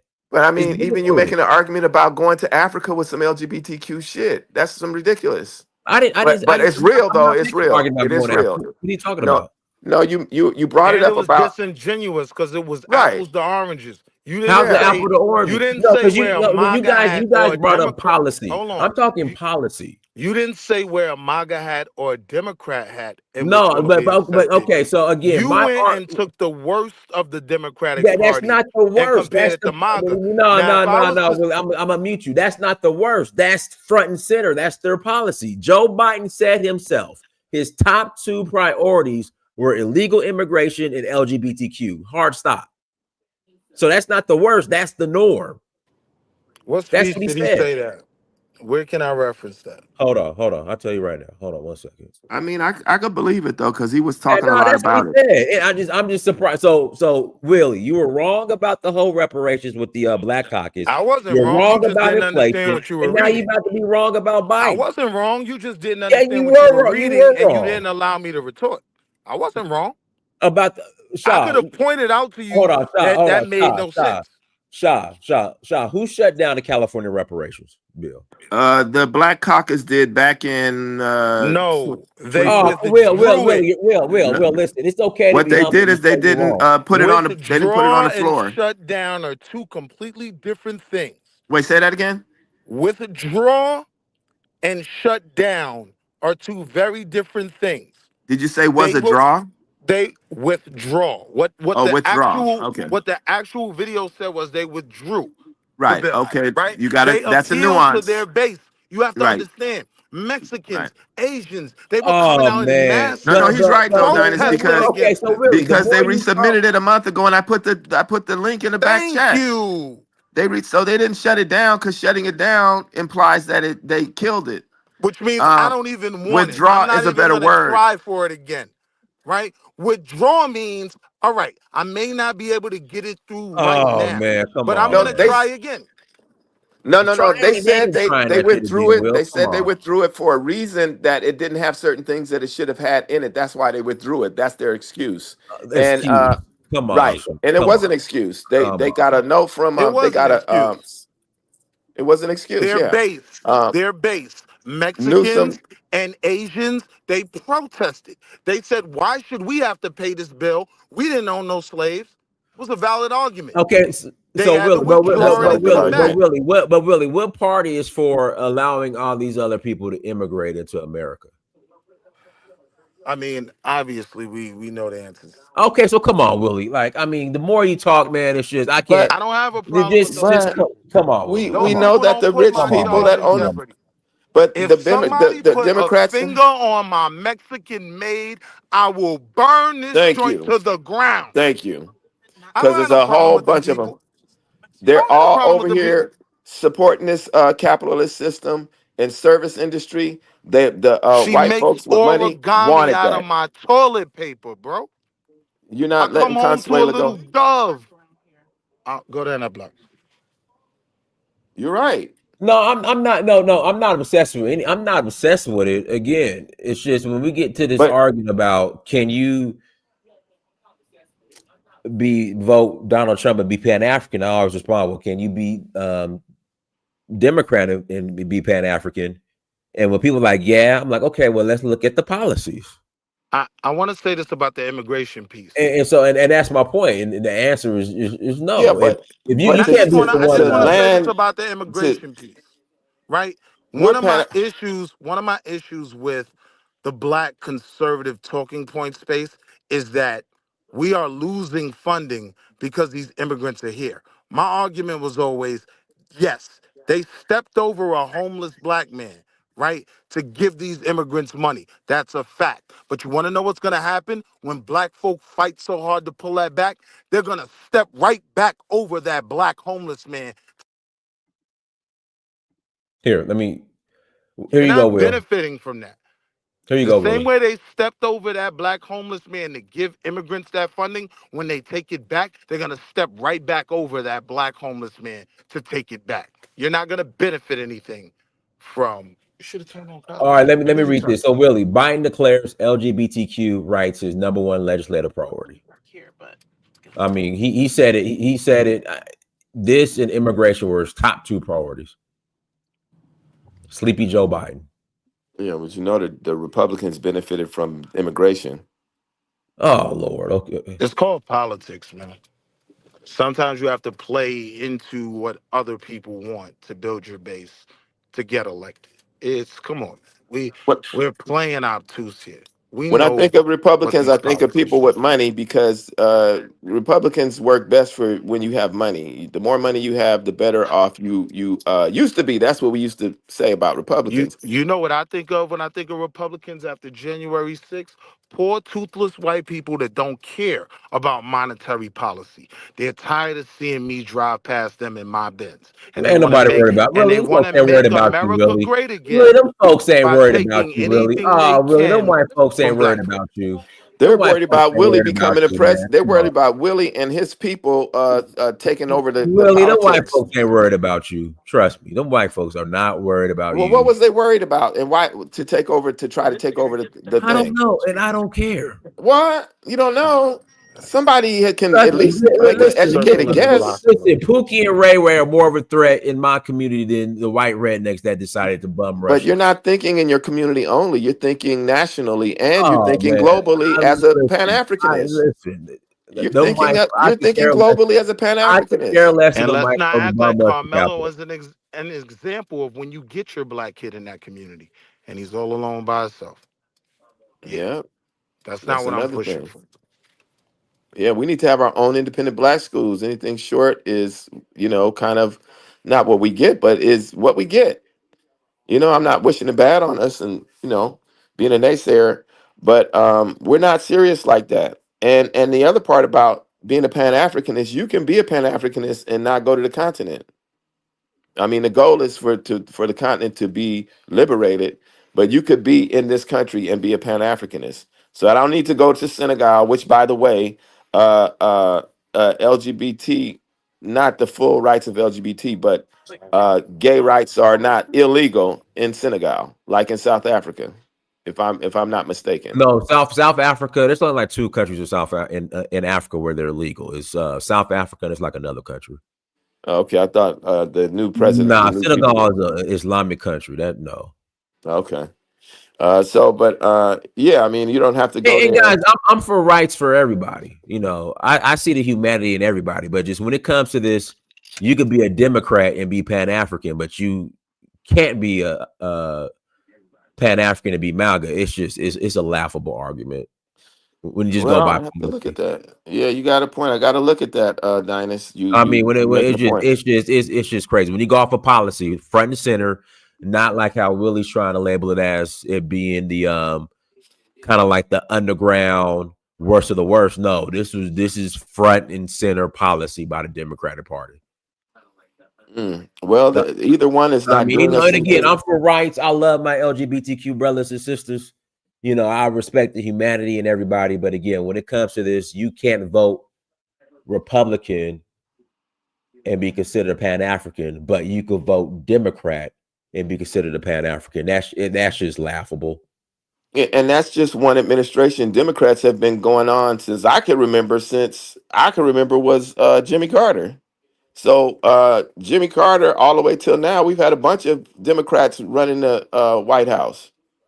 This is just the latest, is Biden. And it wasn't about LGBTQ then. It was about basically the same thing that the Republicans This represent. didn't start till Obama got into office. Okay, there you go. So at the end of the day, either one, we're not benefiting. We're not. It's not bringing us up. We are going down. And then the other part about it is, be real. This is a capitalist system, and it's about exploiting labor and controlling land the all of that stuff that goes with that type of jargon. But it's true though. So if as long as we're in a capitalist state, and it's going to exploit the world to maintain its capitalism. So really, to be honest with you, you really shouldn't be able to be either one. You shouldn't be able to be a Pan-Africanist. You need to be a socialist of some sort. What do you think of that? Say that one more time. I was reading the comments. I'm reading the comments. To really be a Pan-Africanist, you need to embrace some type of socialism. I believe in capitalism with socialism safety nets. Or here we go, Sean. We practice socialism amongst each other, capitalism with everybody else. Kind of like how the Jews do it, and Koreans and other communities. Oh, that's interesting. Good point. Yeah. Okay, well, it's a lot though. That's how the Jews do it in LA. That's what I observed. That's how all communities do it. They practice socialism within their own community, capitalism with people who buy from them. But selling to people doesn't make you a capitalist. Trading with other people doesn't make you a capitalist. It's because capitalism does have a certain thing about it. You're exploiting nature, you're exploiting people, their labor, and acquiring more and more and more and more. Capitalism is about continuing to get more money, and I'm saying that whole philosophy is off, because there's no limits. You can have billionaires, trillionaires, and that's not good to have a billionaire. You should not have no billionaires in your society. Nobody can own the land, the water, the air, the oil, none of that. And that's real serious socialism. So that's what we need to be about if we're trying to do what our ancestors did and have a 3,000-year run. Nobody's done that before except us. Before them crackers start pouring down or up into Africa. Hey guys, links in the chat room. We'll take a couple more callers, then we're going to close out. Oh, good. You're in the mode. You're in the mood. Scoring 57. You okay?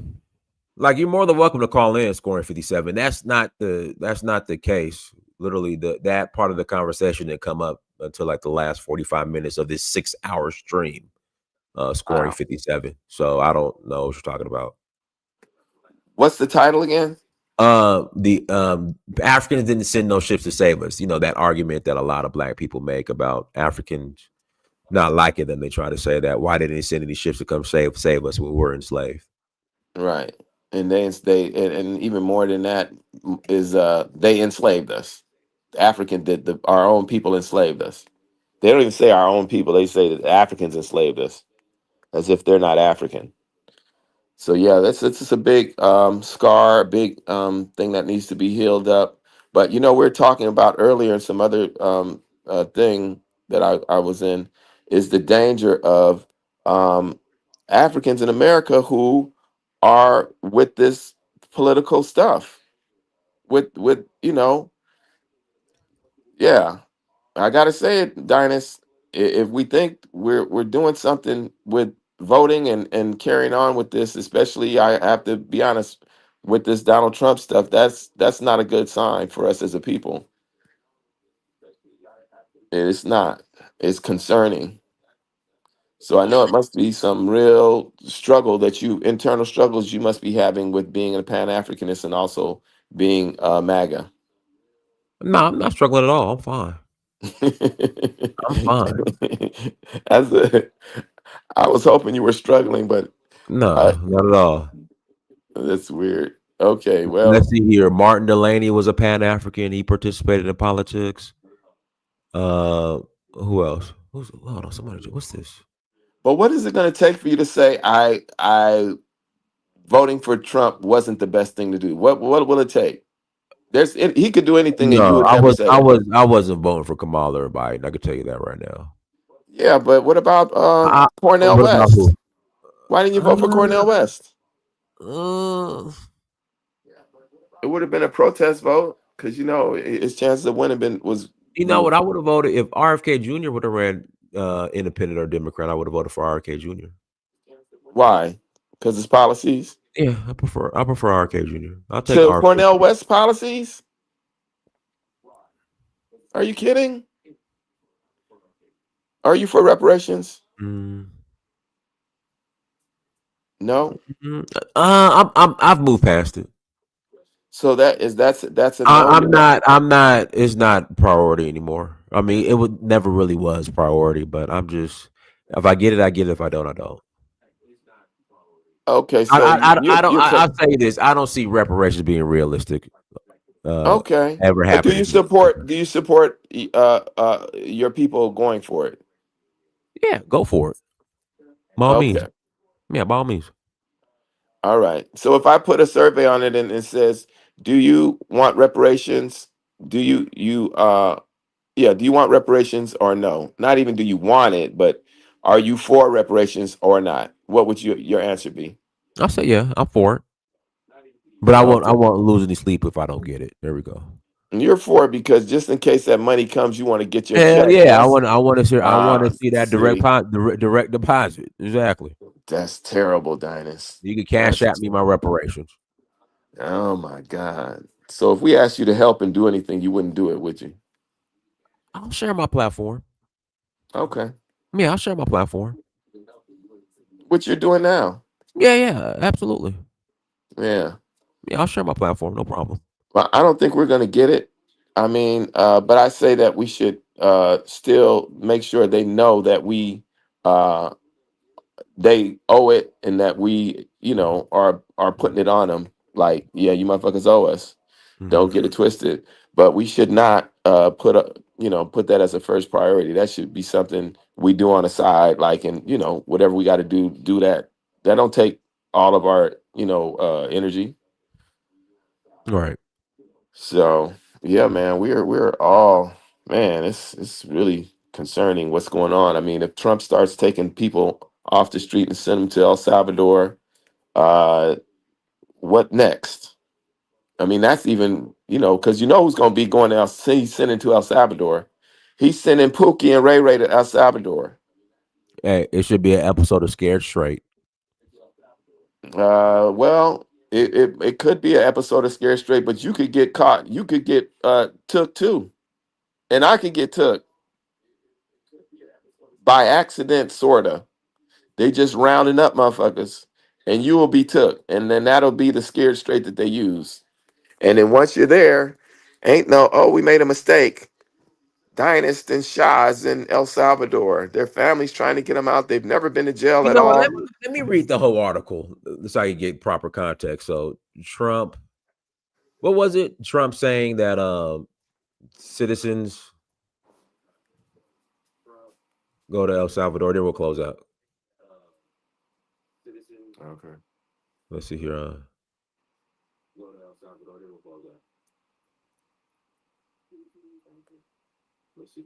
Tether, Pookie, and Ray Ray, but not FBA. Are not bad these days. Are generally appealing. White, that's better. You might be all right. I can't. Pan American said I can't. New York is all y'all got. Sorry. All right, here we go. Homegrowns are next. Here we go. 4 minute list. In fact, we'll list the article. President Trump says his administration is looking at whether it can detain U.S. citizens involved in criminal activity and then send them to prisons overseas. NPR's Brian Mann talked to some legal experts who fear the White House is preparing to move ahead with that plan, even though they say jailing Americans overseas is unconstitutional. When President Trump appeared this week alongside El Salvador's leader Nayib Bukele, Trump could be heard making a prediction. Homegrowns are next. The homegrowns built. You got to build about 5 more places. Homegrowns are next, Trump says, referring to U.S. citizens, before suggesting Bukele needs to build more prisons in his country to house Americans. El Salvador is already holding hundreds of people in a maximum security prison who were detained in the U.S. for allegedly lacking legal status or having gang affiliations. Critics say many of those individuals were deported with limited or no due process. In one case, a federal judge ruled Wednesday there's probable cause the U.S. acted in criminal contempt of a court ruling. This proposal to send Americans to El Salvador has drawn condemnation from many legal experts. It's obviously unconstitutional, obviously illegal. David Beers at the Cato Institute, a libertarian think tank, he worries the Trump administration could move forward with this proposal even if courts and judges object. The real fear that we have now is that he is going to try to evade judicial review of deportations of U.S. citizens. Not everyone is voicing opposition to this idea. NPR contacted 3 prominent conservative legal scholars and 3 conservative legal think tanks, all declined to comment or didn't respond. On Monday, Trump said he's ordered U.S. Attorney General Pam Bondi to explore whether sending Americans to El Salvador might be a legal way to cut costs. He also suggested U.S. citizens could be deported to additional countries, which Trump didn't name. We have others that we're negotiating with too.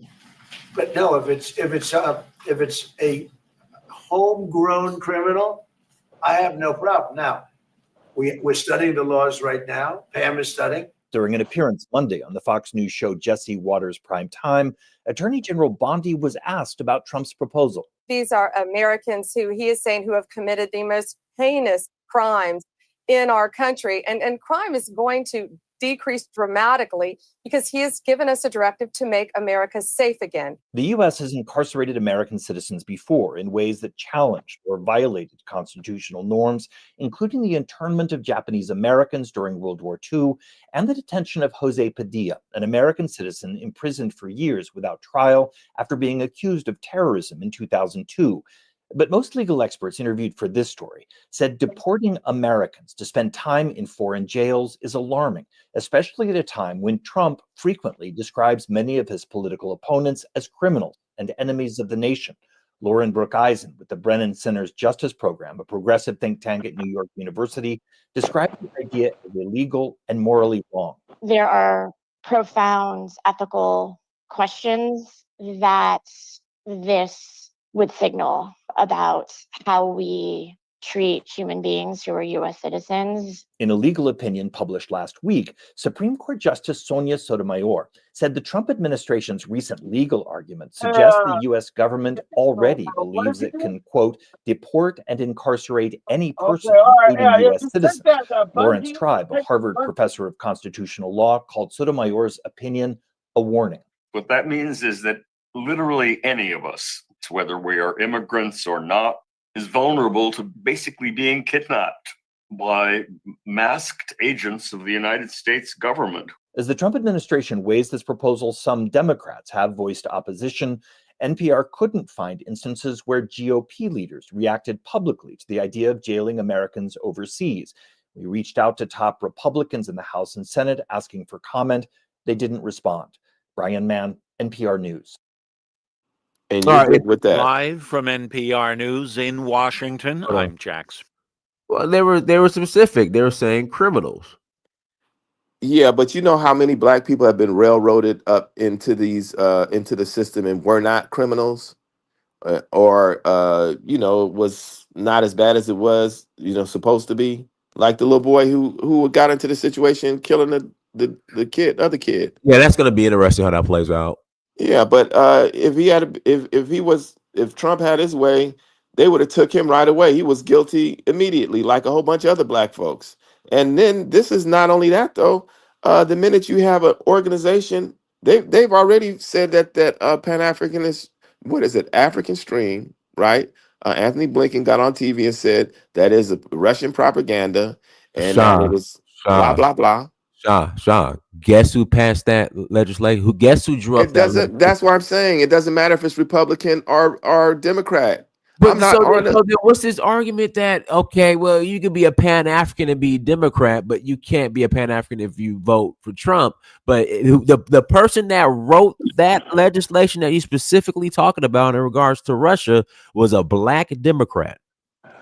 Right, and so is the person that wrote the HR 7311 countering malign But that's effects what I'm of Russian saying. propaganda. He was a black Democrat. That's my point. Gregory Hey, Meeks. Gregory Meeks. Dinus. Hold on. Go ahead. Let me cook with this nigga real fast. Hey, Dom, we can't say the N word. I'm gonna give you a pass because I slipped up to say it, but we're not allowed to say All the right, N word. let me just cook with this brother real fast though. Let me ask you something, Shaw. Was Marcus Garvey a socialist? No.